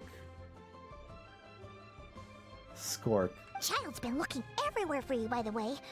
What brings you to Wanmin Restaurant of all places? Yeah. You came here looking for us? And were you the one behind that hocus pocus just now? And you're just here sitting across the table? You're eating food here? Tell me, what is it that you saw? Tight-lipped, huh? I suppose that's fair. You. I'll take a glass of wine. Oh, of course. Coming right up. You know, with her attitude, she seems more like a beer girl rather than a wine girl. We make this one in-house. It's not too strong. Enjoy. Chef Mao, I'll take a grilled tigerfish over here. Coming right up. Ah, if I knew we'd be this busy, I wouldn't have approved Shenhe's vacation. At the end of the day, what happens to you is of little consequence to me. I'm not here to try and win you over. Trust me or not, the choice is yours. Well, what are you doing here? If you want my help, now's the time to speak up. You have until I finish my drink. Why are you... Yes, thank you. Why are you here? I was investigating an abyssal disturbance in the area and happened to notice you. That's your job, then? Your job is to investigate these abyssal disturbances? Part of your soul is damaged, and the wound bears traces of abyssal corrosion. Need I say more? I knew something was happening to my soul. Neither of those things sound good. Where can we find a soul doctor? Skirk seems to know something, and given what I've seen of her strength, I bet she can tell what happened to me. I don't know what her goal is, but in this moment at least, I don't think she has bad intentions. Well, should we trust her? What do you think, Paimon? Should we trust Skirk? She mentioned an abyssal disturbance. Maybe that has something to do with what's going on with you. But we could always find a different expert on the abyss to help us out. Not on short notice. Yeah, and that thing she said about your soul being damaged is staring, Paimon.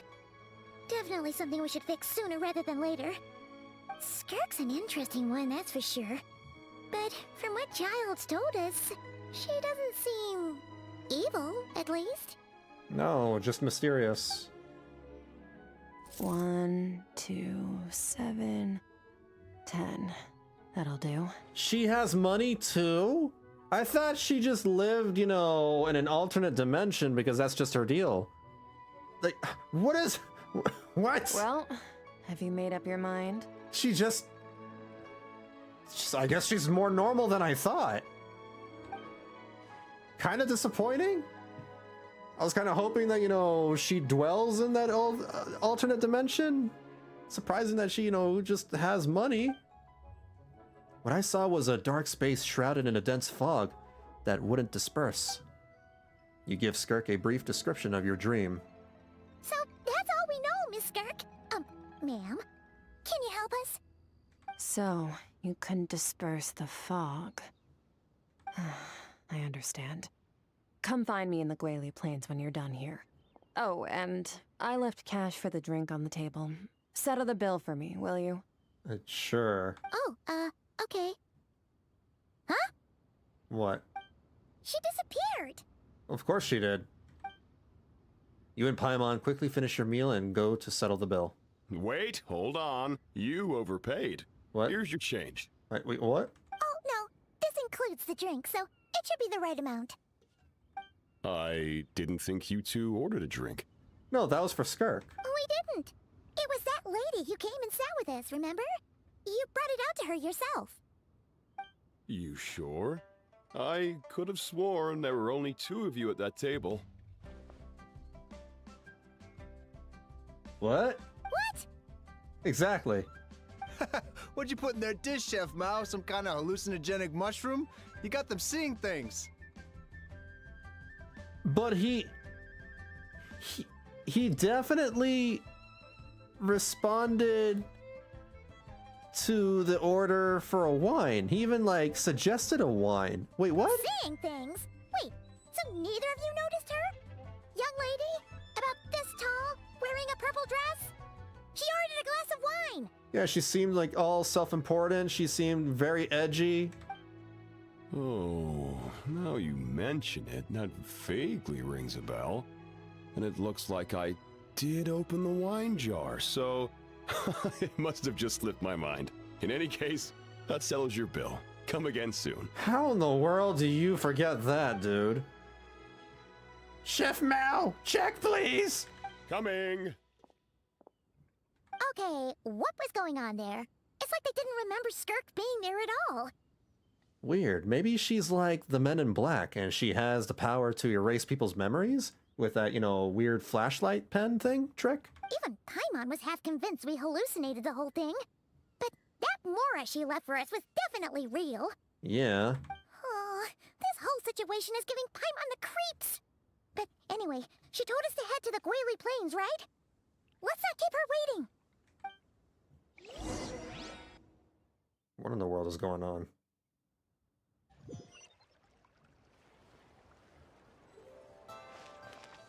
Go to the Gwali Plains. The Plains? The Plains. The Gwali Plains.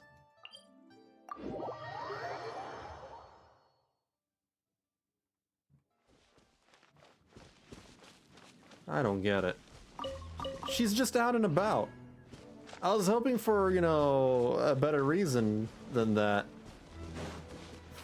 Maybe, you know, she crash landed on Earth, or maybe something happened in her alternate dimension and she needed to, I don't know, chase some bad guy over to Teyvat. What are all these Rift Hounds doing here? No, she's just here because it's her job. She's a Ghostbuster. Huh. Looks like they're collecting something. Oh, Let's go check it out. Oh. Mine to wield. Adaptive frosting! Busted.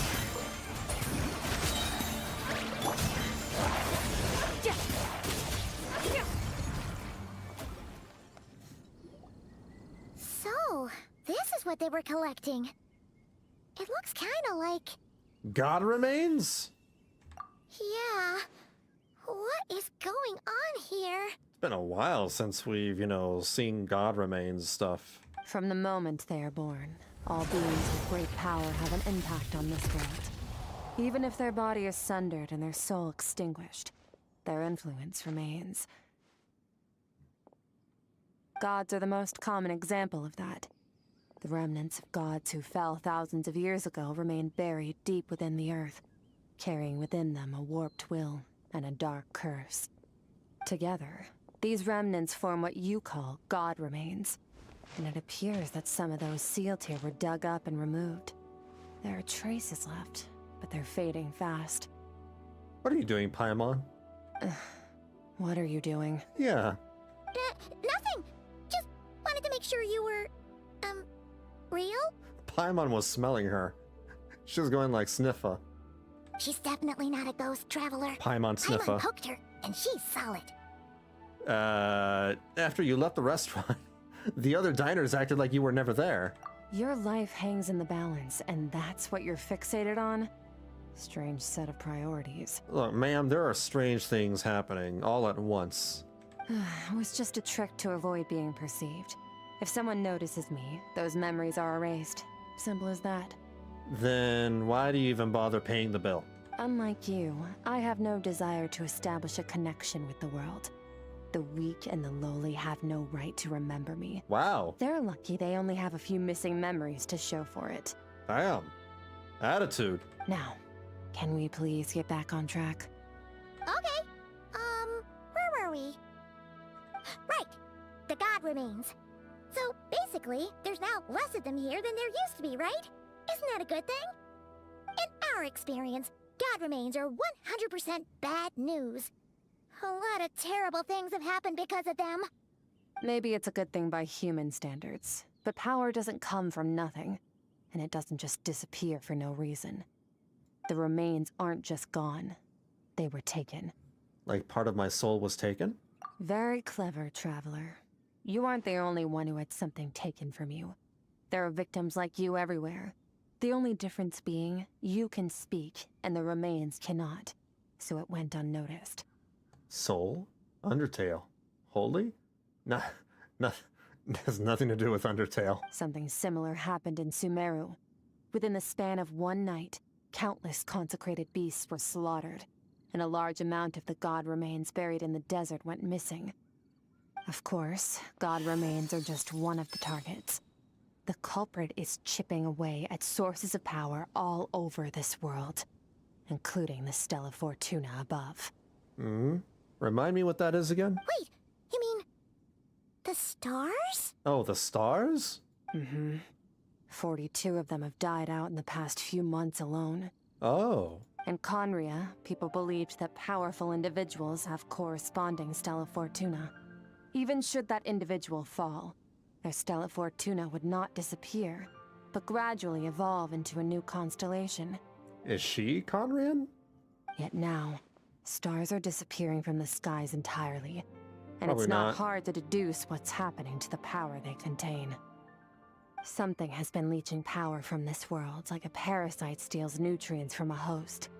And now, it's no longer satisfied with the remains of the dead. It wants you. Little old me? This time, it only took a fragment of your soul. But next time, there's no telling how far it could go. But why little old me? No one knows. All I know for certain is this. Getting back what you lost will not be easy. Considering how much power this entity has stolen, it must be a god-level being by now at least.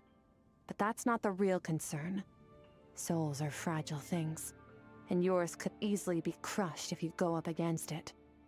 A god-level being. So you're gonna help us, right? Yeah. We're going to help each other. You are my ticket to uncovering this thing's true identity. Well, great! You seem super strong and you know a lot about the Abyss, so Paimon will take it. Thank you. Don't get all mushy on me. All I'm doing is helping you get back to normal after a sudden crisis. And I should warn you, getting mixed up with me can have unforeseen consequences. We're on very different journeys. You don't want to be in my debt, trust me. Are you sure about that? What's your backstory? You help me uncover the truth behind this entity, and I'll help you recover what you lost. This is a transaction, that's all. You would do well to remember that. Now, come along. Then what was the transaction between you and Tartaglia? Like, what made you decide to train him? You don't seem the type to just give free training lessons. You'd think she'd be a little friendlier since she's agreed to help us. But nope, she's just like when we met her in the Primordial Sea. So cold. It's not like she offers training lessons on Fiverr. Well, whatever. If that's how it's gonna be, then she doesn't deserve our friendship. What she does deserve is a super embarrassing nickname. Oh god, we're doing this again? You've already called her Skirk. Ah, Paimon's got it. Frosty the Lavender Melon. No. Serves that Ice Queen right. No, that's not original. You've already called someone like Melons. Anyway, the important thing is that we get that piece of your soul back. So, let's follow her and see what sort of plan she's got. It's not original, Paimon. Think of something better than that. Guess we're going through.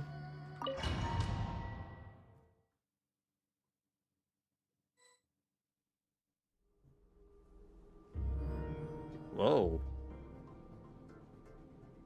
Whoa! This place is way bigger than Paimon expected. Where are we? Kansas? This is where I live. I suppose it's the closest thing I have to a home here. Oh, the alternate dimension place. Seems more like somewhere in the Abyss. It is. Oh. I brought you here because time flows differently in this place. Oh. I don't know how much Ajax has told you, but when he fell into this space, I mentored him for 3 months. In that time, only 3 days passed in the outside world. Oh, Ajax's child / Tartaglia, right? So this really is... This is a hyperbolic time chamber situation. Ajax? Oh, right! That's Child's real name! Yeah, Paimon remembers him mentioning something like that. Yeah, I've forgotten about that. So, a month here is equivalent to 1 day in the outside world? That should mean we're safe from that power-hungry soul snatcher for now, right? Yes, well, I didn't bring you here just to show you around. In the outside world, the Traveler could be attacked at any moment. But coming here has bought us quite a bit of time. Now, we just need to figure out how to investigate that place you saw. The one full of fog. Both your description and the abyssal disturbance I felt point to that space having some connection to the Abyss. It could even be a domain similar to this one. The thief who stole that fragment of your soul is hiding there. But the Abyss is a chaotic and turbulent place. If we want to pinpoint their location, we need to see what that space looks like without the fog. Abyssal power can grant a special form of sight. Have you ever wielded abyssal power before? I mean, we've manipulated abyssal power, right? When we, for example, we can cure some of those abyssal corruptions from Natlan? Well, my only answer is no and no, so... Okay. Do you plan to learn? Sure, I'm kind of at odds with the Abyss. That tracks. All the information you have suggests the Abyss is something sinister, and that abyssal power is a wild and dangerous force that always spells disaster. And you're saying that's not true? Depends on your perspective. Floods and hurricanes take countless lives too. But if one day you gain the power to control them, what was once a calamity is now just another tool in your arsenal. You say that casually, but who in the world can control floods and hurricanes? Besides Nervalette. I'll respect your opinion, though. Just means we have to turn to the second best option. What's this? A little abyss crystal that contains my power. Wear it on your head, and we'll be able to perform dream mirroring when we fall asleep. Dream mirror? What in the world? When we sleep? What, lady, are you coming on to me? Dream mirroring? That almost sounds like a move, you know what I mean? It means experiencing whatever the other person is dreaming. Everything they see, think, and feel. Whoa, what if I don't want you peering into my dreams? What if I start dreaming about, other waifus? Since you haven't studied the art of using abyssal power, It'll be very I have embarrassing. no plans to jump in the deep end right now. I'll have to do the investigating for you. So she's going to be in your head, literally. Pretty much. Wait, so if one of them dreams of Sesbian Lex, yeah, it would be very hella awkward. With dream mirroring, every time you slip into a deep sleep, How's it going, I'll see with Tsubaki? my own eyes whatever scene plays out in your mind. Then, I can guide you through the dream environment, and we'll take back what was stolen from you. Huh. You make it sound so simple. So all I need to do is wait? Is there anything you need me to do? Tough to say. This is an unprecedented situation for both of us. Even assuming we do manage to find where this entity is hiding. Like I said, getting your soul fragment back won't be easy. Going good? Did you get Skirk? Yes, I did. It took almost everything I had.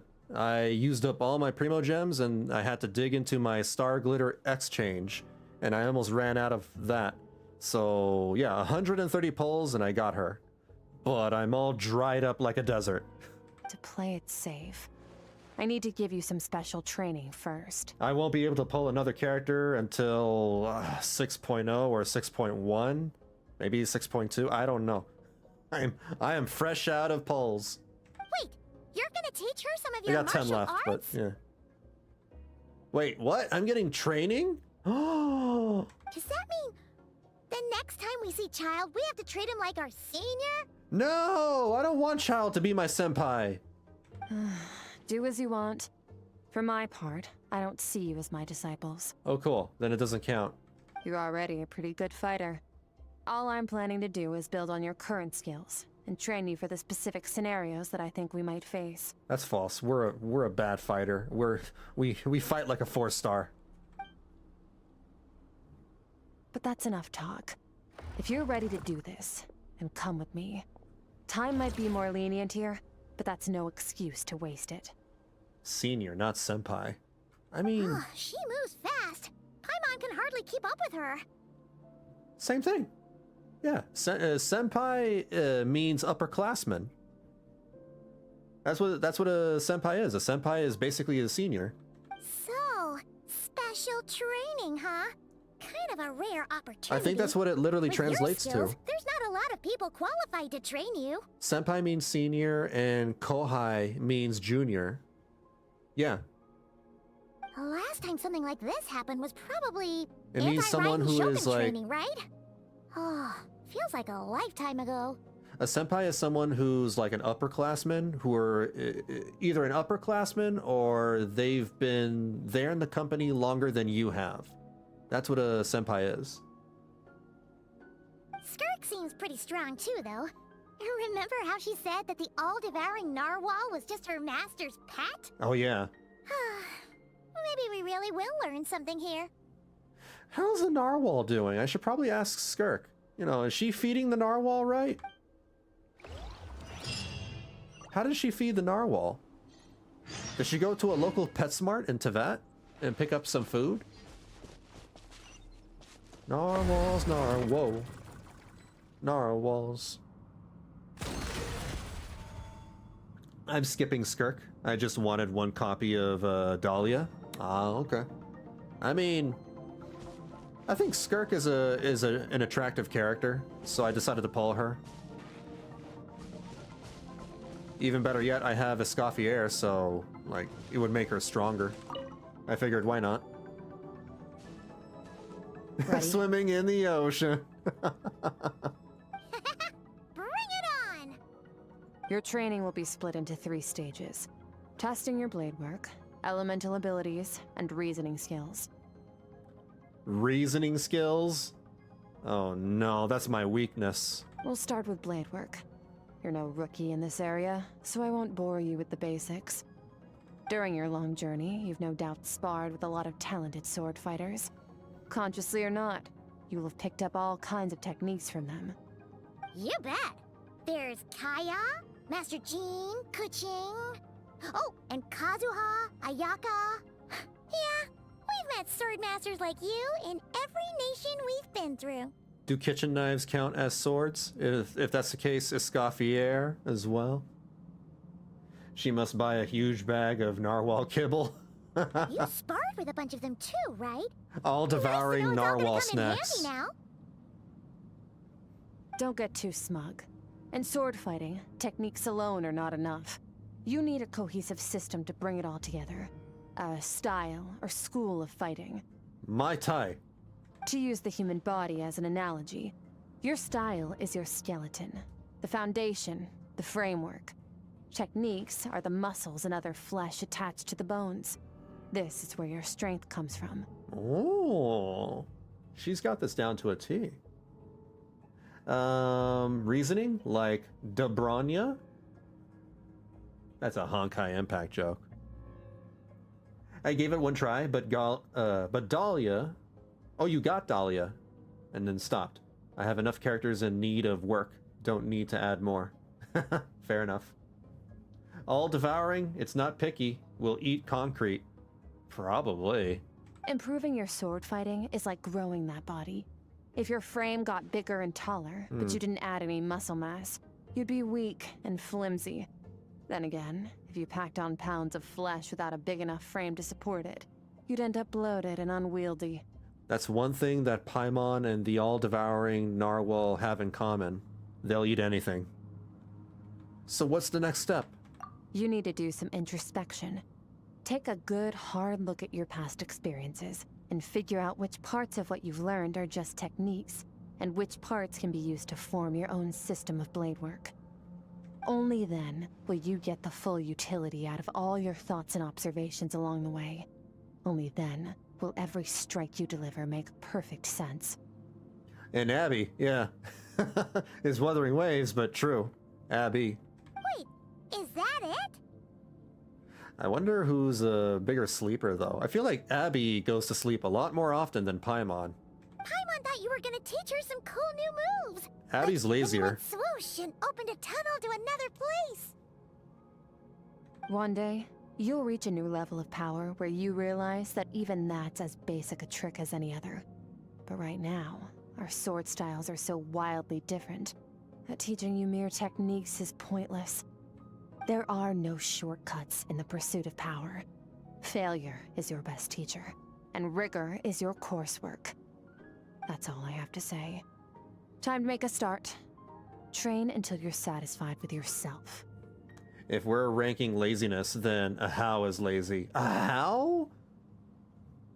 I don't think a How is lazy. I think a How is just a brat.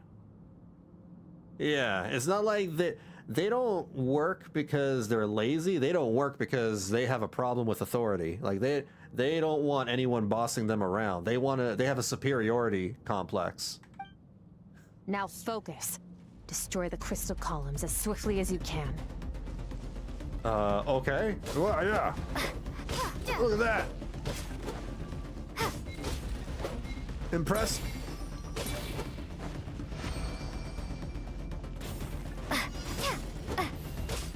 I'm actually being trained by Skirk.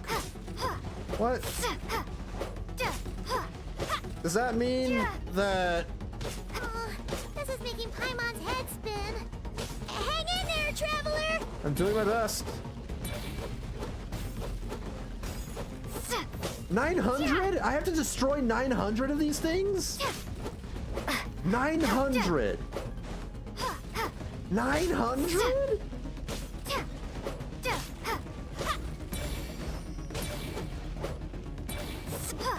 This is like some weird Dragon Ball. Oh.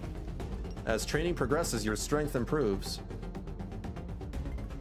Oh, I've made it to 891. Wow, what a time skip. I'm in the zone.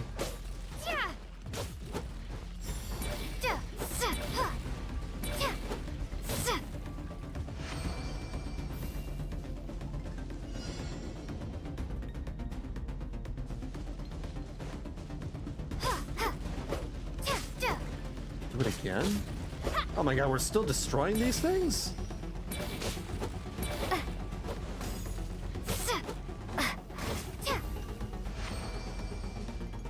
Stay calm. Use your head. You have to keep it together.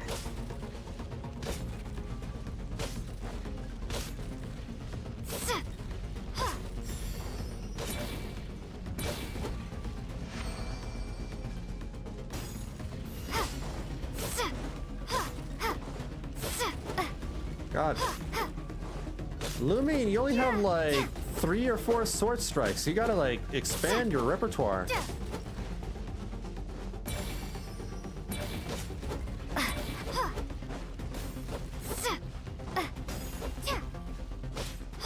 Even standard banner characters are better than you.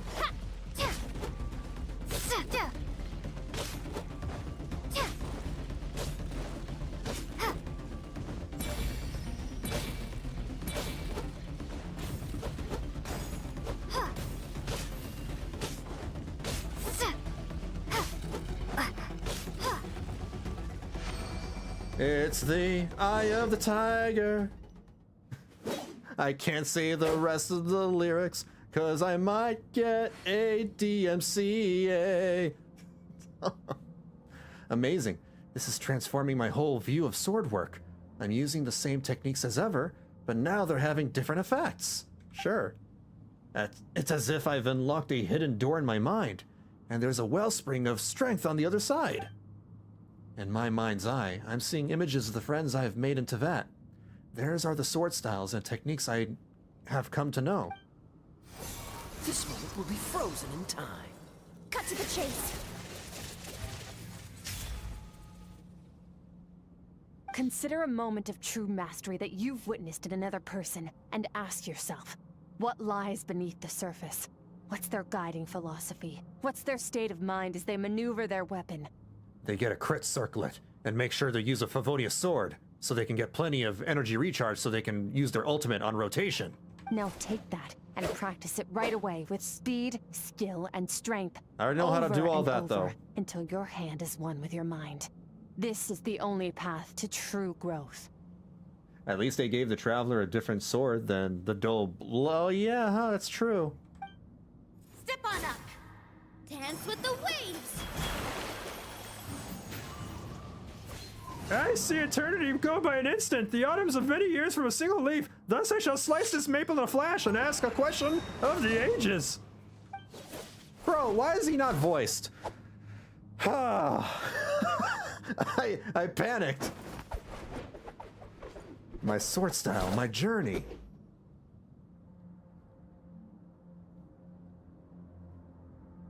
Paimon sleeping. Aww. Look how big the book is. If you start to tire, empty your mind. She was reading a light novel from, what's her name? Stay in that frame of mind as you keep up the fight. Get rid of all redundant movements.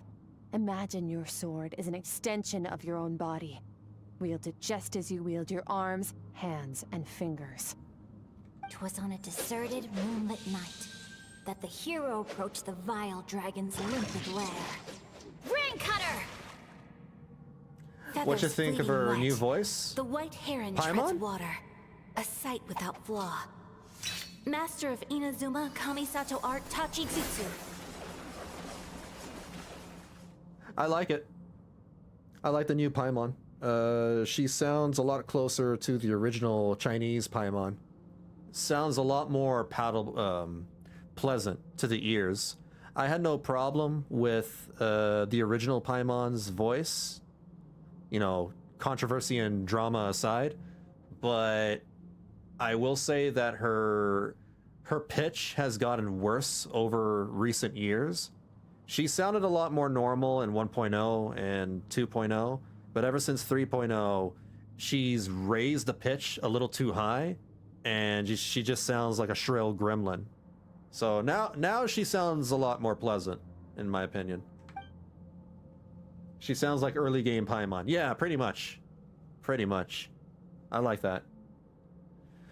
With each slash of my blade, I feel my strength increasing. I don't know if my weapon can contain all this power. I'm in the zone. Limitless power is surging through me. It's like Kuroko's no basketball. Kuroko no basketball. I'm in the zone. Saya! You slash and swipe till you've exhausted every ounce of your energy. Huh. Looks like you've made some real progress. That concludes your training session. Awesome! Paimon knew you could do it! Now it's your turn, Paimon. How do you feel? Exhausted. As you should be. Time flies when you're training hard. You've actually been going for several days now with no rest. Yeah, meanwhile Paimon's had a whole bunch of naps.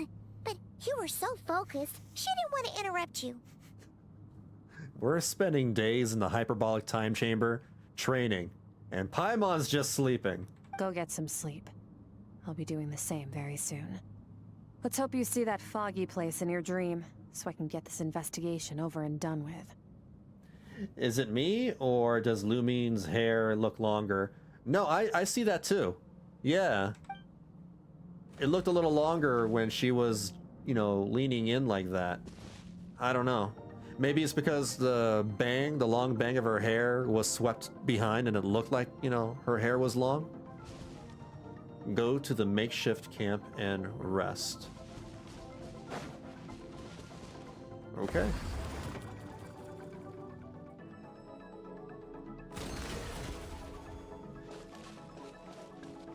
Well, you better gain the ability of dual wielding swords.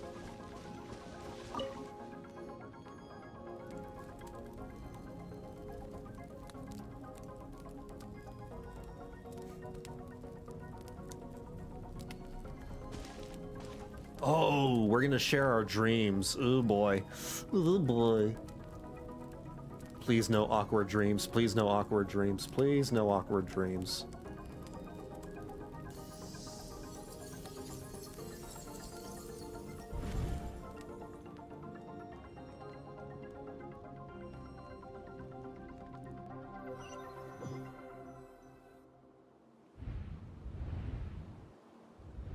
Ah, you're awake.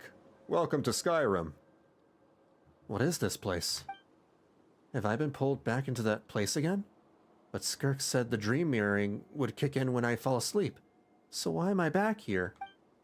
No, on closer inspection, this isn't the same dream as last time. It's dark and gloomy, but there isn't that chilling fog that made my hair stand on end. Hold on. If dream mirroring is a two-way process, maybe I'm seeing inside her mind while she's exploring mine? If this is her inner world, it's pretty bleak. I can only occasionally make out the sound of a flowing stream, but other than that, it's so empty. Oh, this is how we get her backstory. We're in her dreams. Okay. A strange creature has appeared. It's a Pokemon. What's that? Any sus dreams with hot people? Yeah, it's gonna be so awkward. Oh no, she's in my dream world and now she's probably surrounded by all the hot waifus that I dream about. No! What a strange looking creature. Where did it come from? I think it wants me to follow it. Might as well see where it leads.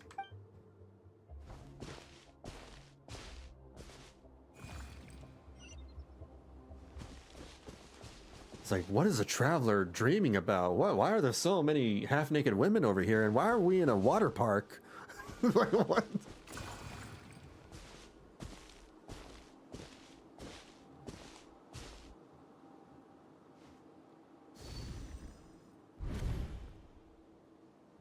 Skirk, why are you skipping classes again? We've talked about this.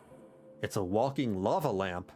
'Cause he's a crabby old man, and he's a boring old man. I don't like going to his classes. This is what Skirk sounded like when she was a kid? Excuse me. You shouldn't talk about your teacher like that. It's very disrespectful. All right, let's not get into a big fight about this. Skirk's learned what she needs. There's no point forcing her to sit through more classes if she doesn't want to be there. But I'd still love to hear about what you got up to yesterday.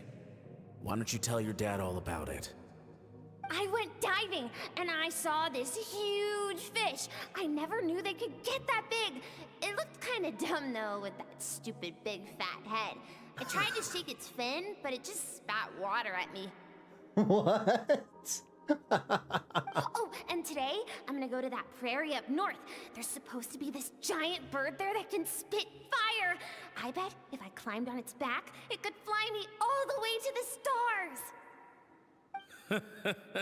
Then I suppose your old dad should get one as a pet too. Otherwise, how are you gonna hear me call you for dinner up there in the stars? It's a Moltres. When it's time to eat, I'll come back on my own, Zilly. Anyway, gotta go. Bye, Mom. Bye, Dad. Wait! Put on a coat at least. You'll catch a cold. I'm talking to you, young lady. She was a bratty little kid. You spoil that child, you know. Ever since that merchant ship arrived, she practically lives outside. Always going on about exploring the beyond one day, whatever that means. I mean, that's what fathers do. Fathers often spoil their daughters. Ah, let the kid do what makes her happy. Besides, we both know you're all bark and no bite.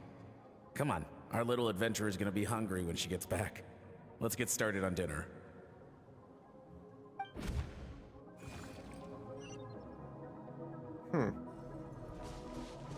I'm out. Well, the weather's wonderful today. What? She sounds like the so-called Asian mom. The stars shimmer high above. But what lies beyond the stars? Then what would that make the dad? The dad, you know, is chill. The mom is like, no, you gotta go to a great school, get straight A's, become a doctor. No. Mountains as far as the eye can see, an endless snowy plain, or maybe buildings taller than the sky, like the people from the merchant ship said. I can't be the only one asking these questions. The universe is fascinating. If only I could meet some other people like me. We could set sail together and explore every corner of the world. Yeah, there you go. And marry a smart man as well. Go to college. I'm sick of being a kid. There's so many amazing things You can't be an artist. I'm ready to see them all. You gotta get a well-paying job. But for now, I'm starving. Better get back.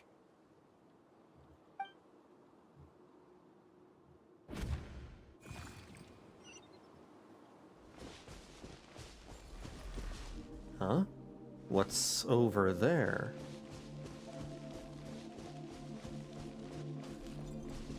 Something's going on?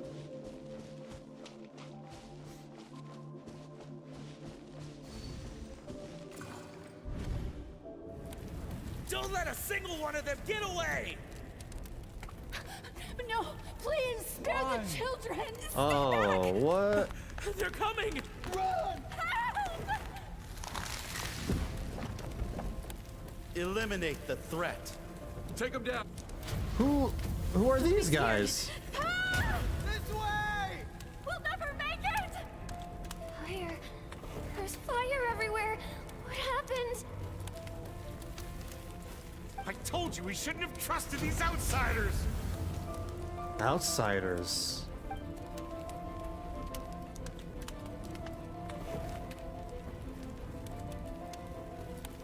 Her hometown was destroyed. What did we do to deserve this? We welcomed you with our finest food and drink, showed you the best our home has to offer, gifted you cloth dyed by our own hands. And this is how you treat us? Damn. The Asian mom clip? Let me see. Hold on. Ever since I was 5 years old, my mom had me believe that anything I do would make me sick. You go outside without a jacket, you get the flu. You go to bed with the fan on, pneumonia. Yeah. God forbid you fall asleep with wet head. You don't even wake up. That's it. You're dead. That's it. You're dead. That's fear mongering, man. Ever since I. Yeah. Pretty much, yeah. Run! Save yourselves! Captain, Zone 3 is clear and we have Zone 2 surrounded. Begin extermination. Remember the orders from upper command. No one is to be left alive. Extermination. Orders from upper command. Could this be the Fatui? Rest assured, sir. We have enough munitions to annihilate these savages and burn their entire civilization to the ground. Good. The only ones who put up a real fight are that man and his wife, correct? What's their status? Uh-oh, are they dead? They're from the merchant boat? Oh, that makes sense. We shot the man in the ankles and the wife broke her wrist attempting to fight back. They won't be doing much more fighting. They're holed up in their home for now, but they won't last long. Damn. To prevent them from making some kind of last stand, The we're planning Fatui to clear out the other hamburgers? zones first so we can send a bigger squadron to surround them. Harbingers? Hamburgers. Damn it. Well, well. The Turns fatty out some of these hamburgers. beasts do know how to use their claws. Now the threat these savages pose will be undeniable. Savages, damn, they're racist. Let them cling to what's left of Maybe. their lives for a little longer. Once the other zones are cleared, I'll cut off their heads myself. She's had it rough as a kid. So they know about the hamburger helper. The Hamburglar did it. The Hamburglar raided their homes. Dad? Mom? Skirk, you're all right? Thank heavens. Important Skirk lore, by the way. Oh boy. I'm almost worried about clicking on this if it's from courting, but let me see. Give me a second. Loading.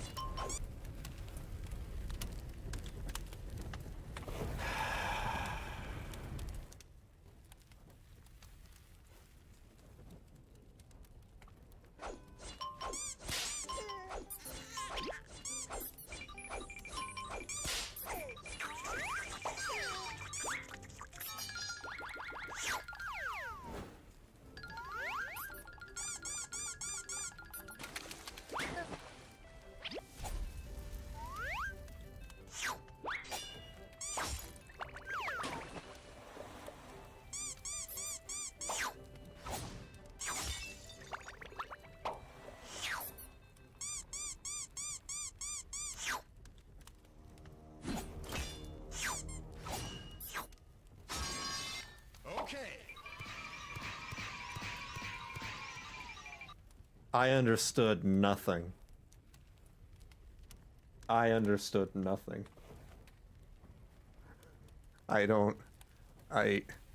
Okay. If anything, that just complicated things. I think. Thank you. I'm so happy to see you, sweet girl. But you need to go. It isn't safe here. They'll be back any second. You thought it was pretty informative? All I understood was a lot of licking. They love licking things and squeaking. What happened? You're bleeding a lot. Dad?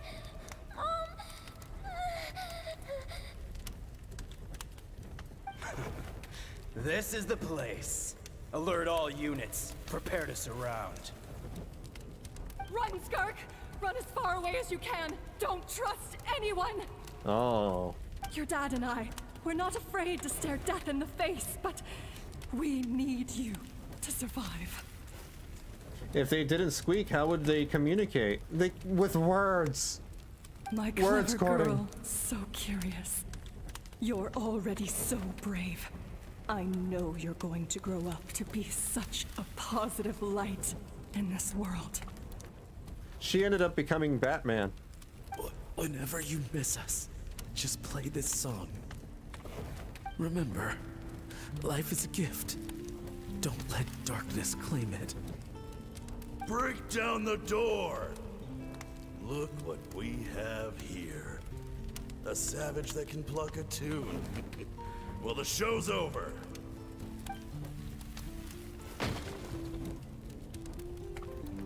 You! Stop singing! Shut it! I said shut it or I'll make you! Fine. Have it your way! Ah. What was that?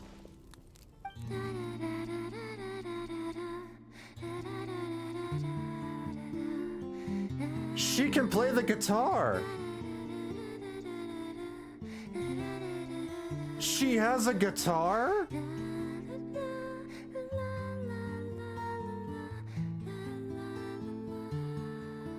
What?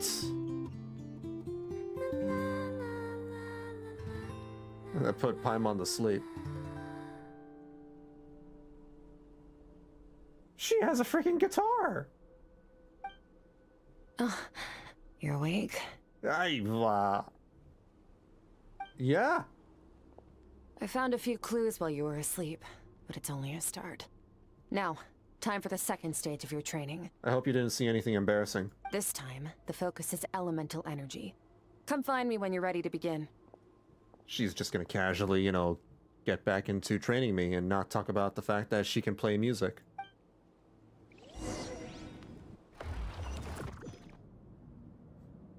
They ported a lot of Honkai Impact technology over to Genshin this patch. Took like 5 years though.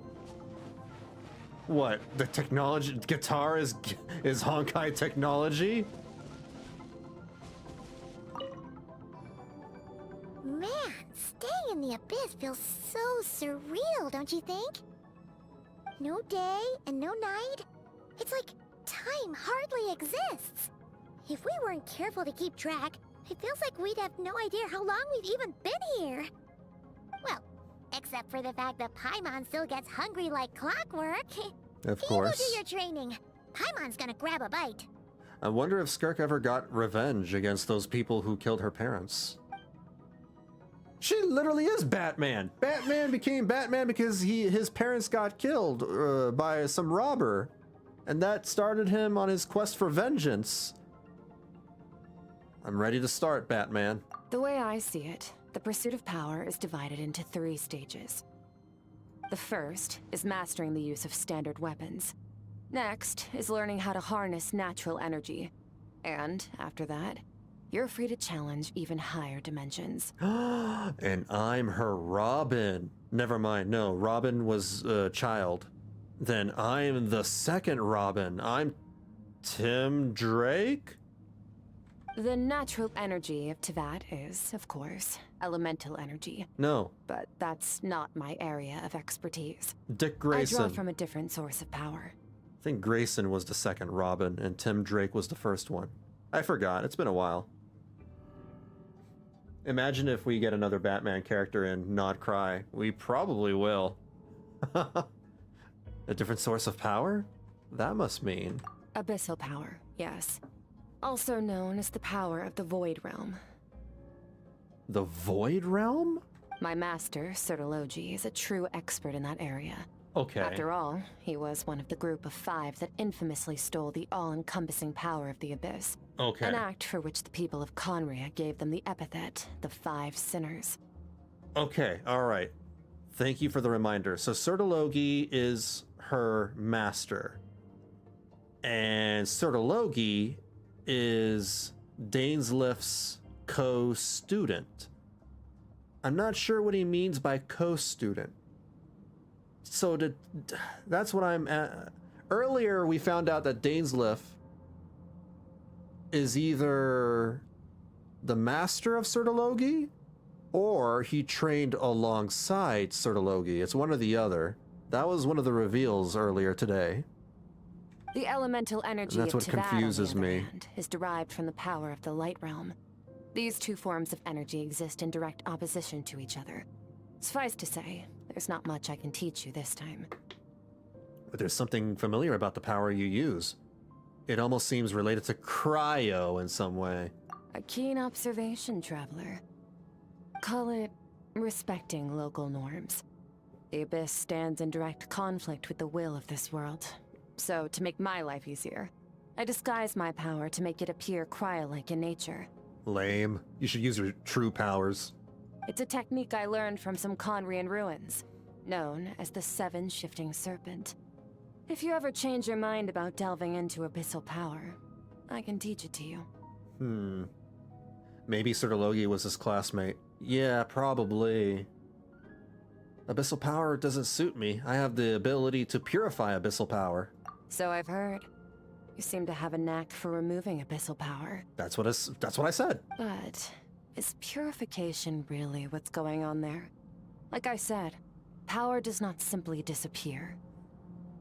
What are you trying to say? Just thinking out loud. Let's focus on your elemental training. That's what's gonna help us if the situation gets tricky. Maybe I'm absorbing it? Like I'm sucking it in, like a vacuum cleaner? True growth comes from adversity, but only if you make the choice to pick yourself up again every time you fall. So, it's time to push yourself to the limit, and then keep pushing. This is the only way to advance at pace. Use the power of Animo to clear the field as fast as you can. Animo? That's the lamest power I have.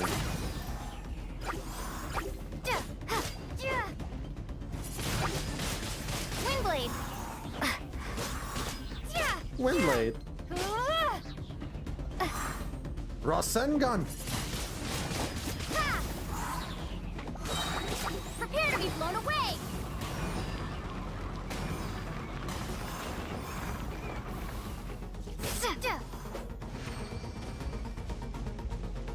Observe your surroundings. Look for things you can use to tilt the scales of success in your favor. I see that. Oh, I couldn't even. Okay, alright. Alright. Lured over here. No, don't put out my fire. Windblade.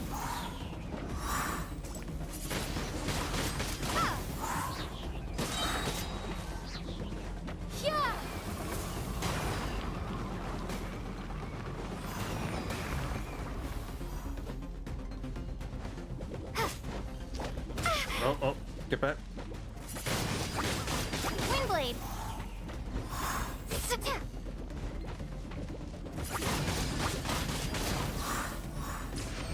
That's how you use those torches. That's thinking with your noggin. Use Destroy. the power of Hydro to destroy the spikes. My water gun? How do I do that again? Oh, yeah. My finger gun! I forgot that I have this lame power. Faster. Don't give them a chance to strike you. You need to be quicker than you were in your dream. You can't afford another injury like that. I'm Yu Yu Hakusho. Or what his name? I forgot his name.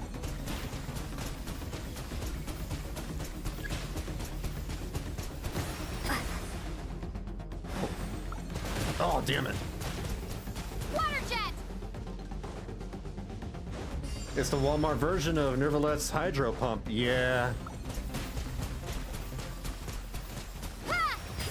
Yeah, they really gave us Squirtle. And Nervalet was the Blastoise.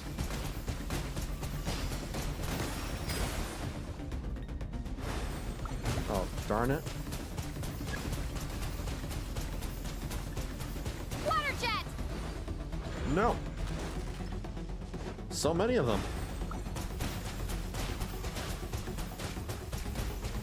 Water jet.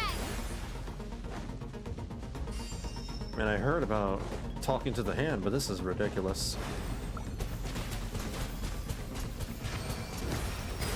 Ha, those enemies got the point. Along my journey, I've gained different elemental abilities, but I've never trained them all at once like this. You need to understand what makes you special. The ability to wield elemental energy without a vision and switch between the elements at will. That's true. We never take advantage of that. It sucks that we can't, do that at will. It means in the your game. aspirations need no approval from the gods. Your power is not bound by the rules of this world. You know what's really sad? Is that Wuthering Waves has done that, in less than a year before Genshin Impact did. Being able to switch, elements at will in the middle of combat during that one scenario. If you know, you know. So be bold. Do not be afraid to chart your own path. Graceful as the wind, tough as stone, nimble as lightning, flourishing like foliage? Flourish? Let me read that again. Graceful as the wind, tough as stone, nimble as lightning, flourishing like foliage. I can feel the power of the elements flowing through me, sometimes as peaceful as a flowing stream, other times surging like a raging river. If I close my eyes, I can almost hear their voices, but it's not like some wild beast battling me for dominion. It's more like saying hello to an old friend. Oh? Kuro is that one cousin that gets spoiled from their rich mom. And the other kid, never got anything. Very good. Still doesn't get anything. Seems you've reached a deeper level of connection with the elements. How long has it been this time? Long enough for you to lose yourself in your training, which is a good sign. Relentless practice with the elements. Oh has my drained god, that all your reminds me of strength, something. But it's also what allowed you to make progress. So, I want to talk about this right now while this is still in my head, because I meant to talk about this earlier. There's one thing that has made me angry about this patch, about 5.7. I was very excited to hear that they would make some quality of life improvements in this patch. One of them, the highlight, feature that they were including, was the ability to use your resin to speed farm things a little faster. So you would use it to get 3 times the rewards from a domain, right? But it turns out they half-assed it again. Because of course they would. This is the Genshin Impact team. Yeah, you can do that if you use your special resin. It doesn't work with the original resin. You still can only get 1 times the reward with your original resin. So if you want to spend, if you want to get extra rewards, you're going to have to use up your special resin. I like to hold on to those because I like to save them for a rainy day, for when I really want to speed farm something. And I want to use my original resin to get some dailies done. But it takes so long to go through your original resin. And I just want that to go quicker. And I was hoping that this patch would change that. No, it hasn't. Not really anyway. They want to force you to use your special resin. That peeves me. That makes me mad. Get some rest. When you wake up, we'll proceed to the final stage of your training. Like, they'll introduce a new thing that seems beneficial for us all, but it turns out, it's not that great. It's like the thing, the substat selector that they introduced back in 5.0 or 5.1. And it turns out you can only get those things like once every 3 months or so. Great. Cool. Or once every 6 weeks. And you have to use 3 of them to, select substats for a circlet. I don't get it. Why can't they just look at, all the improvements that Honkai and Zenless have made and just follow suit? Even Wuwa has done a lot better. It's frustrating. I wish Genshin added in the resin collection like Wuwa and HSR. Yeah, resin overflow. People have been asking for a resin overflow. Honkai has it, Zenless has it, Wuthering Waves has it. They still don't have it. Yeah, you can craft a little, special things, but it's not the same.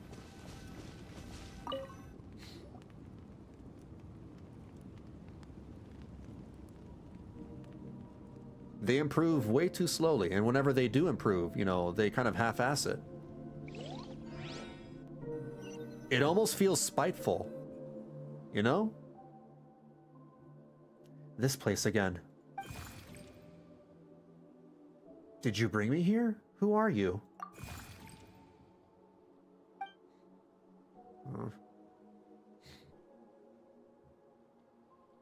Or at least reduce the cooldown for Oculi gathering while we use an Oculi finder. I forgot about that thing, but yeah. What is that thing? What is it doing in Skirk's inner world? And where is it taking me this time?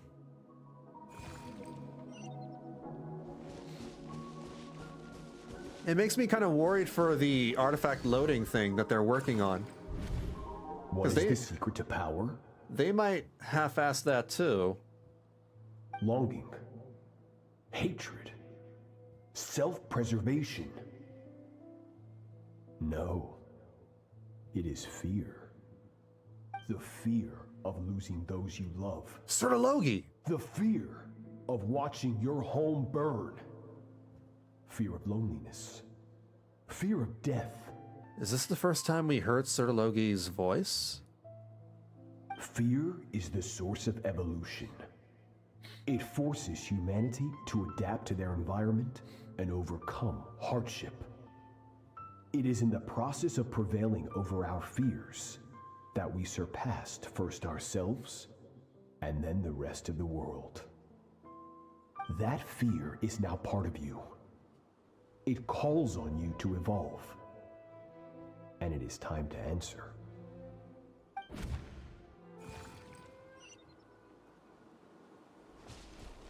Ow, it hurts. Daddy, Mommy. Papa, Mama.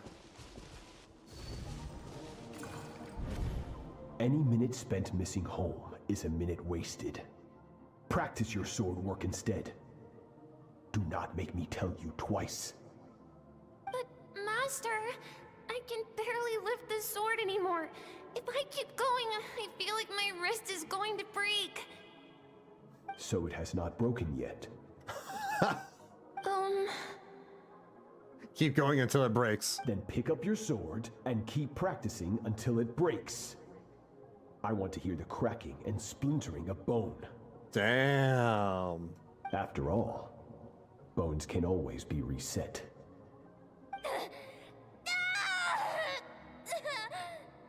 That explains her attitude and her personality. It's because of Sertologi. He's instilled that into her. I can't breathe. Everything's gone black.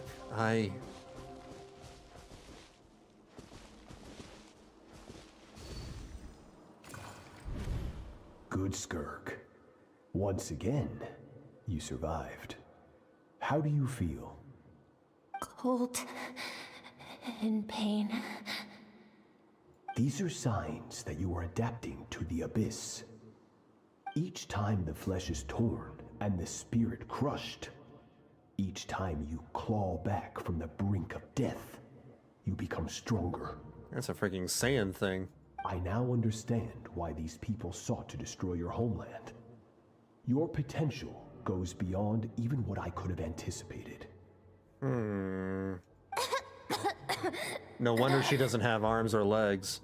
Right, I forgot about that, but yeah, it makes sense. Like, her arms and legs are covered in energy or something. But you still have much to learn in your pursuit of strength. Your mind is rife with distractions. From now on, I shall show no mercy in your training. She basically, you know, damaged herself in her training, ripped her body apart. To shut out all the pointless emotion. Crush the self that makes you weak. And become master over your physical form. Get up, Skirk. Wipe the blood off your face. Cut away the rotten parts of your flesh. And mend what is broken. Then take up your sword.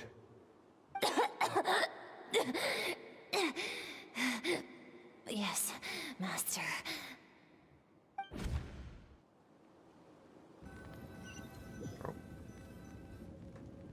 She doesn't have arms or legs. The ones she has are made of quantum energy. Probably. The dream is over, but I can't get that suffocating, oppressive feeling out of my head. I have so many questions about Skirk's past. Where does she come from? What has she been through? You're up! Hopefully you got some good rest. Does she pay taxes? Skirk said to tell you that she's ready to start the final stage of your training whenever you are. Where does she get her money? Does she have a job? So, wanna head over now? Or did you wanna wait a little? Or does she rob banks? I really want answers, but right now it's vital that I complete my training. Once that's done, I'll find a chance to talk to her. Which means artists get to give her an immersive reason to summon a strap-on.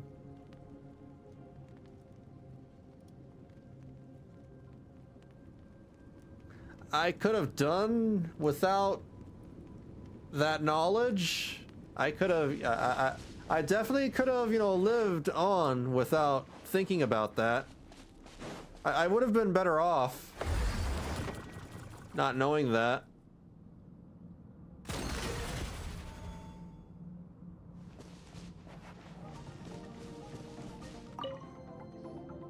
From your training so far, you have gained better command of the sword, and more control over your elemental abilities. Thank you. It's all thanks to your guidance. That's only part of it. Experience is the real teacher. Your journey, the friends you have made, the dangers you have faced. These have taught you more than I ever could. Now, it's time to focus on how you react under pressure. You must be able to think rationally, even in unpredictable combat situations. To simulate this, I'm going to attack, and you're going to block. What? Ready? Oh, okay. Give me your worst. Not bad. That defensive stance looks near unbreakable. Does it? Just like your brother. Oh, that reminds me. You still don't know what happened to him, do you? What do you mean, just like your brother? Have you met him? What? No, that's cheating. Hey, no fair! That's cheating! That's what I said!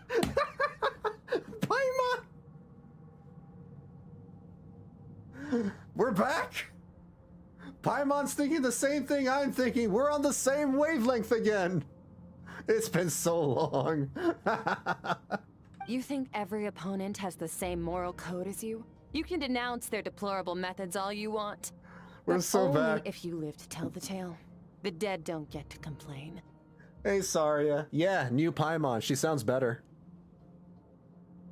As if the two of you shared the same thing. I mean, we share the same brain cell.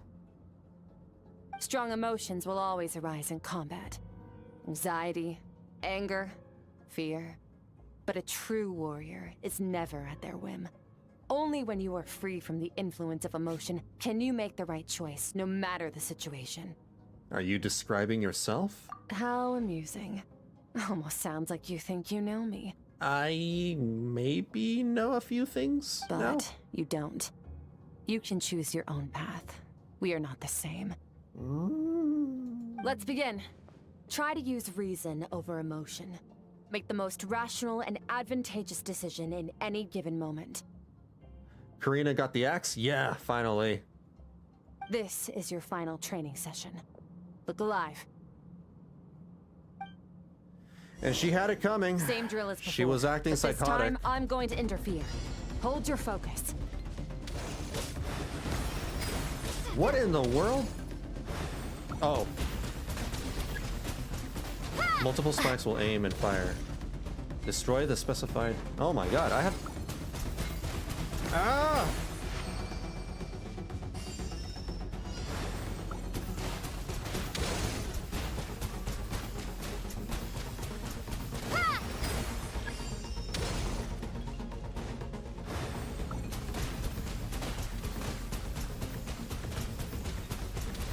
There we go. I think I have to slice these. This Probably faster. Used to be alright, but yeah, they got pretty weird over time. I mean... Yeah, I don't know. I don't want to talk about it too much because, you know, I just want to keep the stream, you know, with positive vibes, but yeah, definitely. Water jet! More than just weird. Started acting all high and mighty. It started insulting other people. And verbally attacking others. And then started making excuses on social media. Water jet! That wasn't me, that was AI. Yeah, right.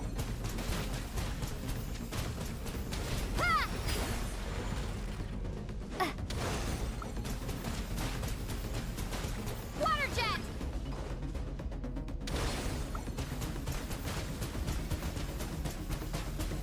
How many of these do I have left? Destroy... Oh, spikes? Wait, spikes? I'm destroying the spikes, right? Wait, what do the spikes look like? I have 0 out of 6 spikes. Are these the spikes? Water jet! I failed.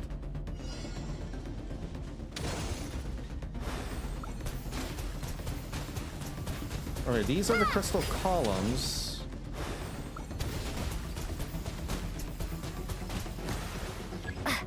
Are these the spikes? They are! The spikes are the floating ones. Okay, I see.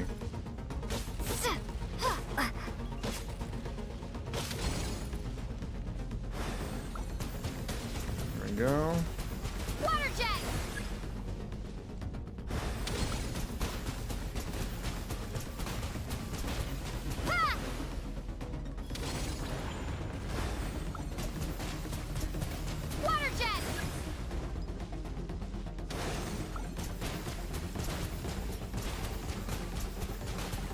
27, 3. Oh my god, I keep forgetting about the spikes. I'm so hyper focused on the other things. I need to be on the lookout for the spikes. 3 out of 6. I just need 3 more. There they are. Not bad. 6 out of 6. Better than I expected. Finally. Took me a while. Khaenri'ah got the axe months ago, and if only realized a few weeks ago, because in order to record all these lines, they would have had to find a new VA months in advance. That's a good point. That's a very good point. That's true. Did you see the ZZZ dialogue where Belle calls her and Y's a couple? No, and it's not like that. I'm pretty sure you misinterpreted it. Y'all, you weirdos are trying so hard to make that canon. It's not. The battle is overwhelming, but if I can just focus all my attention on what my opponent is doing and how I should respond, it's almost like my emotions take a back seat. You're getting the hang of it. The first step to controlling your emotions is controlling your mind. You want a unified train of thought. It all comes down to focus. Focus. Focus on the battle. It's like Karate Kid. I think it's working. I can choose to tune out anything that isn't relevant to the battle, but I think I'm still pretty far from having full control over my emotions.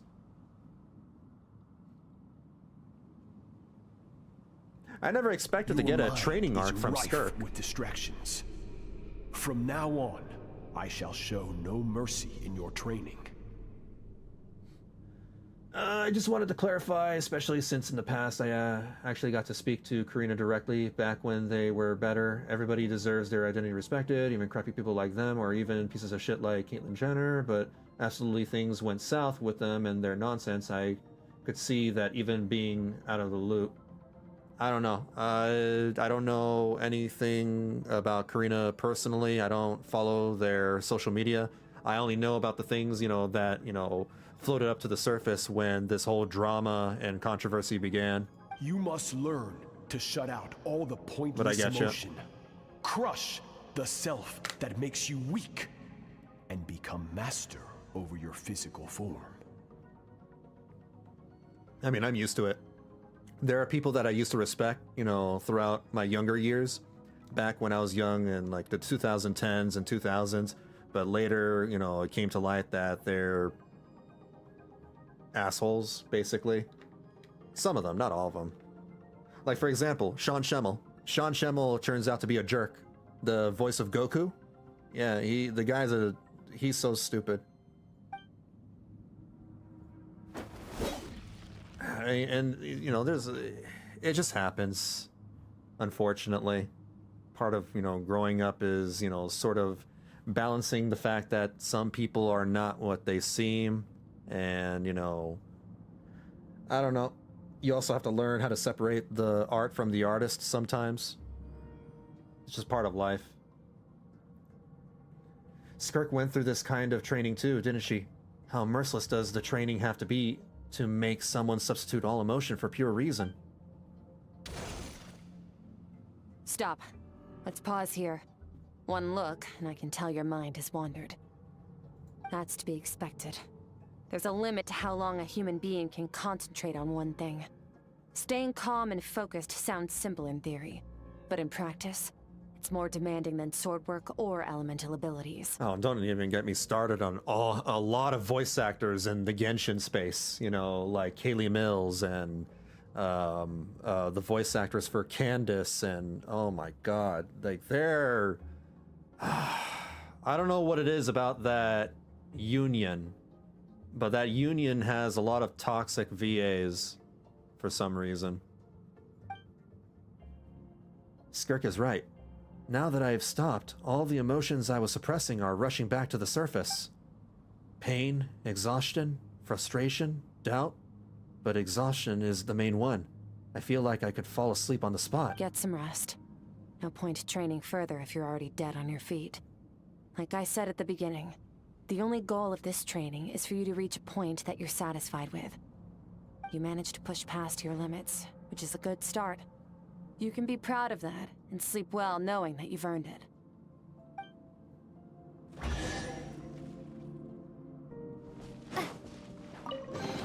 Grab all that as mine.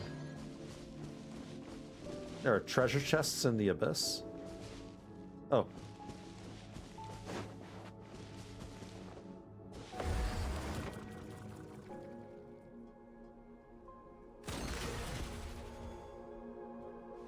Time for another dream.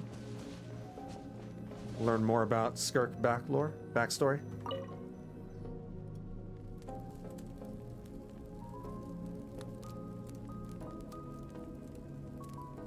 Yeah, appreciate. Yeah, we'll change the subject. We'll just, you know, focus on what's going on in Genshin Impact right now in the story. Ugh.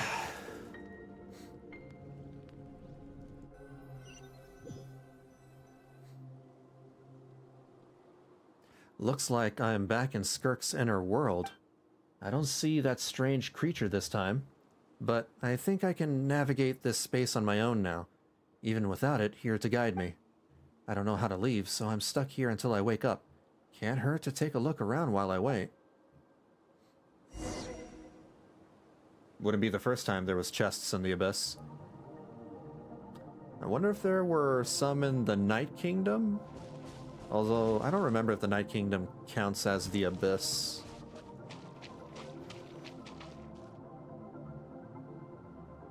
Skirk is amazing. She faced down that terrifying giant and cut its head clean off. I really would like to get back into Genshin, but I'm so behind right now, and I'm on VR chat all the time with my new headset. Oh. Depending on how far back you are, it would be very challenging. Not as challenging as Honkai Star Rail. Oh my god. Did you ever play Honkai Star Rail? I forgot if you did. Honkai Star Rail now has like 10 to 12 hour long story patches every 6 weeks. And it's driving me insane. I'm at the verge of quitting that game. No joke. if 3.4 does not make me enthusiastic about it, I'm like, I'm done.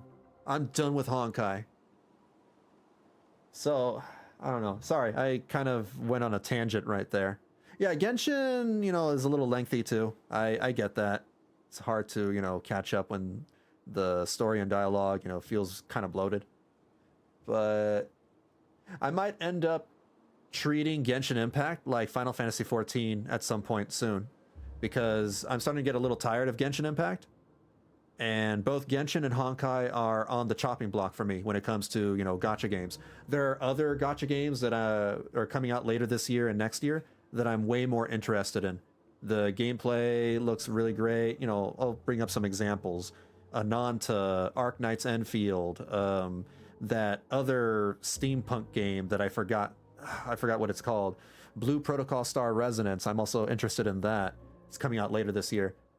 There are so many games that I want to try out and I'll likely end up liking, and I have to make the choice to quit some of these current gacha games that I'm playing. And I'm choosing to just, you know, stop playing the ones that I'm having the least amount of fun with, and that happens to be Genshin and Honkai. That said, I do still enjoy Genshin's story, so what I'll do is probably treat it like Final Fantasy XIV, and maybe just play Genshin once a year to catch up on story, because that's what I do with Final Fantasy now. I, you know, once every year or two, I'll log in to that game, I'll catch up on all the story, and then I won't touch it for another year or so. I think that's going to be my plan with Genshin Impact. Oh, she got hurt though, didn't she? I heard it was pretty bad. Yeah, well, that's a given. But the moment she was on the mend, she got right back to practicing her sword work. I think you just have a permanent debuff. Every patch you play gets extended by like 4 hours. I heard Master suffered a grave injury once too. Lost an arm and a leg and still came back stronger than ever. Skirk's becoming more like him by the day.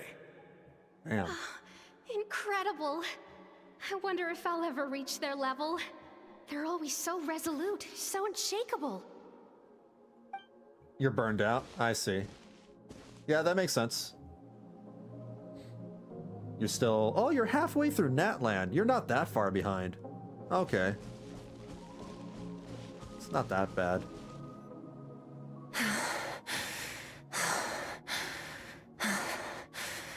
Pathetic. You're not even trying. You're so much weaker than you think. Yeah, get good. Skirk, have you become a positive light in this world?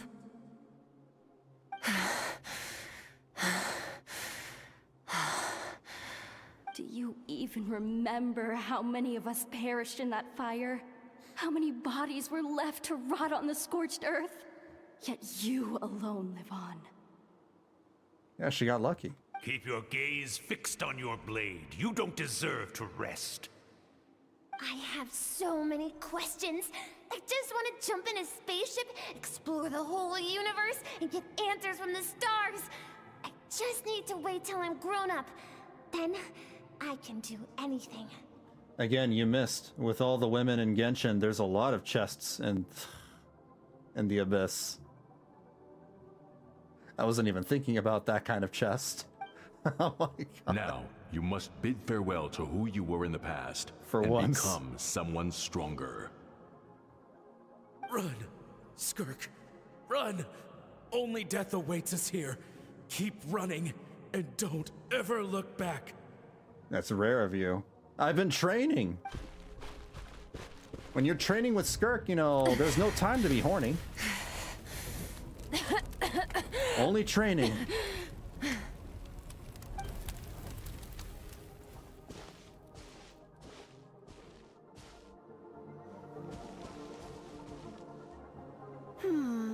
Let's see here. First things first, you need a new identity. Whoa, whoa, whoa! Alice? Alice? Why is Alice here? Going around telling people you're from somewhere beyond the stars won't do, now will it? How about saying you hail from beneath the earth instead?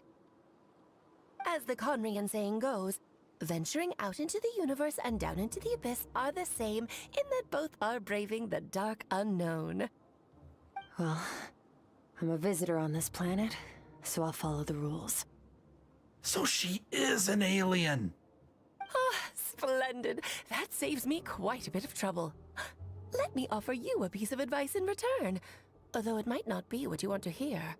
They haven't really confirmed that, they haven't explicitly said she's from Khaenri'ah. But she's probably from Khaenri'ah, right? I know the pursuit of strength is important to you, but taking a moment for yourself every once in a while is never a bad idea. Yeah, I mean, everyone from Khaenri'ah is an alien to Teyvat.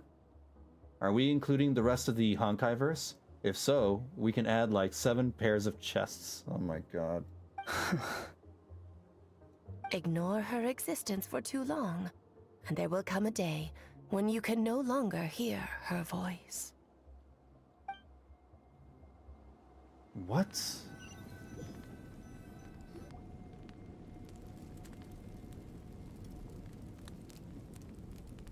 Don't forget about Cantarella's chest. Oh, when I'm playing Woo-Wah, I cannot forget Cantarella's chest. That thing is massive. The dream is over. I can hear the crackling of a fire in the distance, and there's a fragrant aroma in the air. Grilled meat. You're awake! Ah! I'm in Skyrim. Ah, you're finally awake. Right? Ta-da! A barbecue feast just for you. I'm starving. Of course you are. That's why Skirk and Paimon got this all ready for you. From a bubble world? That's also possible. I don't even know what that is, but sure. You two, so you're best friends now? Ah, well, if you're around someone long enough, it's bound to happen. Plus, Skirk can cook. So, Paimon decided she can forget the whole Ice Queen thing. Paimon's not one to hold a grudge. They became friends? Here's an idea. Let's save the chit-chat until after the meal. I don't believe it. It's like I skipped a few episodes and I missed out on a lot of character growth. So full. Okay, it's Paimon's turn to sleep now. Wake her up when it's time to go. Okay. There is one thing that I wish this new Paimon would have kept from the OG Chinese Paimon, I have good or news. Japanese rather, is the hee-hee. I miss the hee-hee from Japanese Paimon. When I listened to the Japanese dub, and I played it for a couple of months, that was my favorite thing about the voice acting, is her adorable little hee-hee. Paimon, she would be like, hee-hee, hee-hee, in the cutest way possible, and it's like, oh, she's a little angel. I can't make fun of her anymore. This new one doesn't go hee-hee, so, oh well. First, your training is complete. You have what it takes to wield immense power. Now it's just a matter of putting it into practice. Continue to learn from your journey and hone your skills against formidable opponents. Second, I've located the culprit we've been searching for.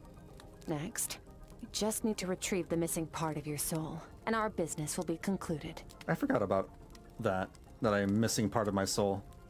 When Ajax trained with me, he once told me he was bursting with questions.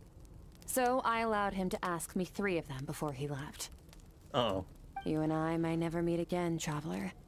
So if there's anything you want to ask me, now's your opportunity.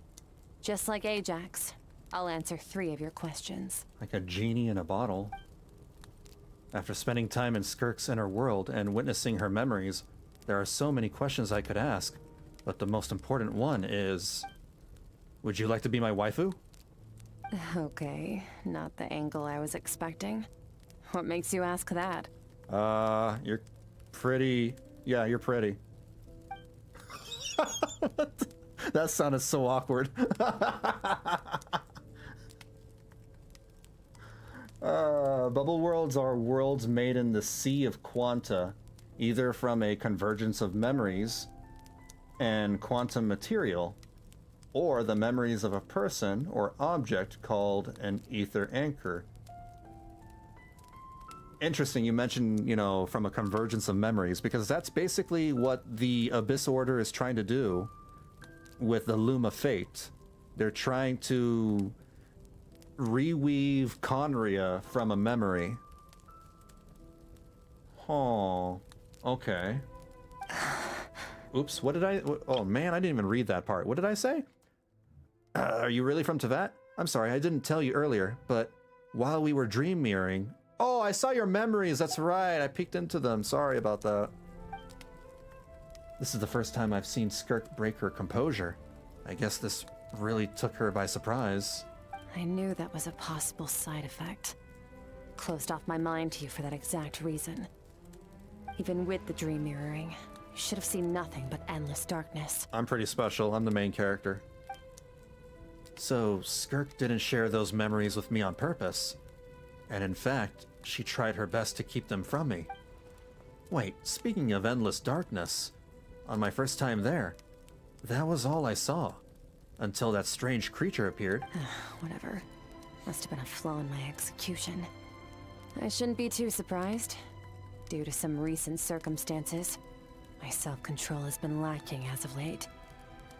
Since you've seen what you've seen, there's no reason to hide the truth. All I ask is that you keep it a secret. That's a really good angle. That arch on her back. Holy moly. No, I'm not from Teyvat. I'm from a different planet. Ah. There was a time when I journeyed through the stars. A lot like you in some ways. We're both aliens. Like me? Do you mean you're also a descender? No, we're different in that respect. Oh? You're influencing the fate of this world. But me, I'm just passing through. Several hundred years ago, my master, Sertologi, opened the border between worlds and sent me here. But this is not my home. And one day, I'll return to the vast unknown of space. So, there you have it. On to your second question.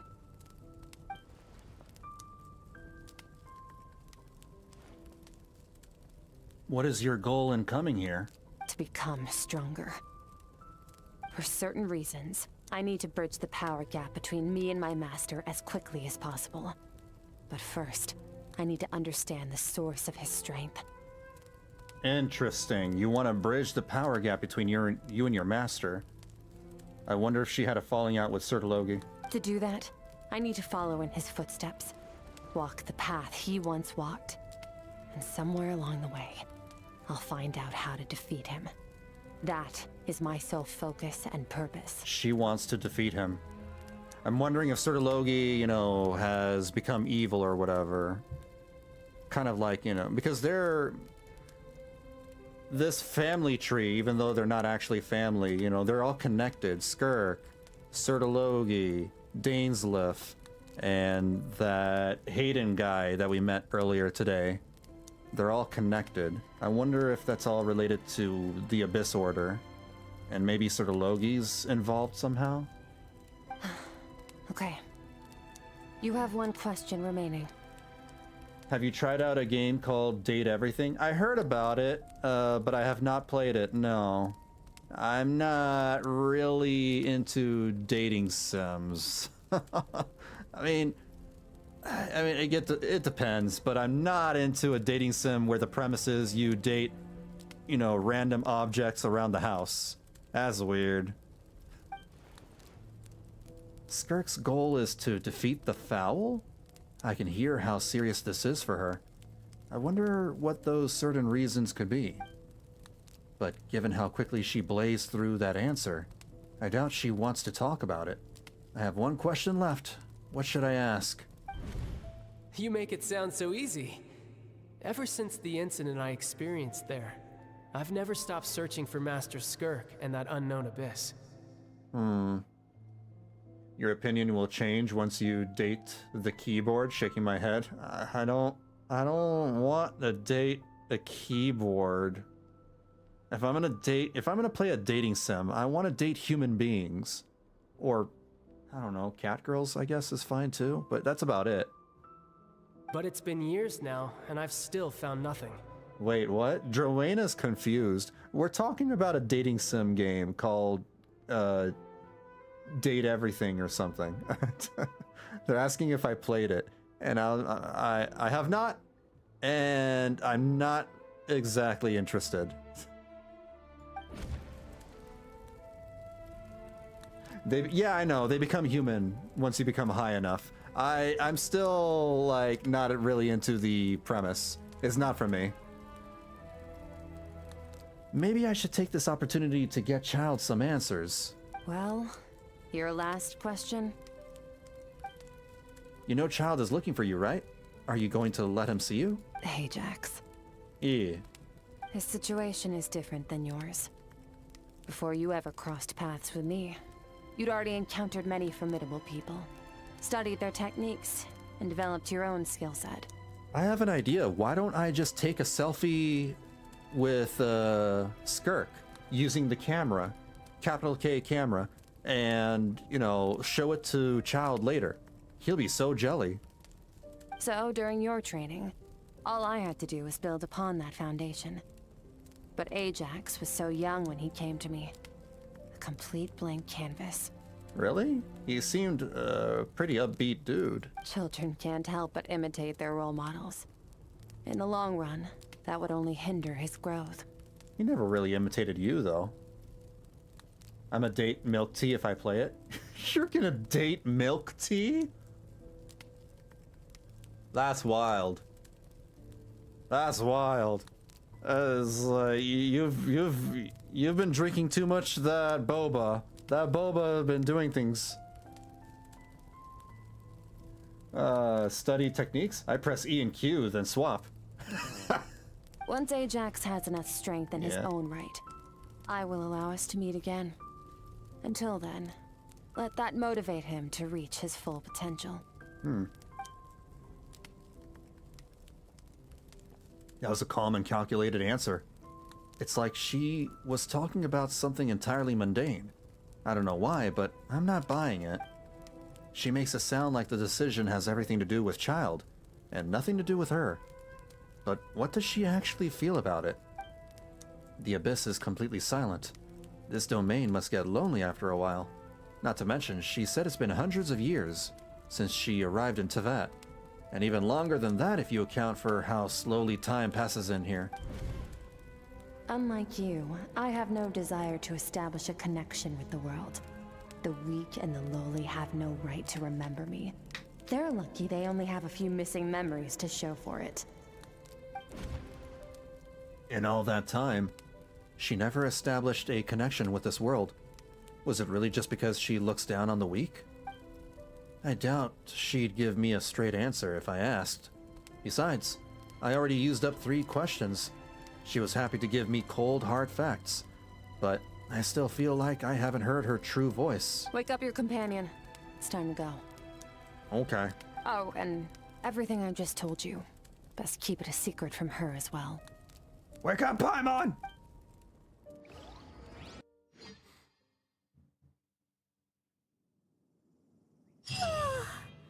Time to go. Oh, finally. Where are we headed? Just follow me. I'll open an abyssal rift close to the culprit's location. It will take us to where he's hiding. Man, it's so bright here. We've been in that, you know, abyss, hyperbolic time chamber place. And oh my god, it's like walking into the Genshin Impact loading screen. It's so bright. Go over here.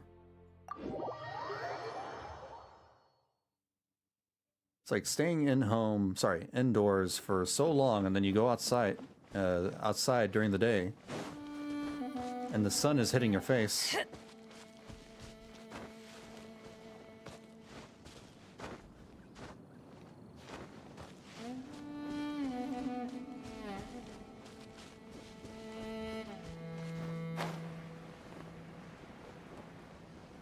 Am I going the right way? Probably below? Where in the world? Where are we going? Go to where the culprit is hiding. Where am I going? Now it's up? I'm so confused. It's telling me to go up now?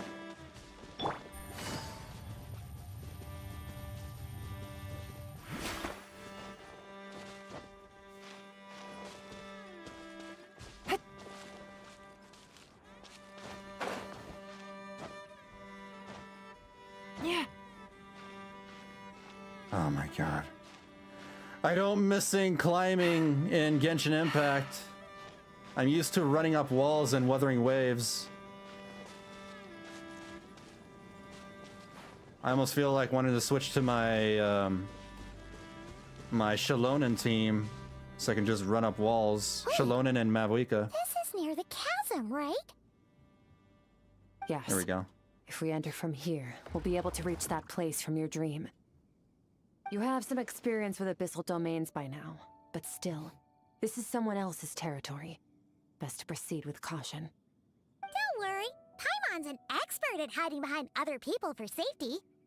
Oh, but, that means you need to stay safe, traveler. I will. All right. Remember your training. Time to put it to use. Yeah, I mean, we can run up walls in Genshin, but only with Shalonen and Mavuika. And even then, it feels nerfed when you're outside of Natland, so kind of a slap in the face.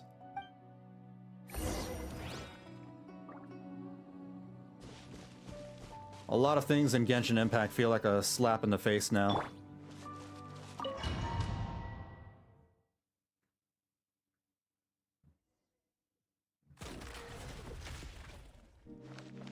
Oh.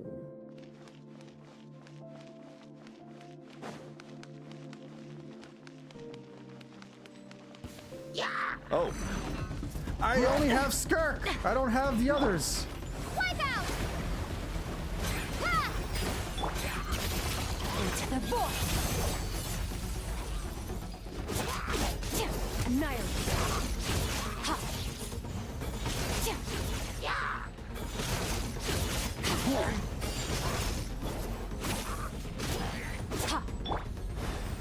I just have a water gun!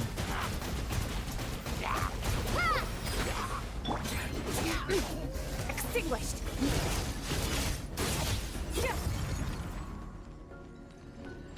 I just have a water gun.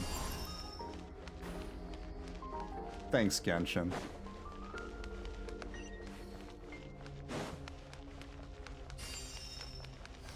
Whoa! Look at all these spikes! Oh. Careful! Don't get hit! You know what? Paimon's just gonna float behind you. Come on, Man. you got this. Along the way! Go! Nice!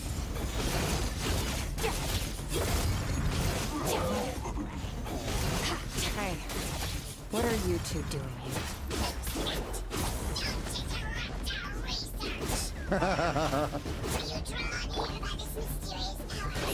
Dusty. I forgot, that's what they sound like. Let's press on. I got this.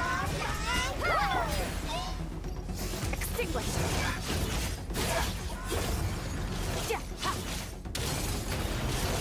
Power!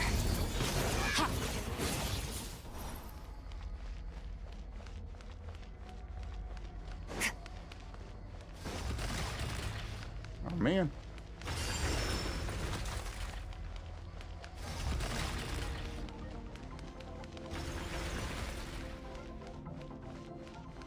And I run out of stamina so fast too.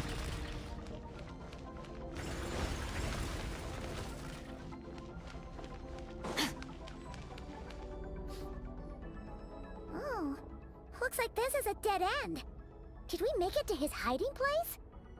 Ugh, this fog is making it impossible to see anything. You should probably turn off, you know, volumetric fog then. This should be the place where you were attacked, traveler. The missing part of your soul should be nearby. Can you sense where it is?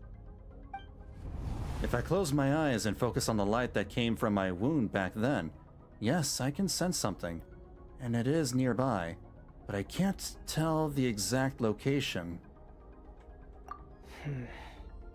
Our opponent must have covered his tracks just in case. Otherwise, you should have sensed it much more strongly. Interesting transformation you have right there. Hold on! Look! The spikes are back! Stay calm. Let's hold back a little. Give our enemy some wiggle room so we can see what we're dealing with. If you're too reckless, we might be playing right into his hands. Our enemy took part of your soul for a reason. It's likely he integrated it into his attack somehow. If we're smart about this, we can track it down. Oh, then he's not going to be that much stronger because the Traveler is pretty weak. Base Traveler is still weak. And lame.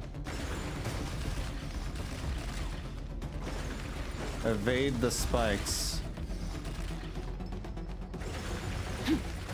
Owie! Oh.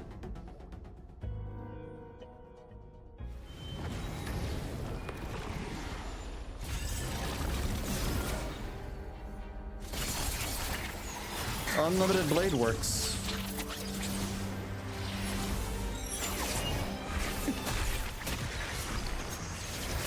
Whoa, is she flying around? From the start, the attacks have been focused on me. Can I fly? I want to Trying fly. to break through my defenses? I see.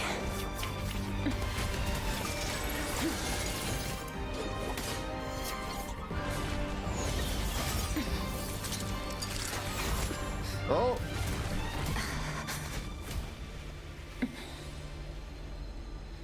She's gonna pretend that, like, that doesn't hurt her or something?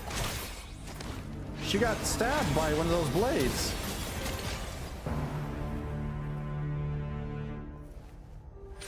Oh, okay, alright. She's used to the pain. My soul? Oh. There. I got it back. I'm no longer a 3-star character. I'm back to being a 4-star. Or a fake 5-star. Skirk! 4.5 star. What happened? It looked like Skirk just got... In the Guili Plains, you asked me why this enemy chose you as his target. Wait a minute. What is up with that look now? She has a different look. And it's neither, you know, her base form or her transformation. Now, the answer is clear. It's not just the fact that your strength is impressive. It's also because of your ability to, as you put it, purify abyssal power. Whatever that actually means. The fact is, that ability allowed him to do something that should have been completely impossible. Okay, never mind. I think it's just to, you know, cover her wound. Namely, break through my defenses and steal my power. Oh, so you were his real target? No. He couldn't have known I'd come to his domain. He only stole your soul fragment because he knew the value of its power. I doubt he expected it to come in handy so soon. Call it fate if you want. I believe that's the term they use in this world for arbitrary coincidences like this. In any case, it works to our advantage. Once I realized what he was using that power for, it gave me the chance to get back what you lost. But you... I'll cope. Copium, okay. Well, done gorging? Good. Time to answer some questions. How did you get the power of the all-devouring narwhal? The all-devouring narwhal? The boss. Oh, of course! Yeah, we've been farming it. Paimon knew that spike thing looked familiar. It looks just like that narwhal's horn! Oh. I highly doubt you acquired that power through your own strength. Tell me I'm wrong. They took her pet. You're desperate enough to scour the land for god remains and whatever vestiges of power you can find. That alone proves you wouldn't be able to defeat a creature like that. Which leaves one possibility. You know my master, the Foul, Sertologi. The Foul? Dares call him foul?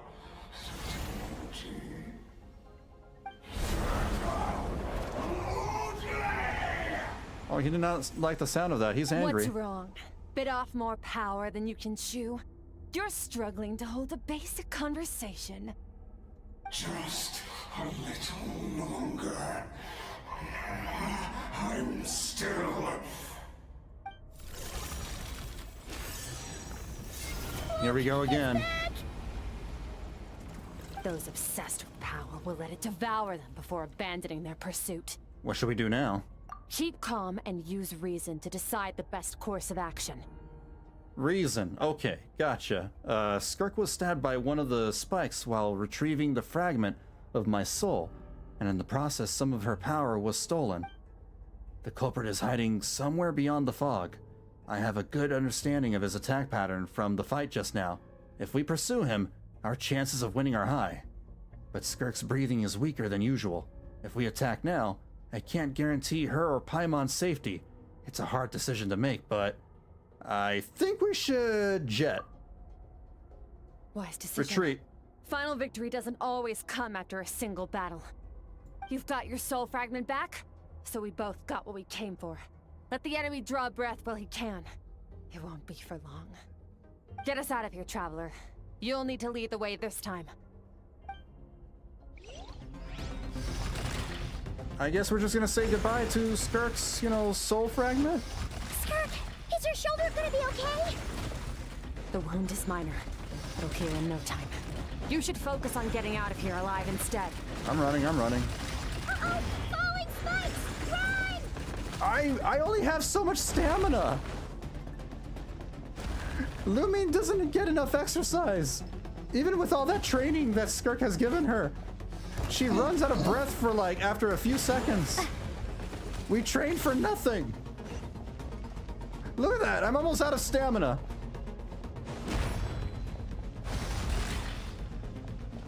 Watch out! Looks like this place is about to collapse!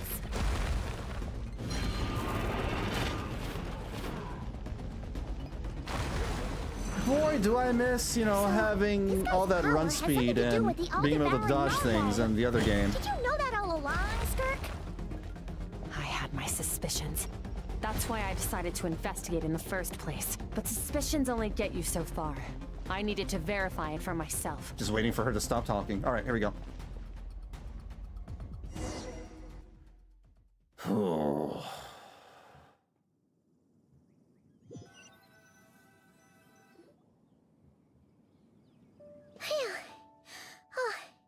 We should be safe here, right? I no longer sense his presence. Can't have followed us out of that abyssal domain. Weaklings like him will find that my power is not so easily controlled. He won't be leaving that place until he's managed to digest it. The all-devouring narwhal. With its power, he even managed to steal from you of all people. Are you weaker? As a result? Oh man, did you just get nerfed? You seem surprised. I suppose that's fair. You've seen but a fraction of what that whale is capable of. That gaping maw could swallow a planet whole. It's called the all-devouring narwhal for a reason. Devouring is what it does best. It can extract power from anything, dead or alive, as long as it manages to make physical contact. Damn. That boss was crazy. Yeah. When we had our run-in with that thing, Neuvillette mentioned that it has an instinct to devour. Yeah. Your dragon friend recognized the nature of its abilities and used the power of Hydro to protect you. That worked because it was in a satiated state, so it was somewhat less aggressive than usual. Less aggressive? It's a different story when it has no more power to feed off of. That's when its true voracious nature kicks in.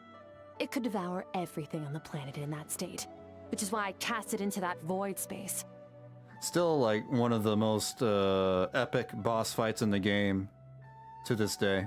But I hadn't counted on there being anyone left on this planet capable of wielding its power. To me, that says he must have encountered the whale a long time ago. Meaning, he must have known my master. Yeah, hearing you say the foul definitely got a reaction out of him. Exactly. He was crashing out. Told me everything I needed to know. Didn't like Hence you why I mentioning said the foul. We both got what we came for. And I believe that brings our transaction to an end. Now that you're whole again, you can get back to your own journey. I'll handle the rest of this situation myself. You sure? No way! We can't leave now! Something was stolen from you because of us! We have to help you get it back! It's gonna be a vicious cycle. Next time we get in there, she'll retrieve her soul fragment, and then they'll steal Paimon's power. Oh wait, Paimon doesn't have any power. It'll be fine. This isn't my first taste of failure or losing power. When you fall, you get back up again and become stronger. That's how it is. But what if that monster finds you before you're all better? Plus, how are you gonna get home? It's not like you can just go swoosh and open a door to the abyss again. Not without your full strength. So, sticking with us for the time being doesn't sound so bad, does it? It's not out of pity. You said I don't want to be in your debt, so I still am. Fair enough. Then take this. What is it? A bag of Mora. Nothing in this world is free. I know that much. Money? I'll leave the planning to you. Hurry up and decide where to go. We shouldn't linger. Wait, what? We should take Skirk somewhere she can rest. But where? Oh, money for the pharmacy. Okay, go to Boo Boo Pharmacy. Skirk wouldn't like being around a lot of people. Oh wait! Baiju said we could rest in the back room of the pharmacy, didn't he? Let's head there! The outfit's really different, isn't it? Hold on. Aww.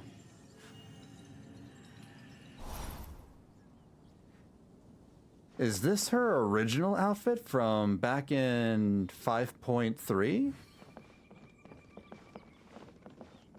It might be. Yeah, I think that might be her original outfit from way back then. Interesting. All right, well. They should make that a costume or an outfit that you can switch to. Because some people prefer the original design.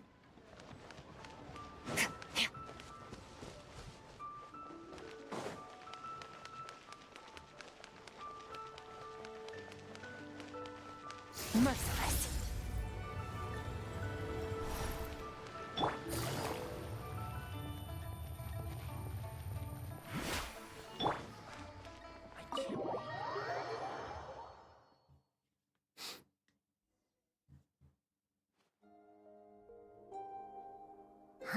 This bag from Skirk has a ton of Mora in it.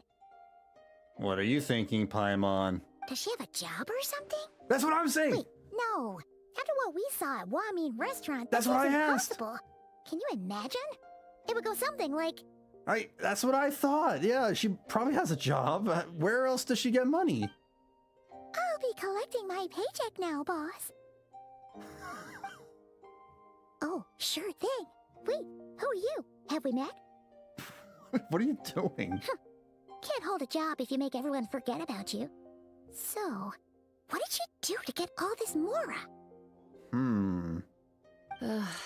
Claimed some buried treasure, took care of a few monsters that were causing trouble. Nothing untoward. It's safe to use. Oh, I was gonna say, maybe she's a streamer. You heard all that? A sonorous voice like yours is hard to miss. I wouldn't be surprised if the sound of it traveled to the nearest mountaintop. No, that wouldn't work either, because if she was streaming, she would make people constantly forget about her, and she wouldn't be able to rack up followers that way, or subs. Never mind. Then, did you by chance happen to hear Paimon's little, joke earlier? You mean when you called me Frosty the Lavender Melon?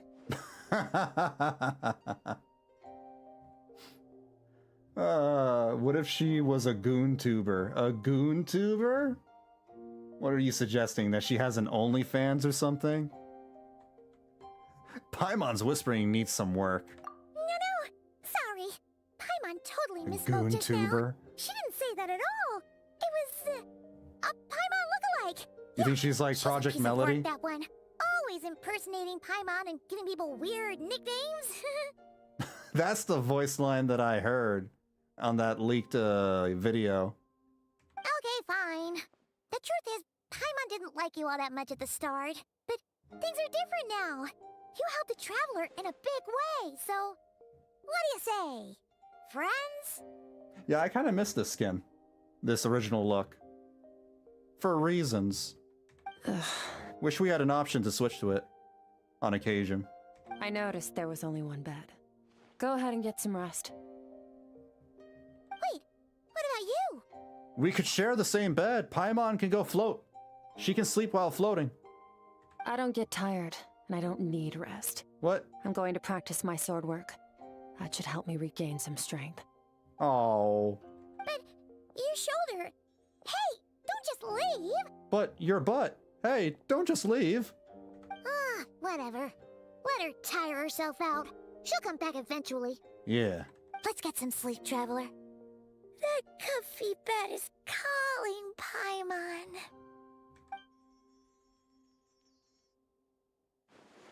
Skirk is stubborn. Even if I tried to convince her to take it easy, I doubt she'd listen. Paimon is right. Skirk will stop and take a break once she gets tired. I hope. I should just get some sleep. Quantonly fans. Quantonly.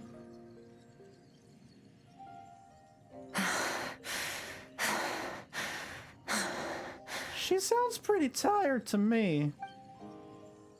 You sure you don't want to, rest on the bed, Skirk?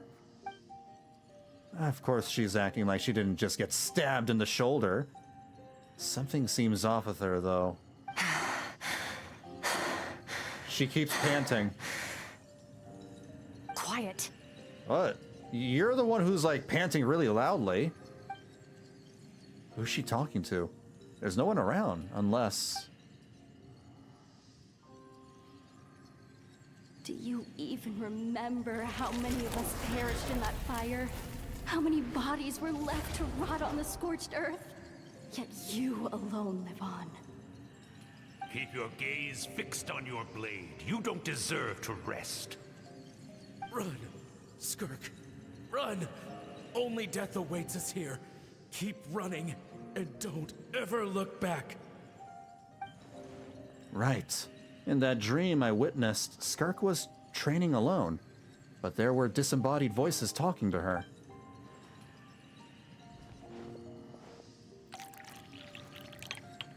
One of them mentioned a fire. I wonder what happened exactly. If only she could just talk to us. She's closed herself off. She doesn't want any friends. She doesn't want to feel vulnerable. Getting an early night's sleep is the best. That bed was so comfy. Classic Batman problems. Wait, Skirk? Have you been sitting out here the whole night? The bed's all yours if you want it. Recovered your strength yet? About 60%.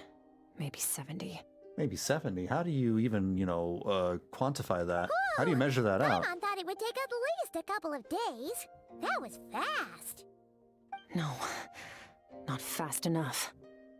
That's 20% less than last time. Oh. Same training regimen. She's back in her original her outfit. Nothing felt different. The new one. But somehow, the outcome fell short. The one that we're used to. Maybe it's because of the spike that stabbed you. No, I think the problem's with me. I need to meditate for the next 2 days. Deep introspection should help me find the issue. Ooh, sounds intense. We'll watch over you in the meantime, then. Thanks. See you in 2 days. Do I have to wait 2 days? Oh, never mind. She's floating in the air like Paimon. She can also sleep while floating. Convenient.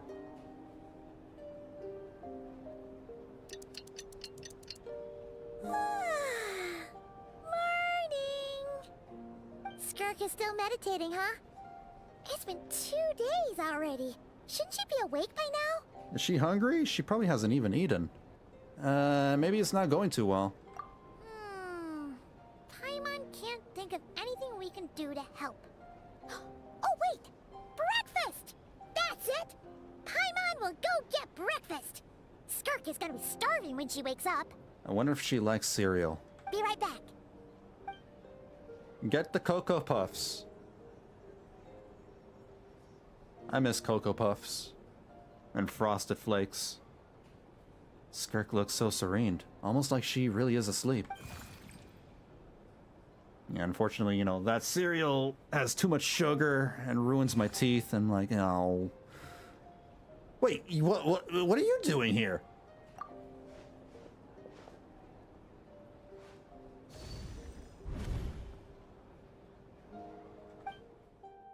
Are we memory diving again? Oh no, she didn't consent to this. She's not gonna like this.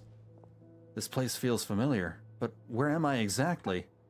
There are towering cliffs with withered trees and a strange river flowing from the horizon all the way here, but it's broken up several times along the way, with a waterfall at each breakpoint. On closer inspection, the color of the water is changing. The closer I get to the lower portion, the darker it becomes. Almost as if...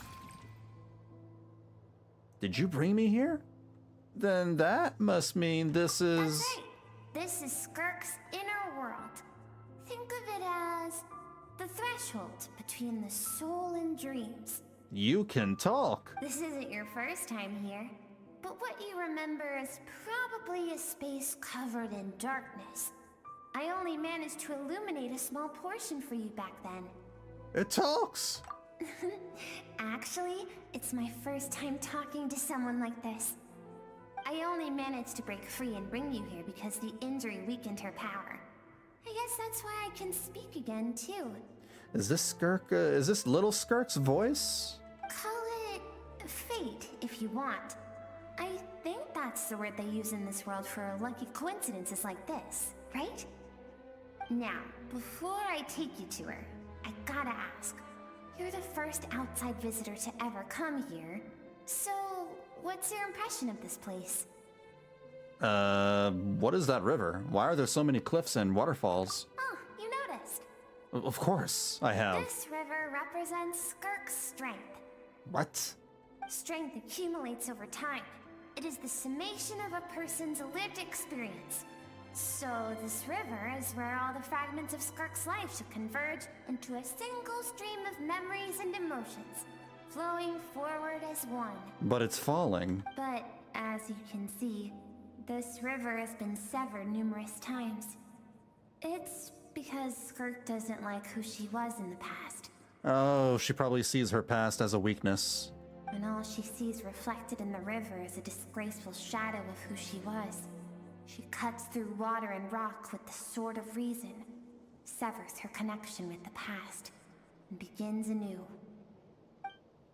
Wait, that reminds me of something. You must learn to shut out all the pointless emotion. Crush the self that makes you weak, and become master over your physical form. Yeah, Sotology, you know, hammered that into her. This isn't my first taste of failure or losing power. When you fall, you get back up again and become stronger. That's how it is. I see. So it was Sotology who taught Skirk to replace all emotion with reason. And since then, it's been a constant process of abandoning, refuting, and erasing her past self. I suppose that's the secret to her strength. But it's such a sad thing to think about. What has she been through? Why does it have to be this way? The answer to one mystery invites another question, I see. So she can climb, you know, the ELO ladder. Let's follow the river upstream. There among the cliffs, among the memories etched into her heart, lies the truth of it all. Soon, you'll understand everything. She saw her past self and she's like, that was the loser that would not win a single League of Legends match.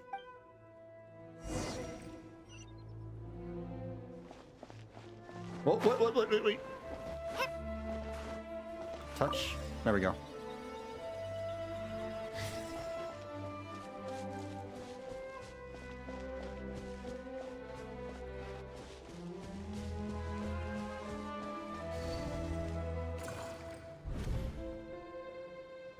Oh. This looks like a coastline. Huh. I recognized a drawing on the sand. Wait, isn't that the picture I drew for Paimon? Why is it showing up in Skirk's memories? Maybe she happened to pass by it. I've always thought that, even when falling leaves don't come from the same tree, they can still form bonds of kinship when they meet. Like meteors, you both made a journey through the stars. Both travelers who have landed on a planet that is not your home. Yet, when she first noticed your presence, although she hesitated for a moment, she still chose to walk away, indifferent as ever. Why? If I think about it, it's not surprising at all. After what happened at Wanmin Restaurant, it's obvious she prefers to disappear from other people's lives. She hasn't seen Child in years either. I doubt she's ever made a connection with this world of her own volition. What I'm seeing now is a microcosm of her entire life. Seems like you've answered your own question. Skirk sees herself as a trespasser in this world. She's made a conscious choice to avoid altering its path. But the reason for that decision stems from events much earlier on in her life. Let's keep going. It's still a long way to the source of the river. Why am I constantly in low health? It's really bad.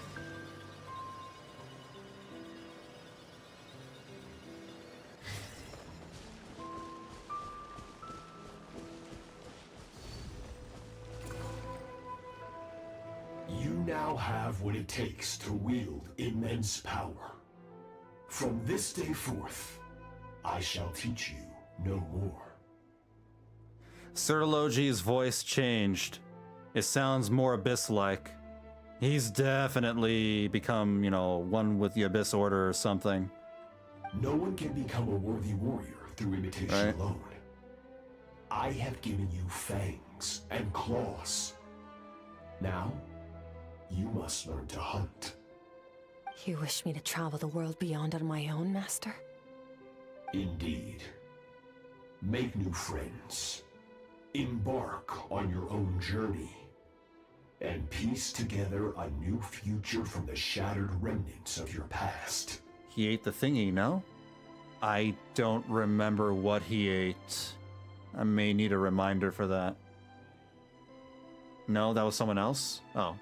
We will still have contact through the Abyss. But know this. One day, I will take the life you worked so hard to rebuild and reduce it to ashes. Just like the fire that haunts your mind. He definitely is Abyss now. Look at that. That's him. That's Sertologi now. What? Why do you do that? I have told you before. Fear is the catalyst for human evolution. He's one of those weirdos that, you know, think, you know, inflicting the most dramatic trauma, the most traumatic pain possible would make one stronger. So he's probably thinking, oh, if I just train my disciple and have a connection with them, and if I kill them, oh, that would make me stronger. You have tasted loss. You have known fear so deep it can be felt in the bones. This is like a Star Wars thing. This is like the Sith thing. You know, the Sith Lords? I don't know a whole lot of Star Wars. I'm not a Star Wars guy, but I know the Sith Lords are crazy like that. But as living beings, we all have an instinct to detach from that which harms us. And thus, pain dampens over time. And the acrid taste of fear becomes but a distant memory.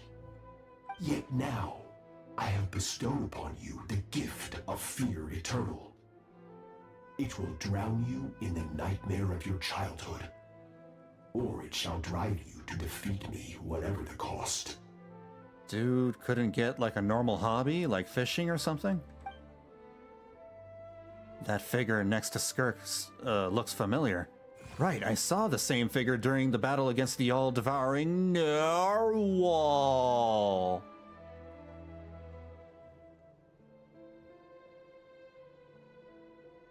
What?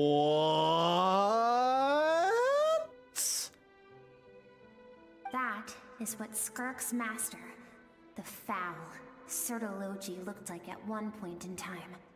Wait, we fought Sertologi? That was Sertologi that we fought in the Narwhal boss fight? That night?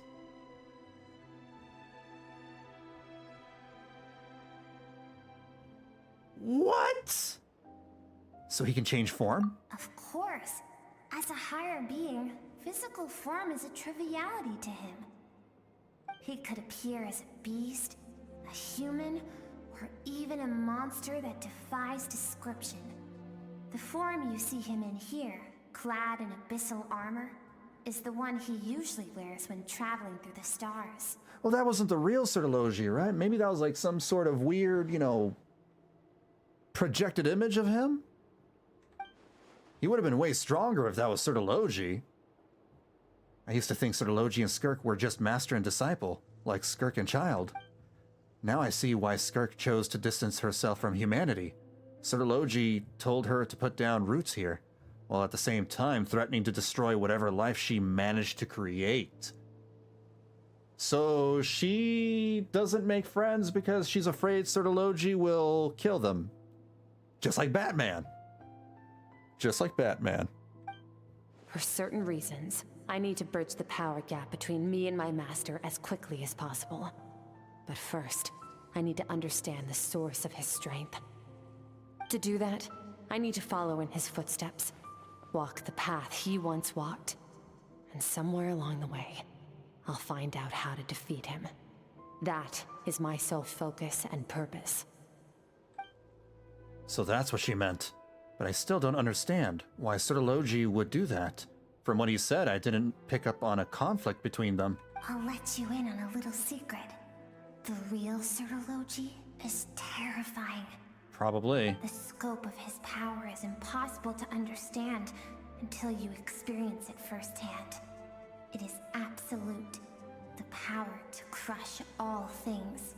So that wasn't the real Sertologi, that's just an image of him that we fought. Shall we keep going? Let's see. We're about halfway there. Need to run, have fun, and rest well? Alright, take care, Itchmug. I'll catch you later. Good luck with, work or whatever it is that you got going. I'll be back on Tuesday and Wednesday and Thursday.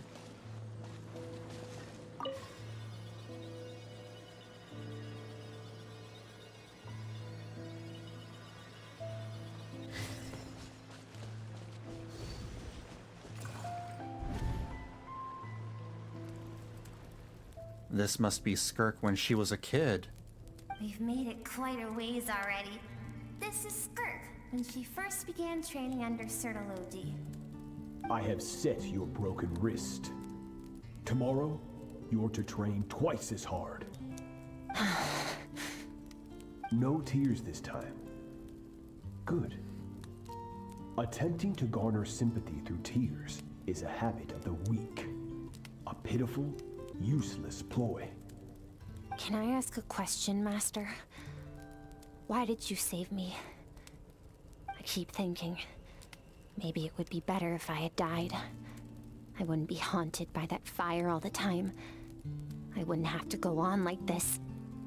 I saved you because I have a plan for you.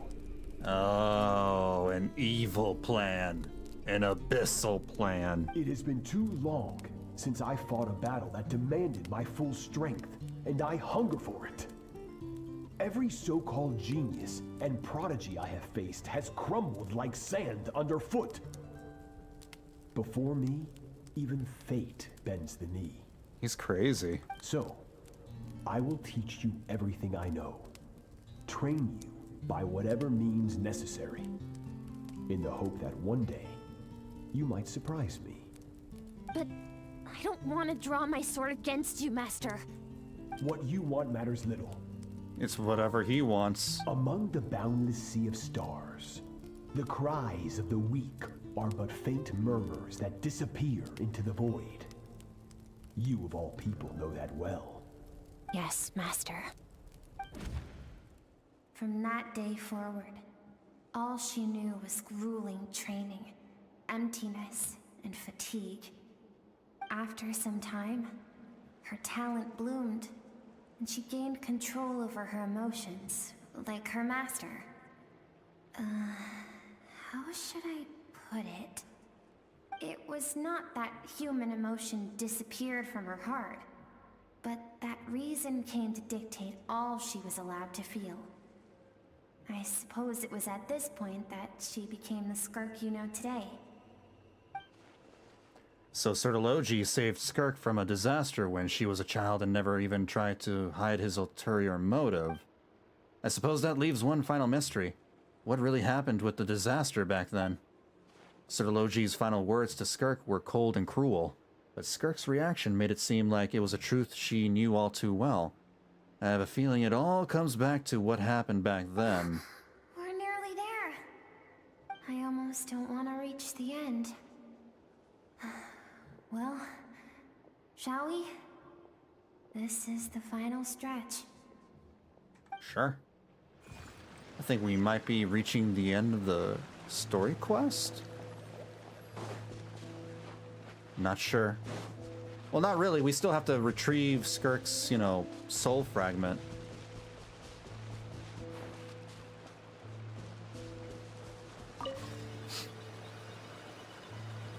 Bit of a lengthy one.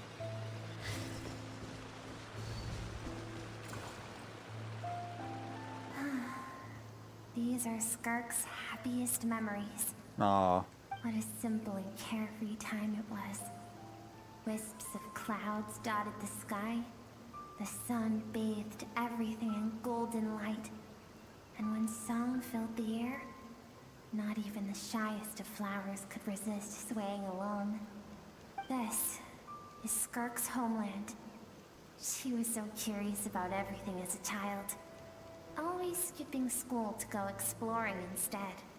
There was so much to discover. The treasures at the bottom of the sea. The secrets beyond the stars. And that merchant ship packed with adults wearing those strange clothes. Yes, the ship. That was the beginning of the end. Strange clothes. It was a spaceship. When it arrived, Oh. the people that disembarked wore smiles on their faces and spoke of friendship. A They spaceship. claimed to be merchants from a neighboring planet, looking to establish trade.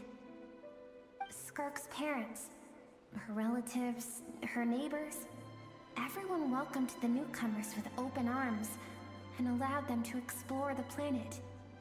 To them, the visitors were guests and should be treated with hospitality.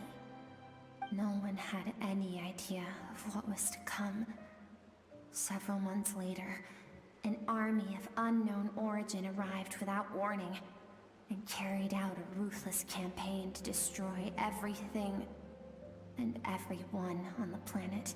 Oh. Skirk had skipped school that day, Well, like yeah. so many times before, so she was not Oh. caught in the immediate wave of destruction.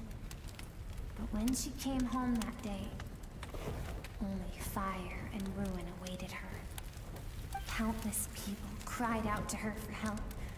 People she knew and loved. Friends and relatives. The little girl who lived next door. The shop owner with the bad leg. The bad-tempered teacher she had made fun of just that morning. Their lives were discarded like worthless trash as the fire consumed one life after another. Skirk was helpless. All she could do was run. And so she did. She kept running until an unexpected figure crossed her path. If Sertology hadn't been there in that moment, the fire would have claimed her life too. And there she would have remained, left to rot in the scorched earth, with no answer as to why any of this was happening. So why did those people destroy her homeland? Because she and her people were seen as a threat. Ooh, it's one of those situations, isn't it? A threat? Did they do something bad? As the initial merchant ship explored the planet, they discovered that it hadn't always had the condition to support life. Yet there was evidence of human activity, even during the periods of extreme heat or cold in the past. Further research revealed that, over time, the people of this planet had evolved the ability to adapt to any type of environment or energy source. For that reason, the outsiders viewed them as a potential threat, and decided to eliminate them before the threat could rear its head. And so, the army was called, and this the is so-called wild. danger was wiped from the face of the planet. So they killed them because they have the potential to evolve further than they can.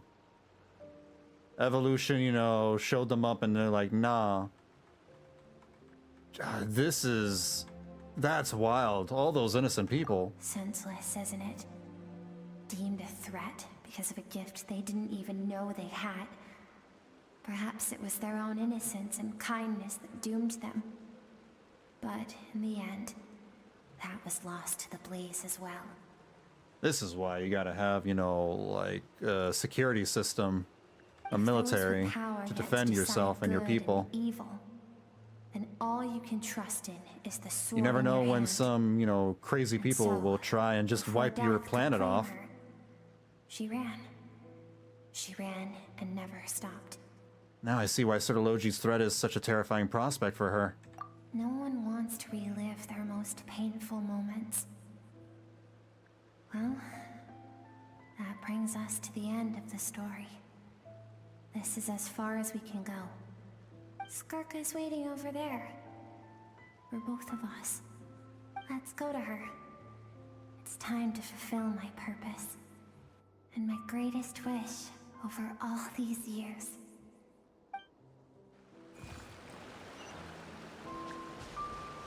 Okay.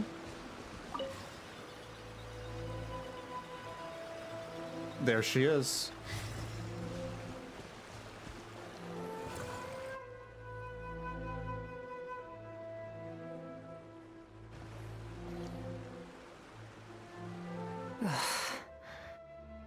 So all this, just so you could bring her here? I have things to say to you.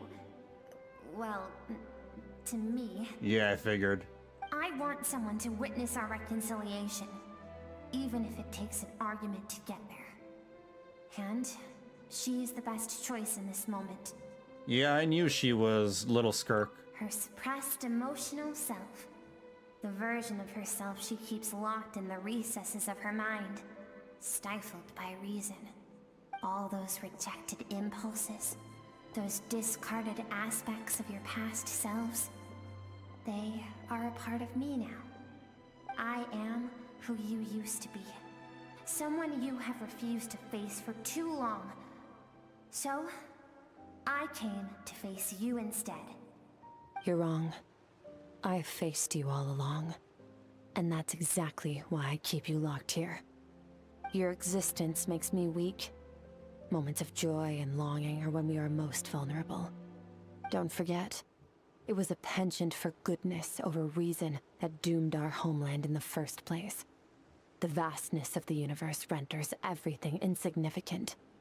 Our feelings most of all. I think, you know, that moment really drove her to an extreme. You know, that's what tends to happen to people when they're faced with a traumatic event like that. Even so, They're driven to learning from the extremes. mistakes of the past doesn't have to mean erasing everything. Yeah, you can... I understand, you know, learning to defend yourself or something. Strip Gaining power yourself to of defend your yourself. So-called weaknesses. But completely shutting yourself Emotions off? and kindness and empathy. And what makes you any different from the ruthless soldiers who slaughtered our people? The difference is that I'm doing what is right, what is necessary. I allow you to exist, but with limited freedom. That is the greatest kindness I can offer. I have shouldered everything you couldn't carry. I rose above the numbness and emptiness, and it was cold, unfeeling reason that brought me this far. It made me who I am. It made me strong. That is the problem. I want to shoulder those things together. On the grand scale of the entire universe, maybe our feelings are vanishingly small, but why should that mean they don't matter? Emotion gives warmth to the cold expanse of space. It gives meaning to the world around us. Think back to those nights of gazing at the stars, those afternoons of exploring the unknown. Think back and let them grant you peace. A brief respite from the pressure you put on yourself. This camera angle. That isn't what we need. Oh. Exactly Rejected. what we need. Unrejected. Aren't you curious about why recovering your strength has taken longer than normal this time? Finally, you get to the important part. That is the only answer I came here to find. Then look around. Look at your inner world. You cast aside your dreams and curiosity, and in doing so, you lost your original motivation. You severed all connection to who you used to be, so you can no longer draw strength from your past. Now, the only things driving you forward are fear and survivor's guilt. But these cannot take you far enough. And so, this river, the source of your strength, grows more polluted by the day. And do you think that means I should seek help from a weak little thing like you? Your emotional self isn't weak. The fact that she transcended time and broke free from her constraints to come and face you, that proves it. Thank you for saying that. I knew bringing you here would be the right choice. There are some people who are a little more emotional than Skirk here, who are super powerful. I mean, look at Arlecchino. Arlecchino is, you know, she's not completely closing herself off. To be honest, I'm not here to argue with you. This isn't about who's right or wrong. And in fact, I agree that in order to make it through the wake of that tragedy, we had to distance ourselves from the pain through reason over emotion. But what is right at one point in time isn't always right forever. I know you will never forget that fire. I know the fact that you were the sole survivor fills you with guilt. And I know that among the voices that haunt you, mine is there too. Because deep down, you know that you didn't turn out to be the person you wanted to be.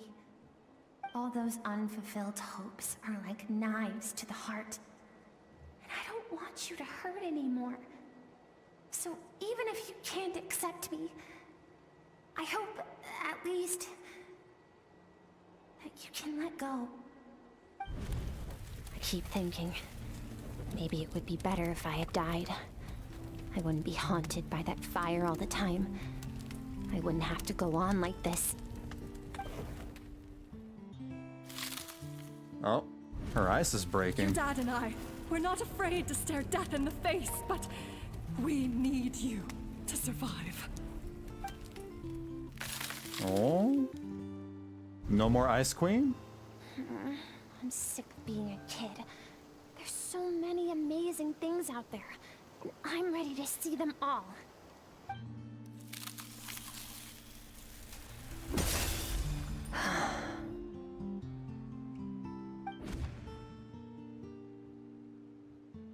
Did we get through to her?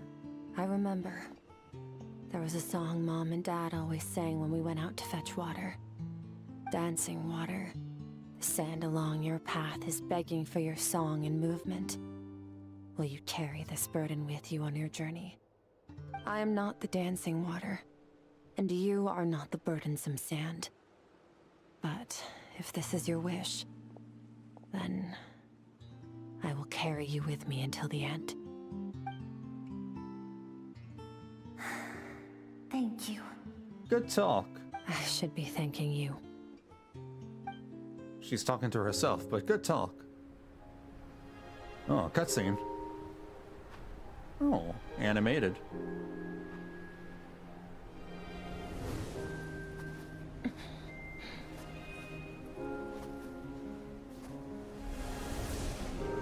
Run, Skirk, run!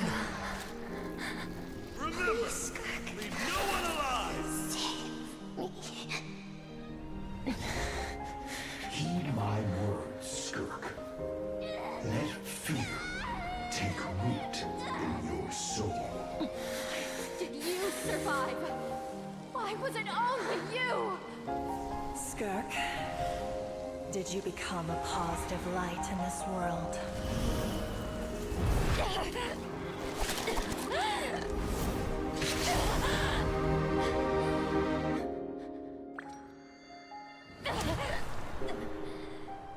Hey, this doesn't have to be the end.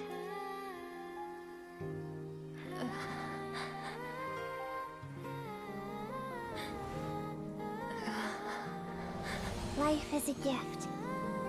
Don't let darkness claim it.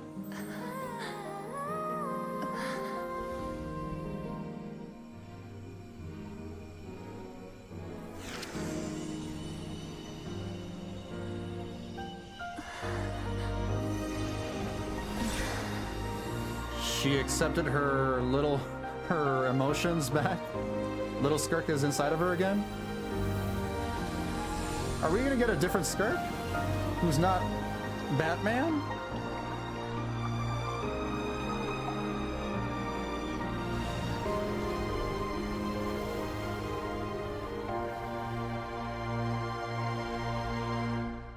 It's gonna be so weird if we suddenly got a Skirk that's cracking jokes. So, you saw my memories then? No, she's still the same.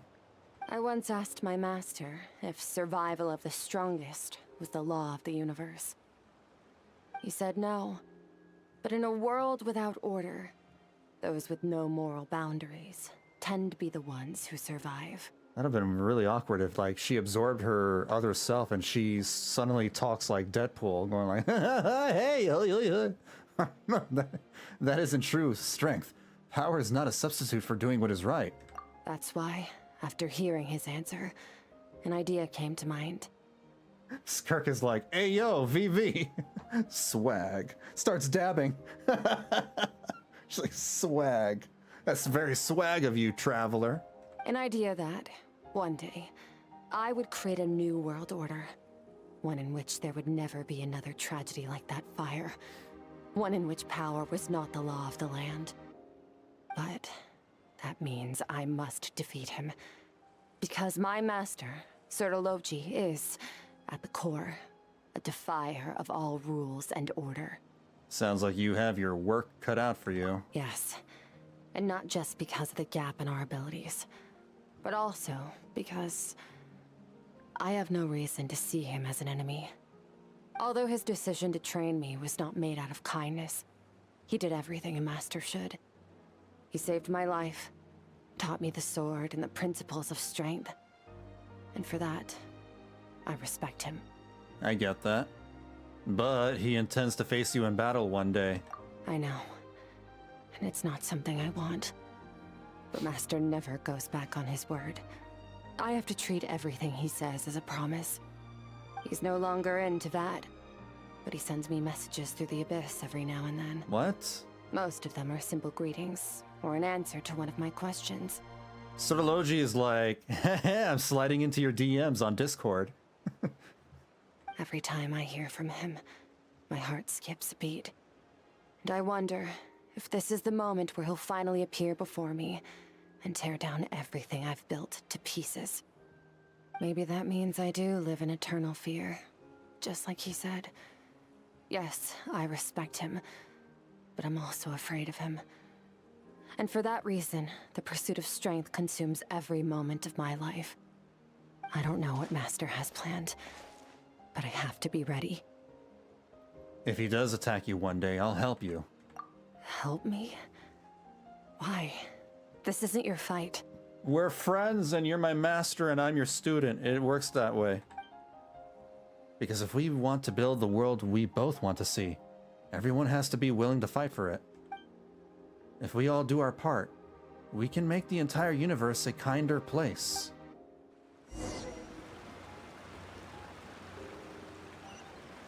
Yeah. That's a beautiful visual. That's pretty cool. Ready to go? Skirk gazes into the distant sky. There's nothing else to do here. Let's leave.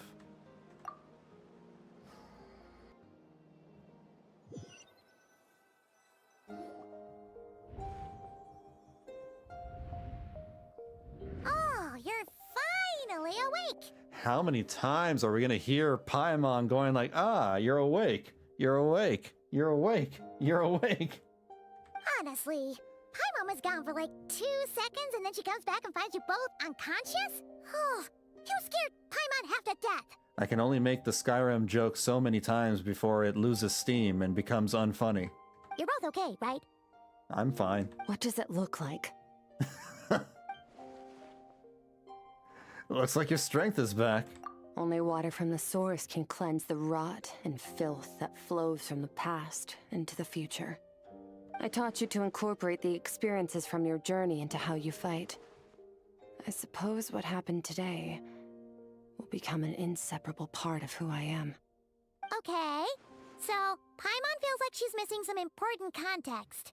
Oh yeah, we were like dreaming together. But whatever. Paimon brought back tons of delicious snacks. Let's dig in. Oh. The three of you enjoy the snacks. All right.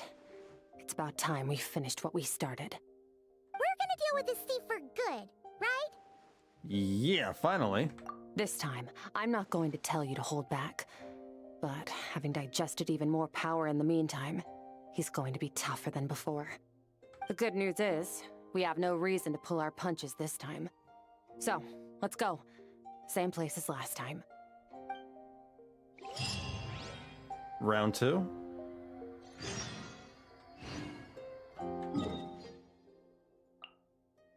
All right. Time to put in another quarter into the arcade machine and retry again. Kids don't know about that. Kids don't know about the arcade.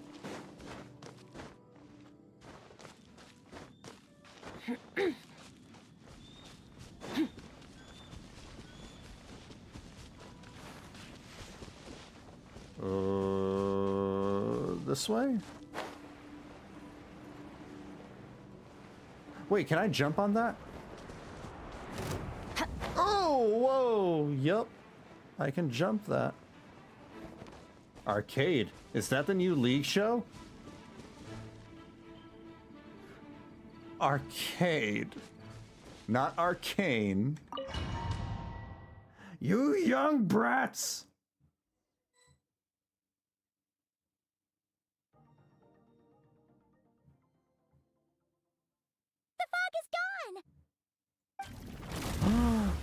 Oh, Sorology. Wait, isn't that the form the all-devouring narwhal changed into?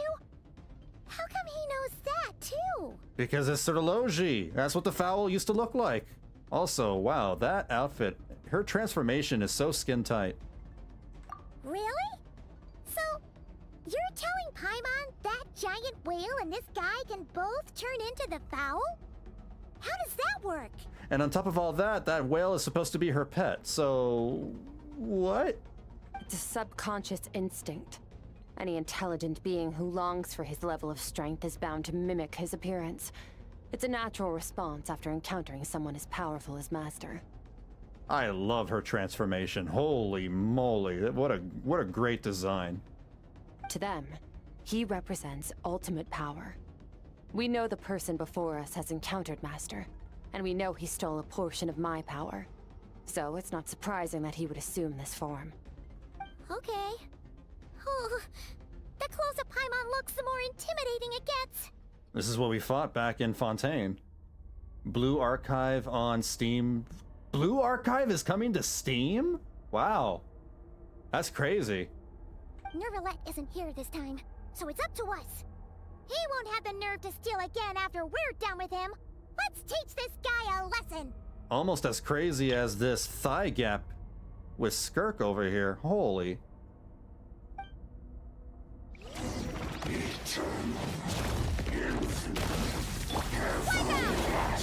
Water jet! Paradigm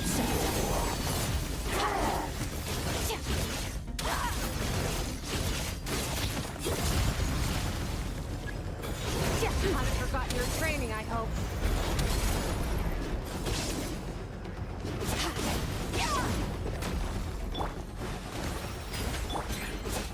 Annihilate. Power.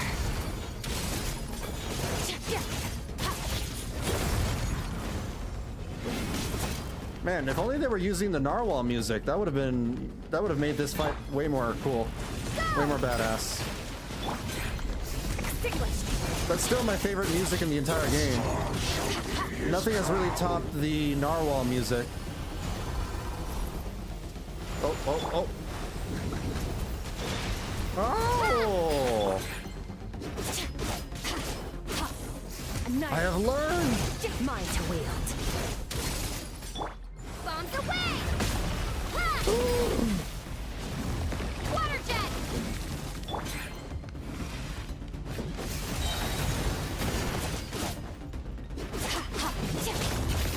Another star goes out! Oh, so close. Beyond this world.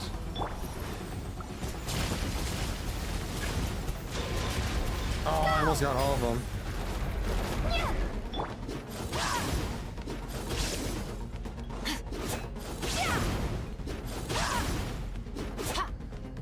Oh, I ran out of stamina. Oh, where'd he go? End it. Paradigm shift.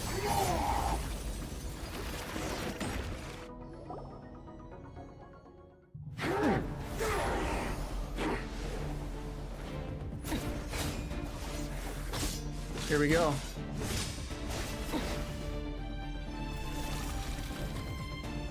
Oh, watch out! This isn't voiced. Darn it. Haven't had enough of my power.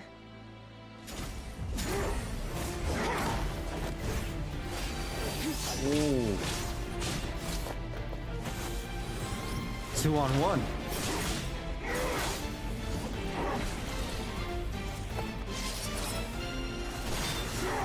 Wow, for once my powers are useful here.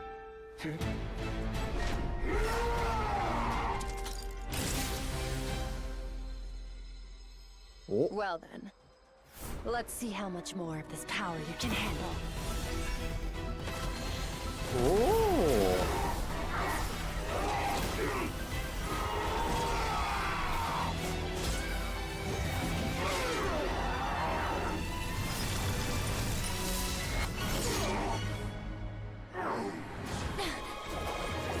A test of your reflexes.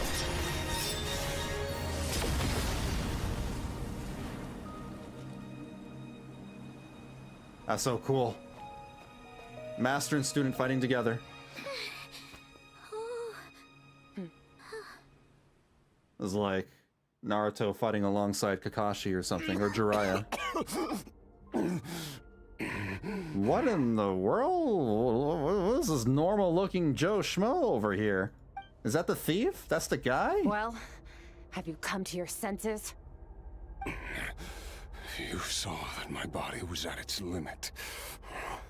So, you deliberately channeled your power into me, knowing that it would destroy my shell from within. What the heck? Can't wait to experience the cute and funny Blue Archive story on my 90, 80, and 16K Ultra HD. What, 90, 80? We're already that far? Damn. We skipped a few generations. Such power. Such keen battle instincts. So you must be. Bro, we beat his ass so badly that he's not rendering properly. Like, he's rendering at 240p. Skirk, Sertologi's disciple. How long has it been? How long has he been away from Teyvat? Hundreds of years. Hundreds? What's his relation with Sertology? Sorry. It's a lot to take in. I should introduce myself. I am Skofnungar. A friend Skofnungar? of your master and one of his followers. This is the first time I've heard your name, Skirk. But hundreds of years ago, I knew you existed. And I knew you would come here. Hundreds of years ago? Sounds like you and Master have quite the history. Care to tell us about it? Of course. Might as well take advantage of a clear head while I can. The story starts a long, long time ago. More backstory. He's got the Khaenri'ah eyes. I was born into a noble family in Khaenri'ah. Yeah, he's Khaenri'ah. As the eldest son, I was set to inherit our title. But I contracted an incurable illness as a child, and everyone gave up on me. In a galaxy far, far away. I trained the sword harder than anyone else, defeated all of my peers. But it was all in vain. When other people looked at me, all I saw in their eyes was pity, or a strange glee in my misfortune. Even my parents were just waiting for me to die.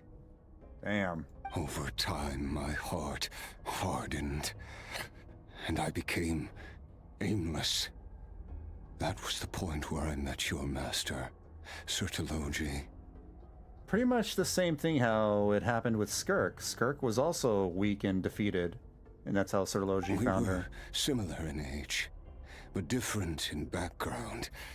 He was born in prison, the son of criminals who had been sentenced to death. He spent his childhood wandering the streets, facing more criticism than the literary works in the Universitas Magistrorum. Yet, he always wore a smile on his face, as if kindness and malice were one and the same, and he could not see the difference. I still remember what he said to me when we first met. You need to fight to survive. Even if it's a losing battle, it should light a fire under you. How can you sit back like this and go down without a fight? Dude's like a Saiyan. That does sound like something he would say. He was the first to acknowledge Sounds like Vegeta. that I was worth something. And he inspired me to keep going. When we sparred together, it was the first time I'd actually felt the thrill of combat. When I was 10, he stole forbidden research materials and managed to cure my illness. It was like there was nothing in this world he couldn't accomplish. When it came to the human form, he was always intent on pushing the boundaries of possibility. But somewhere along the way, I fell behind.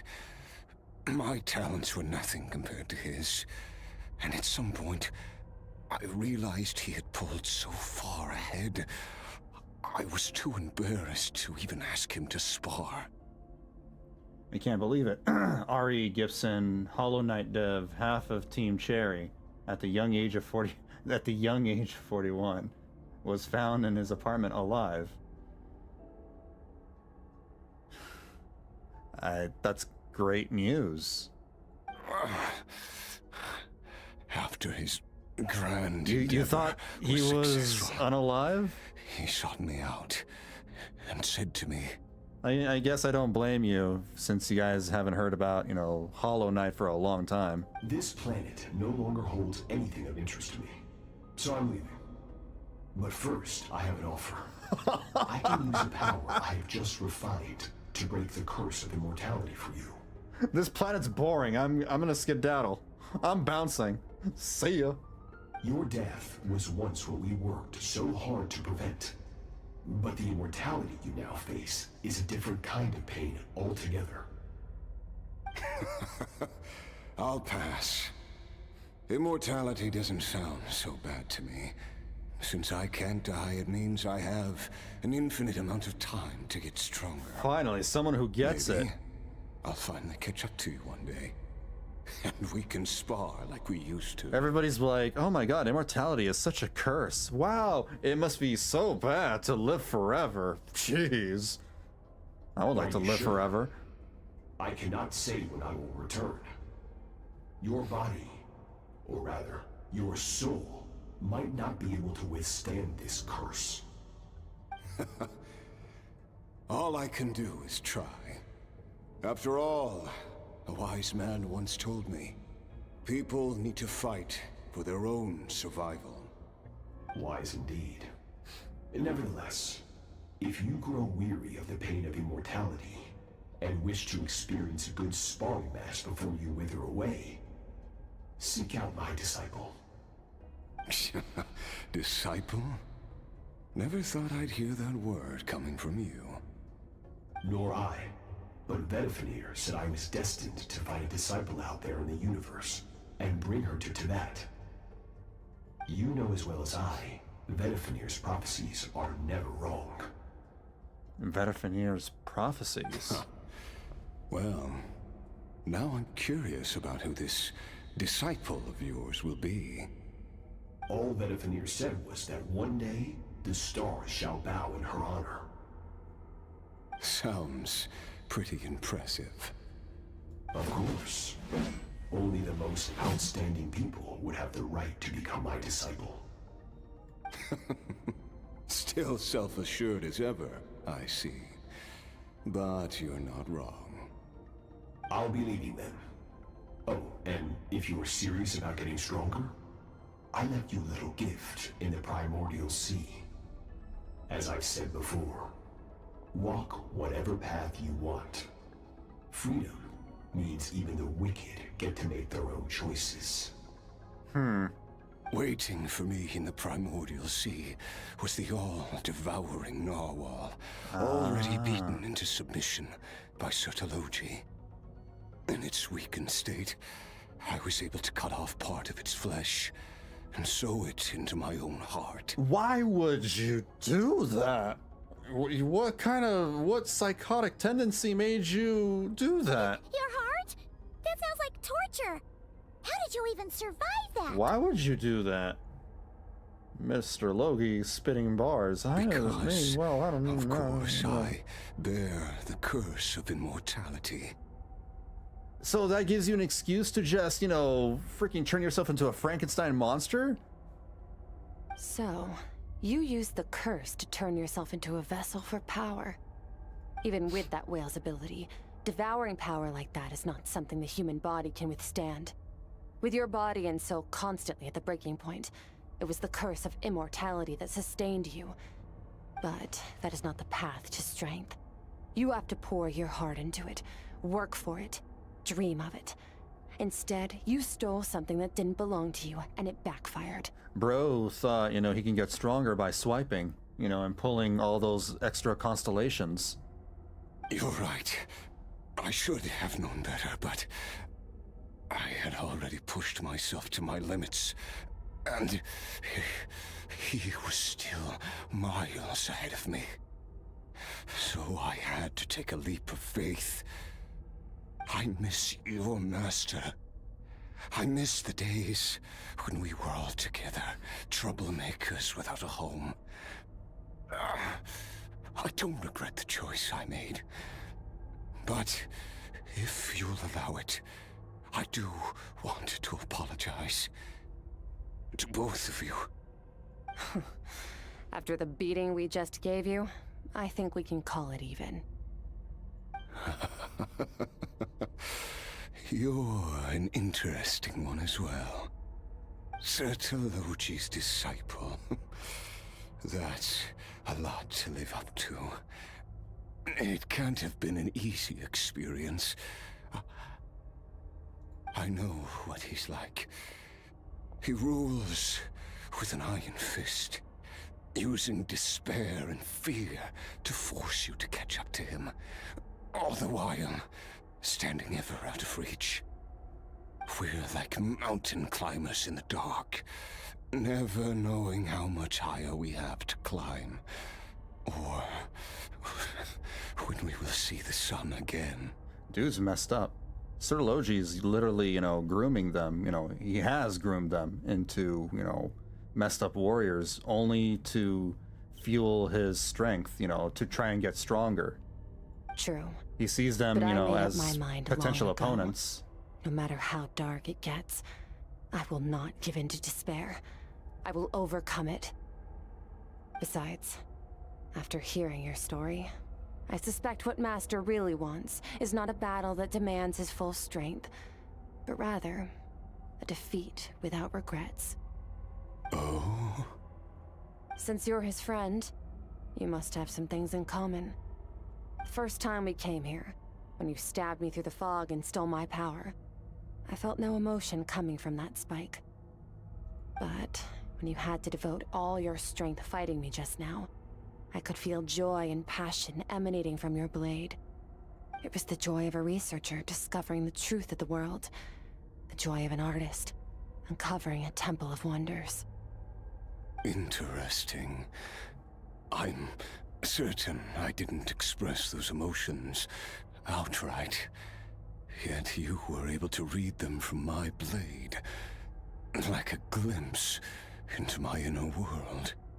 The joy of a gooner discovering Rule 34. You're right. That battle brought me an unbridled sense of joy, and my defeat brings me no regret whatsoever.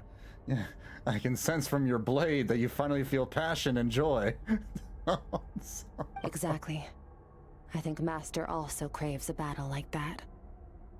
One where his opponent forces him to use all his strength, unlock the extent of his potential, and transcend his own limits. A battle to end all battles. After which, all can come to an end, including, perhaps, his life. For that very reason, good and evil are meaningless to him. He has one purpose, one goal. Yeah. To complete himself. It's one of the secrets to his strength. It just came to me. One comparison that I can draw with Sir Logi is that he kind of reminds me of Bondrewd from Made in Abyss. It's a very messed up anime, and the villain is very messed up himself. One of the most compelling villains of all anime history, by the way. Bondrewd is crazy. But,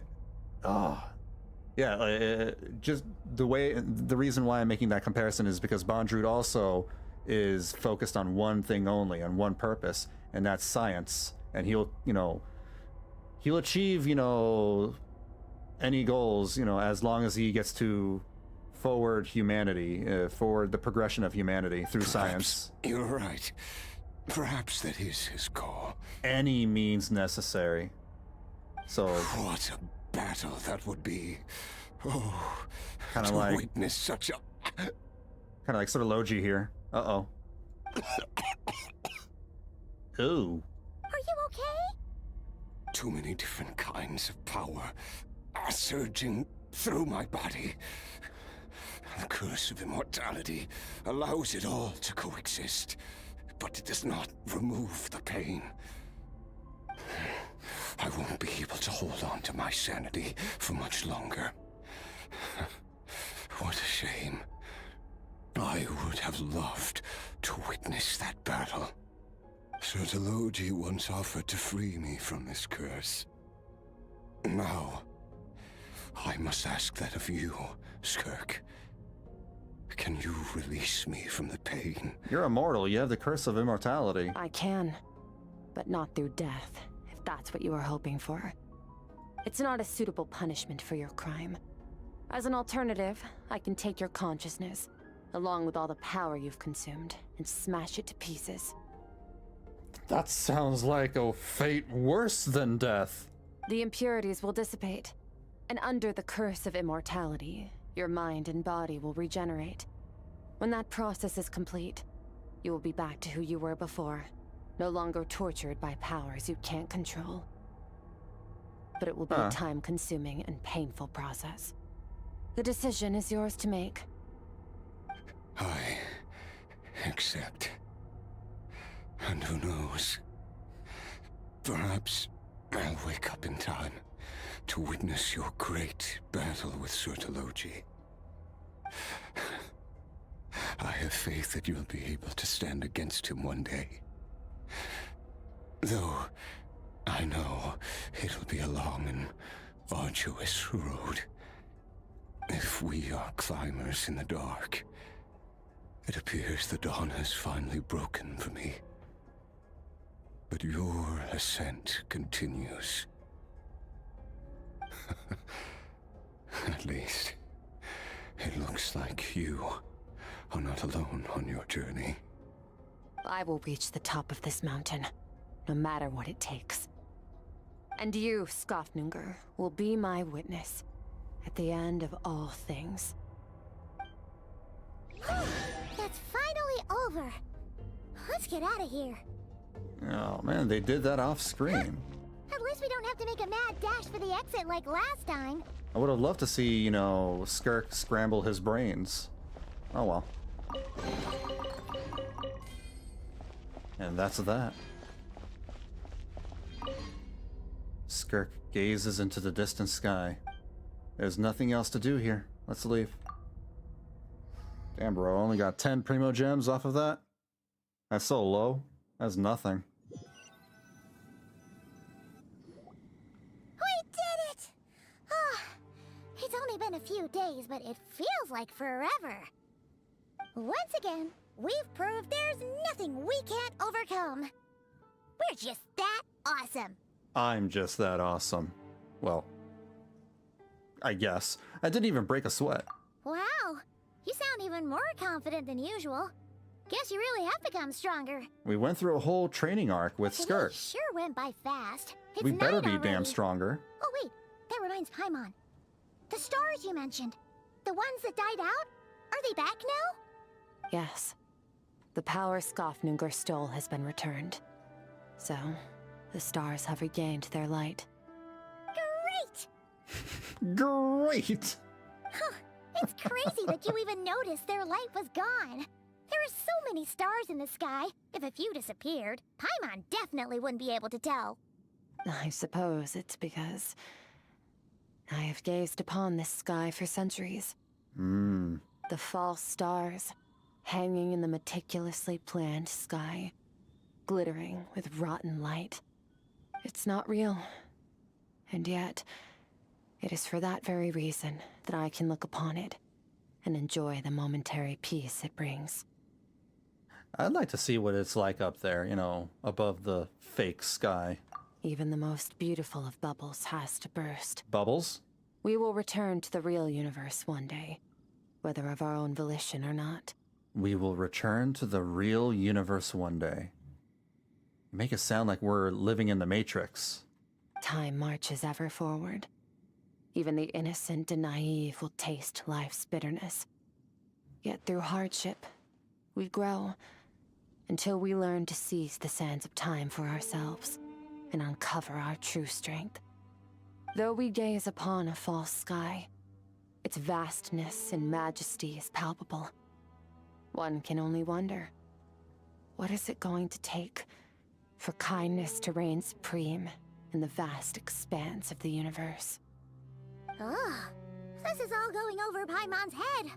But if she knows one thing, it's that the traveler always finds a way. Yeah, at least she's, you know, thinking positive. This is a different Skirk than, you know, a few minutes ago. Ever since we met, she has filled An hour ago. Paimon's days with happiness.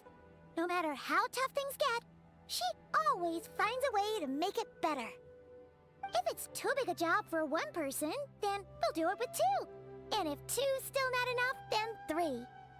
And if not three, then we'll probably have to call the army. We've met so many amazing friends and accomplished so many amazing things. As long as we don't give up, we can make Any wish come true. I suppose when it comes to you, anything is possible. Well, I should be going. Now that my power is no longer isolated from my emotions, I need more practice to get used to it. When will we meet again? I suppose fate will decide. Maybe we'll bump into each other on the street.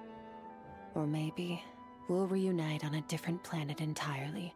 Oh, like perhaps in 7.0 or onward when we finally finish this main story? Regardless, We go to a different planet? reunions and partings are but passing moments. More than Learn anything, the quantum element? I hope that Or whatever? at the end of this journey, wherever it takes us, we stand in a world reborn. One without war, pain, or forced partings.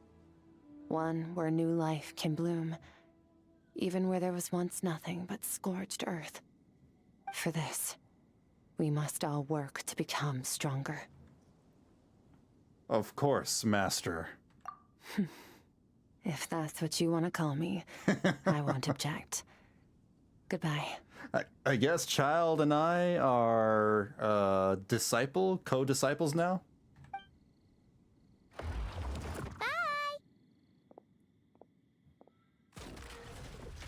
Wait until he learns about this. He'll be so jealous. Is it just Paimon?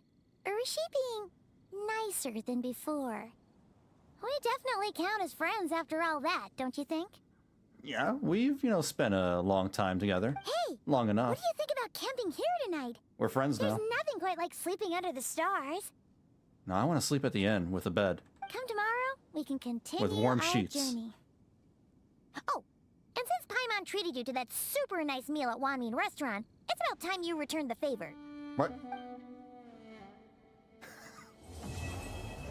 Excuse you.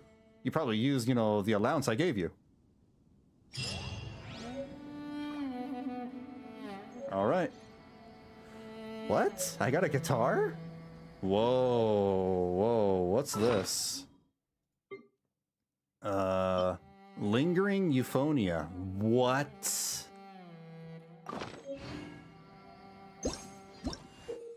I don't need to learn the tutorial.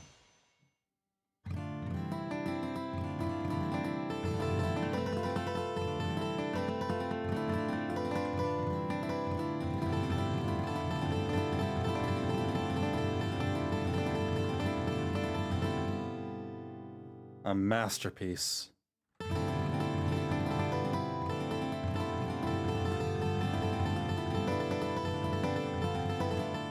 I call it Skirk tunes. Ole. That guitar is so small. It's more like a ukulele. The teapot one will play a tune if you're interested. I haven't been inside my teapot in 2 years? Maybe longer than that? I never use my teapot, so I don't know how to do that. I forgot how to go to my teapot. I don't even remember how to get there. That's it? Let me see. Oh, let me redeem my rewards. Oh, that'll help when I need to level her up to 90. Phew, that was a lengthy one. That was like, what, 3 hours? I think that was 3 hours long. That was interesting. We got so much lore and backstory off of Skirk. And just a lot of lore in general in this patch concerning, the traveler's origins, the whole alien thing, their spaceships, different planets. It is crazy. What is this? 2, 3. Oh, that's fine. Just use it all up. And we're good. We're fine. Alright, I think this is a good stopping point. Because it's past midnight. And I'm tired. Oh. Thank you guys so much for hanging out with me. It was chill. It was interesting. I like the story in this patch. It was good. I'll be back on Tuesday on both YouTube and Twitch, streaming at 7 p.m. Pacific. This Tuesday at 7, I'll be playing Stellar Blade. I've been having a lot of fun with that game. And on Wednesday at 7 p.m. Pacific, I'll be playing and streaming Zenless Zone Zero and Wuthering Waves. I'll mix it up this time on Wednesday. I'll be checking out the Ju Fufu Agent mission that's coming out. And after I complete that stuff, I'll probably do some exploration and Wuthering Waves. I need to Astrite farm. Look around Septimont, because Loop is coming up. Thursday, Guild Wars 2 as usual, but that will only be on Twitch at 6 p.m. Pacific. And next Sunday, I think I'll just play more Stellar Blade. I'm not entirely sure.